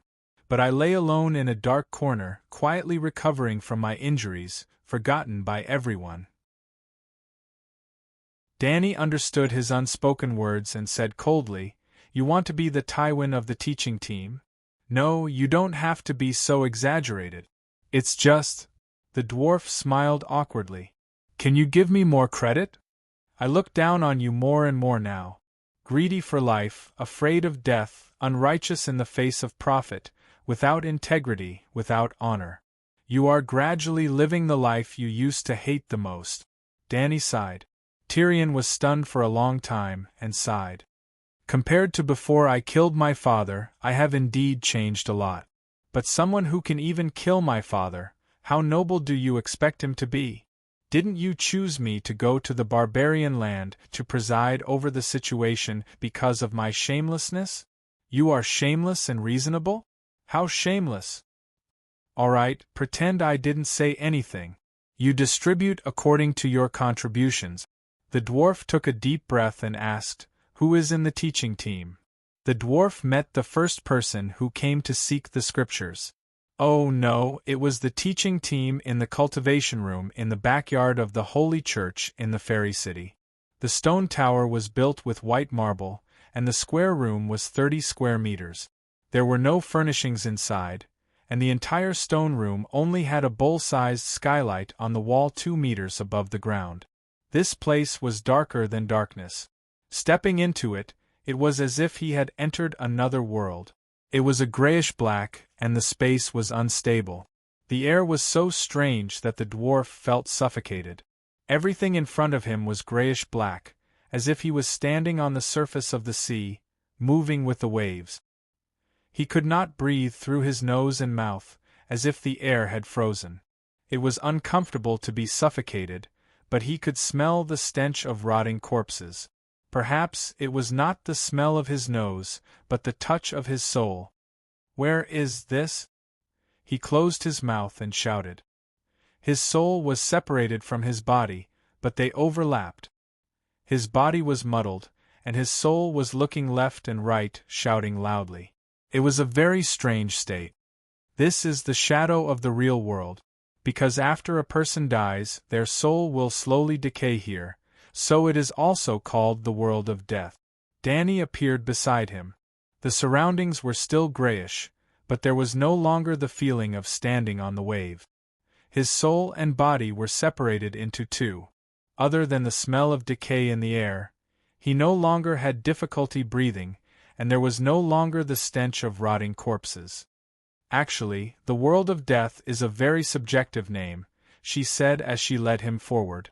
The room was only a few meters wide, but Tyrion felt that he had walked very, very far. A few kilometers, a few hundred kilometers. He crossed mountains and seas, and passed by deserted castles. He was very familiar with many of the sceneries, the mountains of the western region, the cities of the western region. He could clearly tell which family the castle belonged to. Then, the two of them came to the plains of the Trident River, and he saw Arya. It was unexpected, but natural. When he saw Arya, he naturally guessed that Arya would be one of the preachers who assisted St. Matthew. But seeing Arya like this in this kind of situation, Tyrion was very surprised. Arya was in a forest. The trees were like the thin fingers of the Grim Reaper, piercing straight into the sky. In the dark forest, an expressionless girl was holding a giant scythe that was taller than she was. Her body flashed like lightning, graceful and agile. Like chopping wood, she slashed across the bodies of dull black figures who were missing arms and legs. The figures turned into black fog and were sucked into the black scythe. How did we come here? What is she doing? Tyrion was surprised. Dany said, This is the world of death, the country of the stranger. Distance is meaningless. Only souls and mental projections come here. I am a mental projection, your soul has left your body, and Arya's soul has also left her body. You don't have the power of death, and you can keep your mind clear because you are standing beside me. And Arya is the goddess of vengeance under the stranger, and also the Grim Reaper. Other than the stranger and the three-eyed crow, she has the highest authority in the world of death in the Westeros. Now we are in the Forest of Babbles. Do you still remember the Battle of the War of the Four Kings, the battle that made Robb famous? Many people died back then. In the era without the stranger, their souls could only enter the world of death. Just like corpses rotting in the material world, the undead rotted in the world of death. Now, Arya is cleaning up the undead that have not completely rotted. This kind of trivial matter is a waste of time for the stranger, but for Arya, it is a good opportunity to train the power of the Grim Reaper. Arya is the goddess of vengeance? The dwarf muttered. Strictly speaking, she is the angel of vengeance, the stranger's subordinate god. She can borrow the stranger's power of death without limit, and her job is revenge and slaughter, Dany explained. Tyrion smiled bitterly. What kind of punishment is this? It is clearly a reward. She has already become a god. This is the punishment. One day, when you can look at this problem from the perspective of a god, you will find that the punishment now is worse than being beheaded, Dany said with certainty. Her oath of loyalty to the stranger is not 10 years or 100 years, but eternity. If she can live for 10 million years, she must serve the stranger, the Westeros, and the human race for 10 million years. No matter how many people she has killed in the past, she will save billions of people in the future. No matter how much suffering she has brought to the world, she will compensate billions of times for the world's beauty. A million years later, when people talk about the great trial of Fairy City again, they will express the deepest and most sincere sympathy for the goddess of vengeance, Arya. Because, to her, the journey of atonement will never end.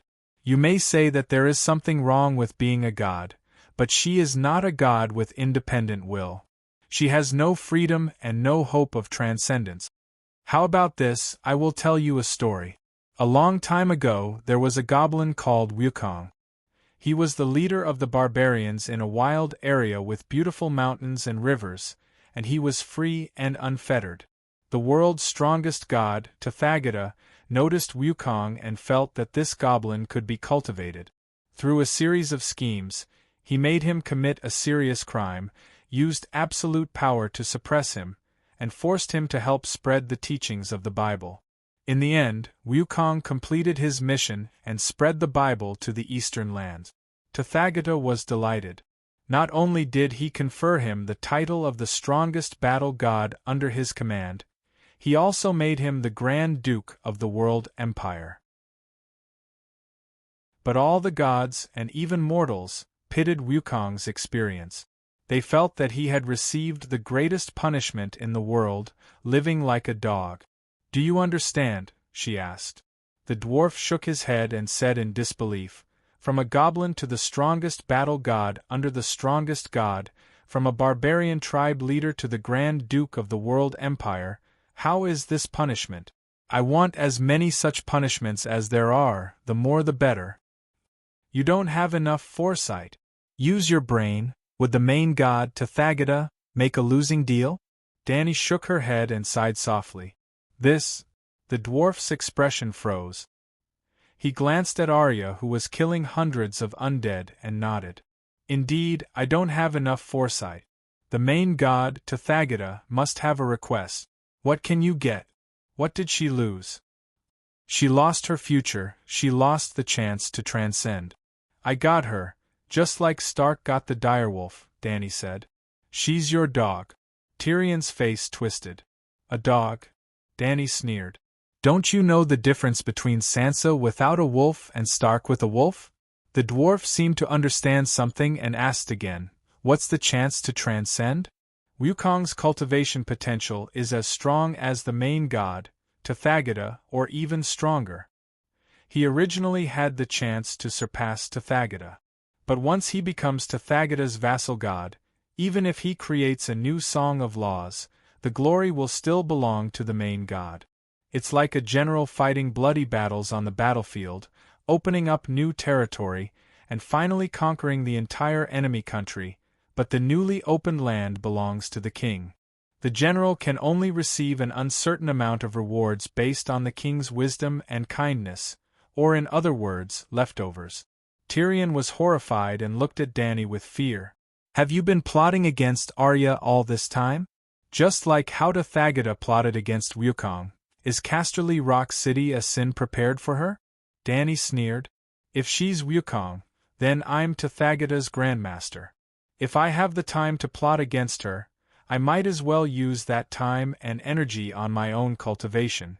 Moreover, she has already reserved the position of stranger. I don't need to plot against her."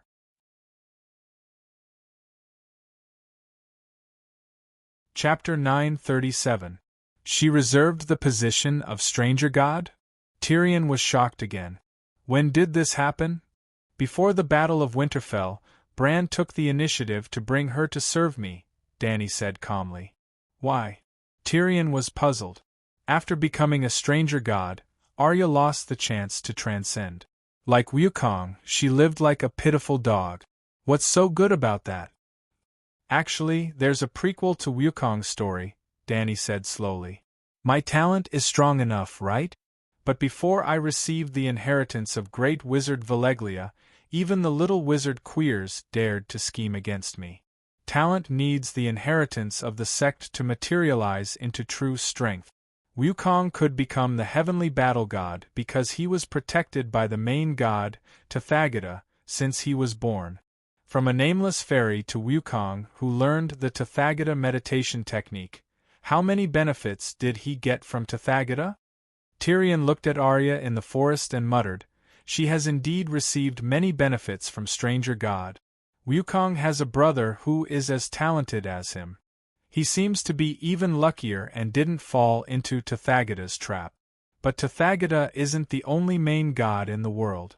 Tathagata is a god of justice after all. There are countless evil gods in the world. They didn't even give Brother Wukong a chance to be born before they occupied his fetus body. Why did they occupy his body?" Tyrion was puzzled. "Do you know why Lalo and Sheep Egg are targeting me?" Danny asked. "They want to snatch your bloodline and talent." Tyrion seemed to understand. "The method is different, but the goal is the same." Danny nodded and continued. "The evil gods used the soul to occupy the body to seize Brother Wukong's body, bloodline, and extraordinary talent." "Ah, that's terrible," the dwarf exclaimed, his face turning pale. "He's even worse than you. Wukong's brother hasn't even been born yet. He's still a fetus and has no chance to resist at all. The evil gods are terrifying. Fate is unfair." He lamented. Danny said, "Fate is still a little fair. The evil god had just taken over that innately gifted body when retribution came. A hypocrite named Hong Yi, a dream god machine, killed the evil god and took over Brother Wukong's body.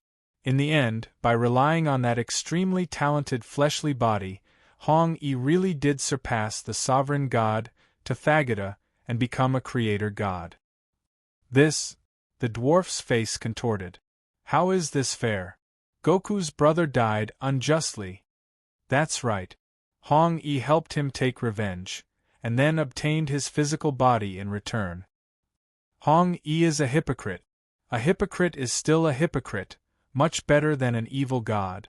But I still feel that something is wrong." The dwarf furrowed his eyebrows and thought hard. "Wukong has been schemed against by Tathagata since he was born. He doesn't live freely like a dog. The Goku brothers obtained complete freedom, but even the opportunity to be born was lost.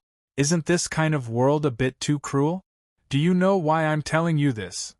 Danny asked. "Aren't we just chatting? What's the point?" Tyrion did not understand. "You're going to barren land to slay demons and devils. I hope that you understand the rules of the transcendent world and change your way of thinking," Danny said. Tyrion was stunned for a moment, and seemed to have understood something. He sighed and said, "I almost understand the ecological environment of the transcendent world. There's a clear hierarchy, and the weak are prey to the strong. Good and evil are blurred, and only benefits are eternal. This is even crueler than the power games between kings and nobles, and it's even more despairing. You're very aware. Choosing you as St. Matthew's Wukong disciple was the right choice." Danny Buddha smiled in relief. "I'm Wukong? Am I qualified?" The dwarf smiled bitterly. "With your wisdom and Arya's martial arts, you can barely make up a fake Wukong. The demons and devils in barren land can't compare to the evil god that the sutra-seeking team encountered. A fake Wukong is enough." Danny smiled and comforted him. "I want to work with Tyrion?" Arya had also cleaned up the undead and walked over with a huge scythe on her back. Her cold gray eyes sized up the dwarf with a scrutinizing gaze. Tyrion also stared at Arya and observed her carefully. The 14-year-old girl was a little more than 1.5 meters tall. Compared to the plump noble girls, she was a little skinny, perhaps less than 40 pounds. Her chest was small, and it was only slightly visible because of the tight leather armor. However, Her limbs were long, and her body was well proportioned. She gave off a sense of beauty with strength and agility. The dwarf felt that the second daughter of the House of Stark was a little similar to his sister. She had the unique charm and confidence of a strong and beautiful woman. Indeed, Arya was not a beauty in the traditional sense. Compared to her sister Sansa, she was even a little ordinary. She had a long face and rough skin. However, as she grew older, her appearance was like a blooming flower bud. It was a little like... Tyrion was shocked. He suddenly realized that Arya and Lyanna were very similar. Appearance was only one of them, but the more important thing was the feminine aura. Right, it was Stark's running wolf's blood. "Why are you staring at me?" Arya asked with a frown. "I realized that you are a little similar to your Aunt Lyanna." Tyrion rubbed his nose and smiled embarrassedly. Arya was stupefied. Dany said, "Apart from you and Tyrion, there are 2 other companions. Let's go find them now." In the great cathedral of Baelor, the 7 towers of light that were modified by the clock tower lit up on time every day. Although it could not disperse the darkness that enveloped King's Landing, it still illuminated the nearby Visenya hills in a grayish white. At least there was light here, with the protection of the monks and the Holy Mother. The people of King's Landing began to gather in Visenya. Fortunately, the mass migration and the attack of the other ghosts had greatly reduced the population of King's Landing. That was why the streets were not filled with people. King's Landing, which had a population of 800,000 at its peak, was now left with only 200,000 people. Among them, 150,000 were locals. The rest were merchants, valley soldiers, mercenaries, and red-robed monks. The huge King's Landing was mostly empty, but Eel Lane in Visenya was even more bustling than before the long night. Aside from being close to the great cathedral of Baelor, the young ladies and young men who were still alive had all moved to this remote alley because of the wildfire that burned down the Silk Street. The streets of King's Landing were well planned.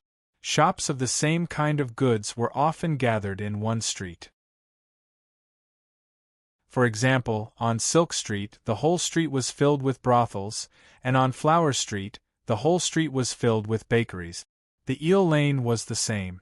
The Eel Lane in the Visenya Hills was located in a remote area. The streets were narrow and few carriages passed by. It was quiet and tidy, and it was a street of hotels. Today, when the long night fell, the businesses of King's Landing had almost collapsed, and the hotels had no customers. It just so happened that the Silk Street was burned down. The brothels of the brothels took over the hotels that had lost their customers and rebuilt them into the new Silk Street, which also doubled as a hotel. As long as there were people, the brothels would always have business. It was a 2-story building with 2 ornate gold-plated ball-shaped lanterns decorated with dark red glass hanging on the door. In front of the lanterns, there was a flagpole that extended horizontally to the street. A line of words was embroidered on the red flag with golden thread, Shataya's Pleasure Garden. The first floor was built with stone, while the second floor was built with wood. The building was square, and there was a round tower at each of the 4 corners. The tower was taller, and there were 4 floors in total. The sound of men and women teasing each other could be heard from the rooms on each floor. The strange thing was that the windows of the building were all covered with a thick layer of red copper, and they were all tightly shut. At this moment, the window on the second floor was pushed open. A tall, tanned woman from the Summer Isles climbed onto the balcony. Her eyes were blurred as she looked at the shining tower of light in the distance. If the Holy Sparrow was still alive, we wouldn't have dared to run to the great cathedral and set up shop. Now, the cultivators are very easy to talk to. Not only do they no longer condemn the brothels for blasphemy, they even allow us to enter the great cathedral to pray. What's this? In Slaves Bay, the Seven Gods Temple has its own brothels. A deep, rough male voice came from behind her. From the voice, it was a middle-aged man. Then, he complained, "It's so cold outside, and you still open the window. Looking at the Tower of Light every day and feeling the warmth of the sun on my skin, I feel at ease. As the tanned middle-aged woman spoke, she pulled open the collar of her golden otter fur coat, revealing most of her dark and delicate skin. "Can't you just change the glass window?" the middle-aged man said. "Where have you been these days? Why are you saying such silly things?" the tanned woman asked curiously. "Where else can I go in this world where deviant ghosts run everywhere?" the middle-aged man sighed. "Since you know how powerful deviant ghosts are, why do you still want me to change the glass window? Go take a look on the street. Who doesn't make their doors and windows thick and sturdy? Rich people even wrap their oak doors with a few layers of iron. I don't have money, so I can only wrap it with a layer of copper." The middle-aged man was silent. Then, there was the sound of leather boots walking on the floor. The man slowly walked to the window, revealing a chubby head full of whiskers. Fatty looked around. Sure enough, there wasn't a single house with glass windows. "Is this useful?" Fatty asked. "Of course it's useful. On the night of the catastrophe in King's Landing, many people used wooden doors to block the attacks of the undead. If the doors are tightly shut, those damn things can't hurt you at all," the woman said. "If it's so easy to block the corpses, why did the castle fall?" Fatty asked suspiciously. "Didn't King's Landing fall as well? But I'm still alive. So many people in King's Landing are still alive." Fatty was speechless. The tanned woman continued. "A few days ago, there were Templar monks handing out leaflets and notices on the streets, teaching us how to defend against the corpses. For example, if someone dies, immediately tie their hands and feet and cremate them as soon as possible. For example, don't go to remote alleys alone at night. For example, when you have nothing to do, recite the 7 Stars Bible more often.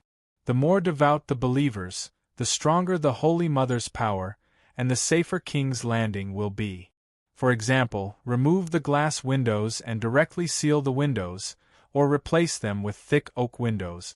What the monks say is definitely correct. Why don't you know? Recently, I've been trying to get in touch with the red-robed monks in the North City district," Fatty said. Hearing that, the tanned woman immediately understood.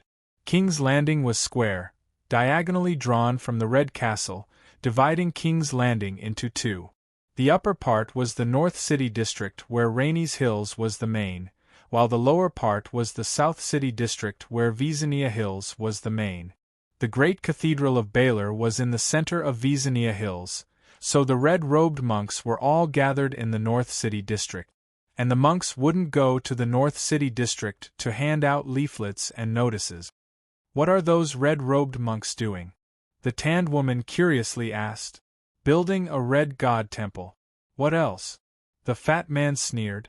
Prime Minister Onion moved the people in the flea nest to Visania Hills. The empty, dilapidated houses were all demolished, and the bricks and wood were taken away to build a grand temple.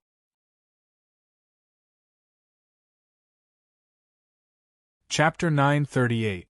Build a red temple? The dark-skinned woman was shocked. They really planned to stay in King's Landing for a long time. How did the great cathedral react? The fat man sighed helplessly. The bigger picture is more important. The red-robed monk came across the sea to fight against the deviant ghosts. In the past month, the Dragon Queen's sleigh has been in full swing. The red-robed monk decided not to stay idle anymore. From now on, we might see the hand of sacred fire going out of the city to wipe out deviant ghosts every day. I'm not sure how many living dead they have killed, but the 100 Ghosts parade scene should no longer appear around King's Landing. "You?" Satya opened her mouth and looked hesitant. In the end, she did not ask the man why he went to North City to find the red-robed monk. She changed the topic and asked in a low voice, "Do you know about the great trial in Fairy City?" The bearded man nodded slightly and said bitterly, "I didn't expect there to be a monster like the three-eyed crow in this world. Actually, we should have thought about it." Satya smiled bitterly. The Free City, which is only separated from the Westeros by a narrow sea, and here. The contrast is too obvious. There are temples everywhere in the free city, and all kinds of monks and churches are rampant. In the Westeros, faith is terrifyingly simple. Now that I think about it, everything makes sense. In a forest, where a tiger is entrenched, other beasts will stay away. This world with gods and magic is too unfriendly to ordinary people, the man lamented. Is the king friendly to the untouchables of Stink Bay? You shouldn't be so naive, the woman said. Whether or not to accept reality and whether or not to complain about it are two different things. Everyone complains that life is hard, but everyone wants to continue living as long as possible, the man said with a smile. What are your thoughts and arrangements about the great trial? Satya asked. I'm insensitive. The man shook his head. You can be insensitive to other things, but when it comes to you, Satya said solemnly, all your secrets have been exposed. In the eyes of the people of King's Landing, you are the biggest source of chaos. Their hatred for you has surpassed that of the Mad King and Joffrey. There's even a notion that the Seven Kingdoms have been in chaos for decades because the noble Westeros chivalry has been tainted by the depraved Ursos. The War of the Usurpers was your scheme. The rebellion of the Four Kings was instigated by you and Littlefinger. The Myrish woman, Tanya, instigated Cersei to do all kinds of bad things and betrayed her. Spaeth, who participated in the Red Wedding, came from the other side of the narrow sea. The corruption in the river was caused by a foreign mercenary group, the Warrior Group. After the rebellion of the Four Princes, Stannis, Aegon, and Luwin fought for supremacy. Aegon was also a foreigner.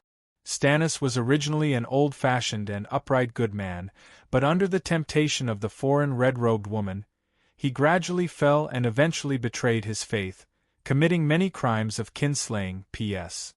Satya's expression became very strange. If you think about it carefully, they are not completely wrong. Outsiders should be responsible for at least half of the turmoil in the Seven Countries for decades. The Ursos still think that Westeros are barbaric and uncivilized, the bearded man said disapprovingly. But it's true that they hate you. It's also true that the Dragon Queen declared you guilty of the most heinous crimes. I think there's no need for you to stay in the Westeros anymore. Go into exile overseas and find a remote place to live out the rest of your life, Satya said with concern. King's Landing is my home. I'm not going anywhere, the middle-aged bearded man said firmly. The dark-skinned woman sighed and closed the window. She pulled open the drawer under the dresser and took out a black velvet bag. She handed it to the man and said, 300 gold royals. I've been having a hard time recently. That's a little too little. The price of food has risen again, the fat man said with slight dissatisfaction. You said it yourself. The price of food has risen again recently. Don't my girls eat? Besides, Satya patted the counter. The furniture and the house are all new. To create the best pleasure place in King's Landing, other than the most attractive women, it must have the most high-end furnishings and the most luxurious decorations. It cost me a total of 30,000 gold royals. The fat man frowned and did not say anything. The woman softened her tone and said, I'm just the owner of a brothel. I'm not a king, nor am I a trading prince who is as rich as a country. I can't help you maintain a large number of little birds on my own. If you can't do it, give up early, she advised tactfully. I know what I'm doing. The fat man put the money bag into his pocket and took a black wool cloak, a sword belt, a scarf, and leather armor from the wall. After dressing up neatly, a drunken mercenary appeared in front of Satya. She opened the door and called out in a sweet voice, Master Logan, you must come to me again next time. Mercenary Logan had a drunken and satisfied look on his face. He rubbed the tall woman's ample bosom with all his might and said reluctantly, Slut, just you wait. Like all the flirting men and women in the corridor and hall, the two of them chatted and laughed as they walked toward the stairs in each other's arms. When they passed by a room, Logan stopped in his tracks. His eyes stopped on the door. There was a huge pink-crowned female deer on the door. The thick oak door was not closed tightly. Faint sounds of a man and a woman making love could be heard from inside. Fuck you, you bitch princess!" the man shouted. Fuck you, I'm Robert's daughter, the sister of the crown princess, fuck me!" the woman shouted, forgetting herself. I saw you distributing relief food in the Fisherman's Square. You were high above, surrounded by stars, and you didn't even look at me." The man became more and more excited. "Yes, I was wearing red armor and a red cloak. I carried King Robert's sledgehammer and rode a horse through the street. How impressive. I looked down on you, I spat at you, subject, punish me." The woman turned around and rode. "Awoo!" the man howled like a beast. "Awoo!" The woman's cry was louder than his. The two beasts tore at each other. "Stupid man, do you want jo too?" Satya pinched the fat man's waist and scolded jokingly, "She's King Robert's child, a princess recognized by the church. Normal people won't receive her." The fat man's mouth twitched a few times and he whispered, "I know who she is. The red-robed monks in the north are also talking about her. You're so bold, daring to take her in. Aren't you afraid that Stannis will come looking for trouble?" "Stannis doesn't recognize her at all," Satya whispered, holding Fat Rogan's arm and leaning into his chest. "Some things are tacit." Logan shook his head. "Jong held the bloodline certificates issued by the church. The day she appeared, she earned me 500 gold royals. What's more terrifying than not being able to earn money?" Satya said disapprovingly. "You only gave me 300, Logan said unhappily. "Jong is a princess," Satya whispered. "She's treated like a princess, so she naturally has to be treated like one. Mir's lace, the land's silk, the Summer Islands screens, the Northern Territory's various furs, the Queen's Horns canned sea monster, Dragonstone Island's cucumbers, spinach, not to mention the Crown Princess of the Red Castle. I dare say that even the Dragon Queen who runs around fighting deviant ghosts every day doesn't eat as well and use as much gold as she does. It's fine if she's alone, but not only does she have a little brat, she also has a group of old women from Stone Hall Town sucking blood. It seems like I'll have to enjoy all the blessings I've never enjoyed in my life in one go," the woman complained. They chatted and laughed as they walked to the gate. They hugged each other for a while before separating. After going down the Vezania Hills, Logan walked along Steel Street towards the Mudgate. Before entering the Fisherman's Square, he stopped at the Deviant Ghost Bakery. He knew this shop. Back then, when he had just crossed the sea from Pentos to King's Landing, he got off the ship at the Blackwater River Pier. On the way to the Red Castle, he smelled the sweet aroma of toast filling the street and went in to buy a pineapple bun. At that time, Old Perlo was still alive and Little Perlo was still a teenage apprentice. At that time, the shop had the sign Dragon Flame Bakery and a flag with a black dragon breathing fire at white bread. When Targaryen was replaced by House Baratheon, the name of the shop was changed to the Strong Hammer Bakery. The banner was painted with a picture of a giant man hammering dough with a hammer.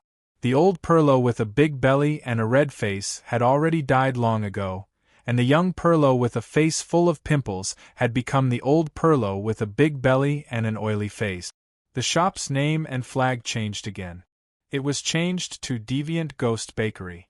There was a blue-eyed ghoul wrapped in a hot dog bun. What attracted Logan's attention was not only the change in the sign. He found that the street was deserted, and the cold wind carried snowflakes, forcing passers-by to go home. However, the bakery in this two-story brick building was unusually lively. Not only were there a large number of customers coming in and out of the main entrance, but there were also many citizens with scarves wrapped around their faces in the alley beside the building. They pushed handcarts and carried sacks, forming a long line at the side entrance of the bakery. He touched the money bag that Satya had given him, swallowed, and walked into the shop. Entering the slightly narrow hall, there was a long counter in front of him. Behind the counter, old Perlo led the baker to work in front of the oven. A few apprentices carried large iron boxes of bread to the counter and handed them to the middle-aged woman at the counter to sell. "Perlo," he called from the counter. The fat boss wearing a white chef's hat glanced outside and hurriedly trotted over. He even walked out of the counter. "Lord Logan, would you like to buy bread?" he asked respectfully. "You don't seem to be selling bread only." Logan glanced at the shelves and said curiously. "It's the same as before. Bread and barbecue, but there are more varieties," the fat boss said. "What are those people doing outside?" Logan pointed at the side door and asked. "Didn't you see? They came to my shop to sell pine roots, pine cones, and ghoul meat." Logan was shocked. "I thought those tree roots were firewood. The soft and thick bark of tree roots can be eaten. Did you know that?" The fat boss asked. "Eat bark? Bark can be eaten?" Logan said in disbelief. "It can be roasted and then ground into powder. There's a very complicated process that the cultivators taught us." The fat boss turned around and took a piece of browned bread from the shelf. He tore off a piece and handed it to Logan. "How do the cultivators know this?" "The Holy Mother knows everything. Perhaps the Holy Mother told them." Logan savored it carefully and said in surprise, "It seems to taste even better than bran bread, 40% bark, 60% whole wheat flour. The taste is indeed not bad, but there's little oil. People will lose strength if they eat too much. It's usually eaten with fish soup or meat soup," Perlo explained. "You're tuning in to the Phoenix Nights YouTube channel. Don't forget to subscribe and join us on this journey to catch the most captivating stories.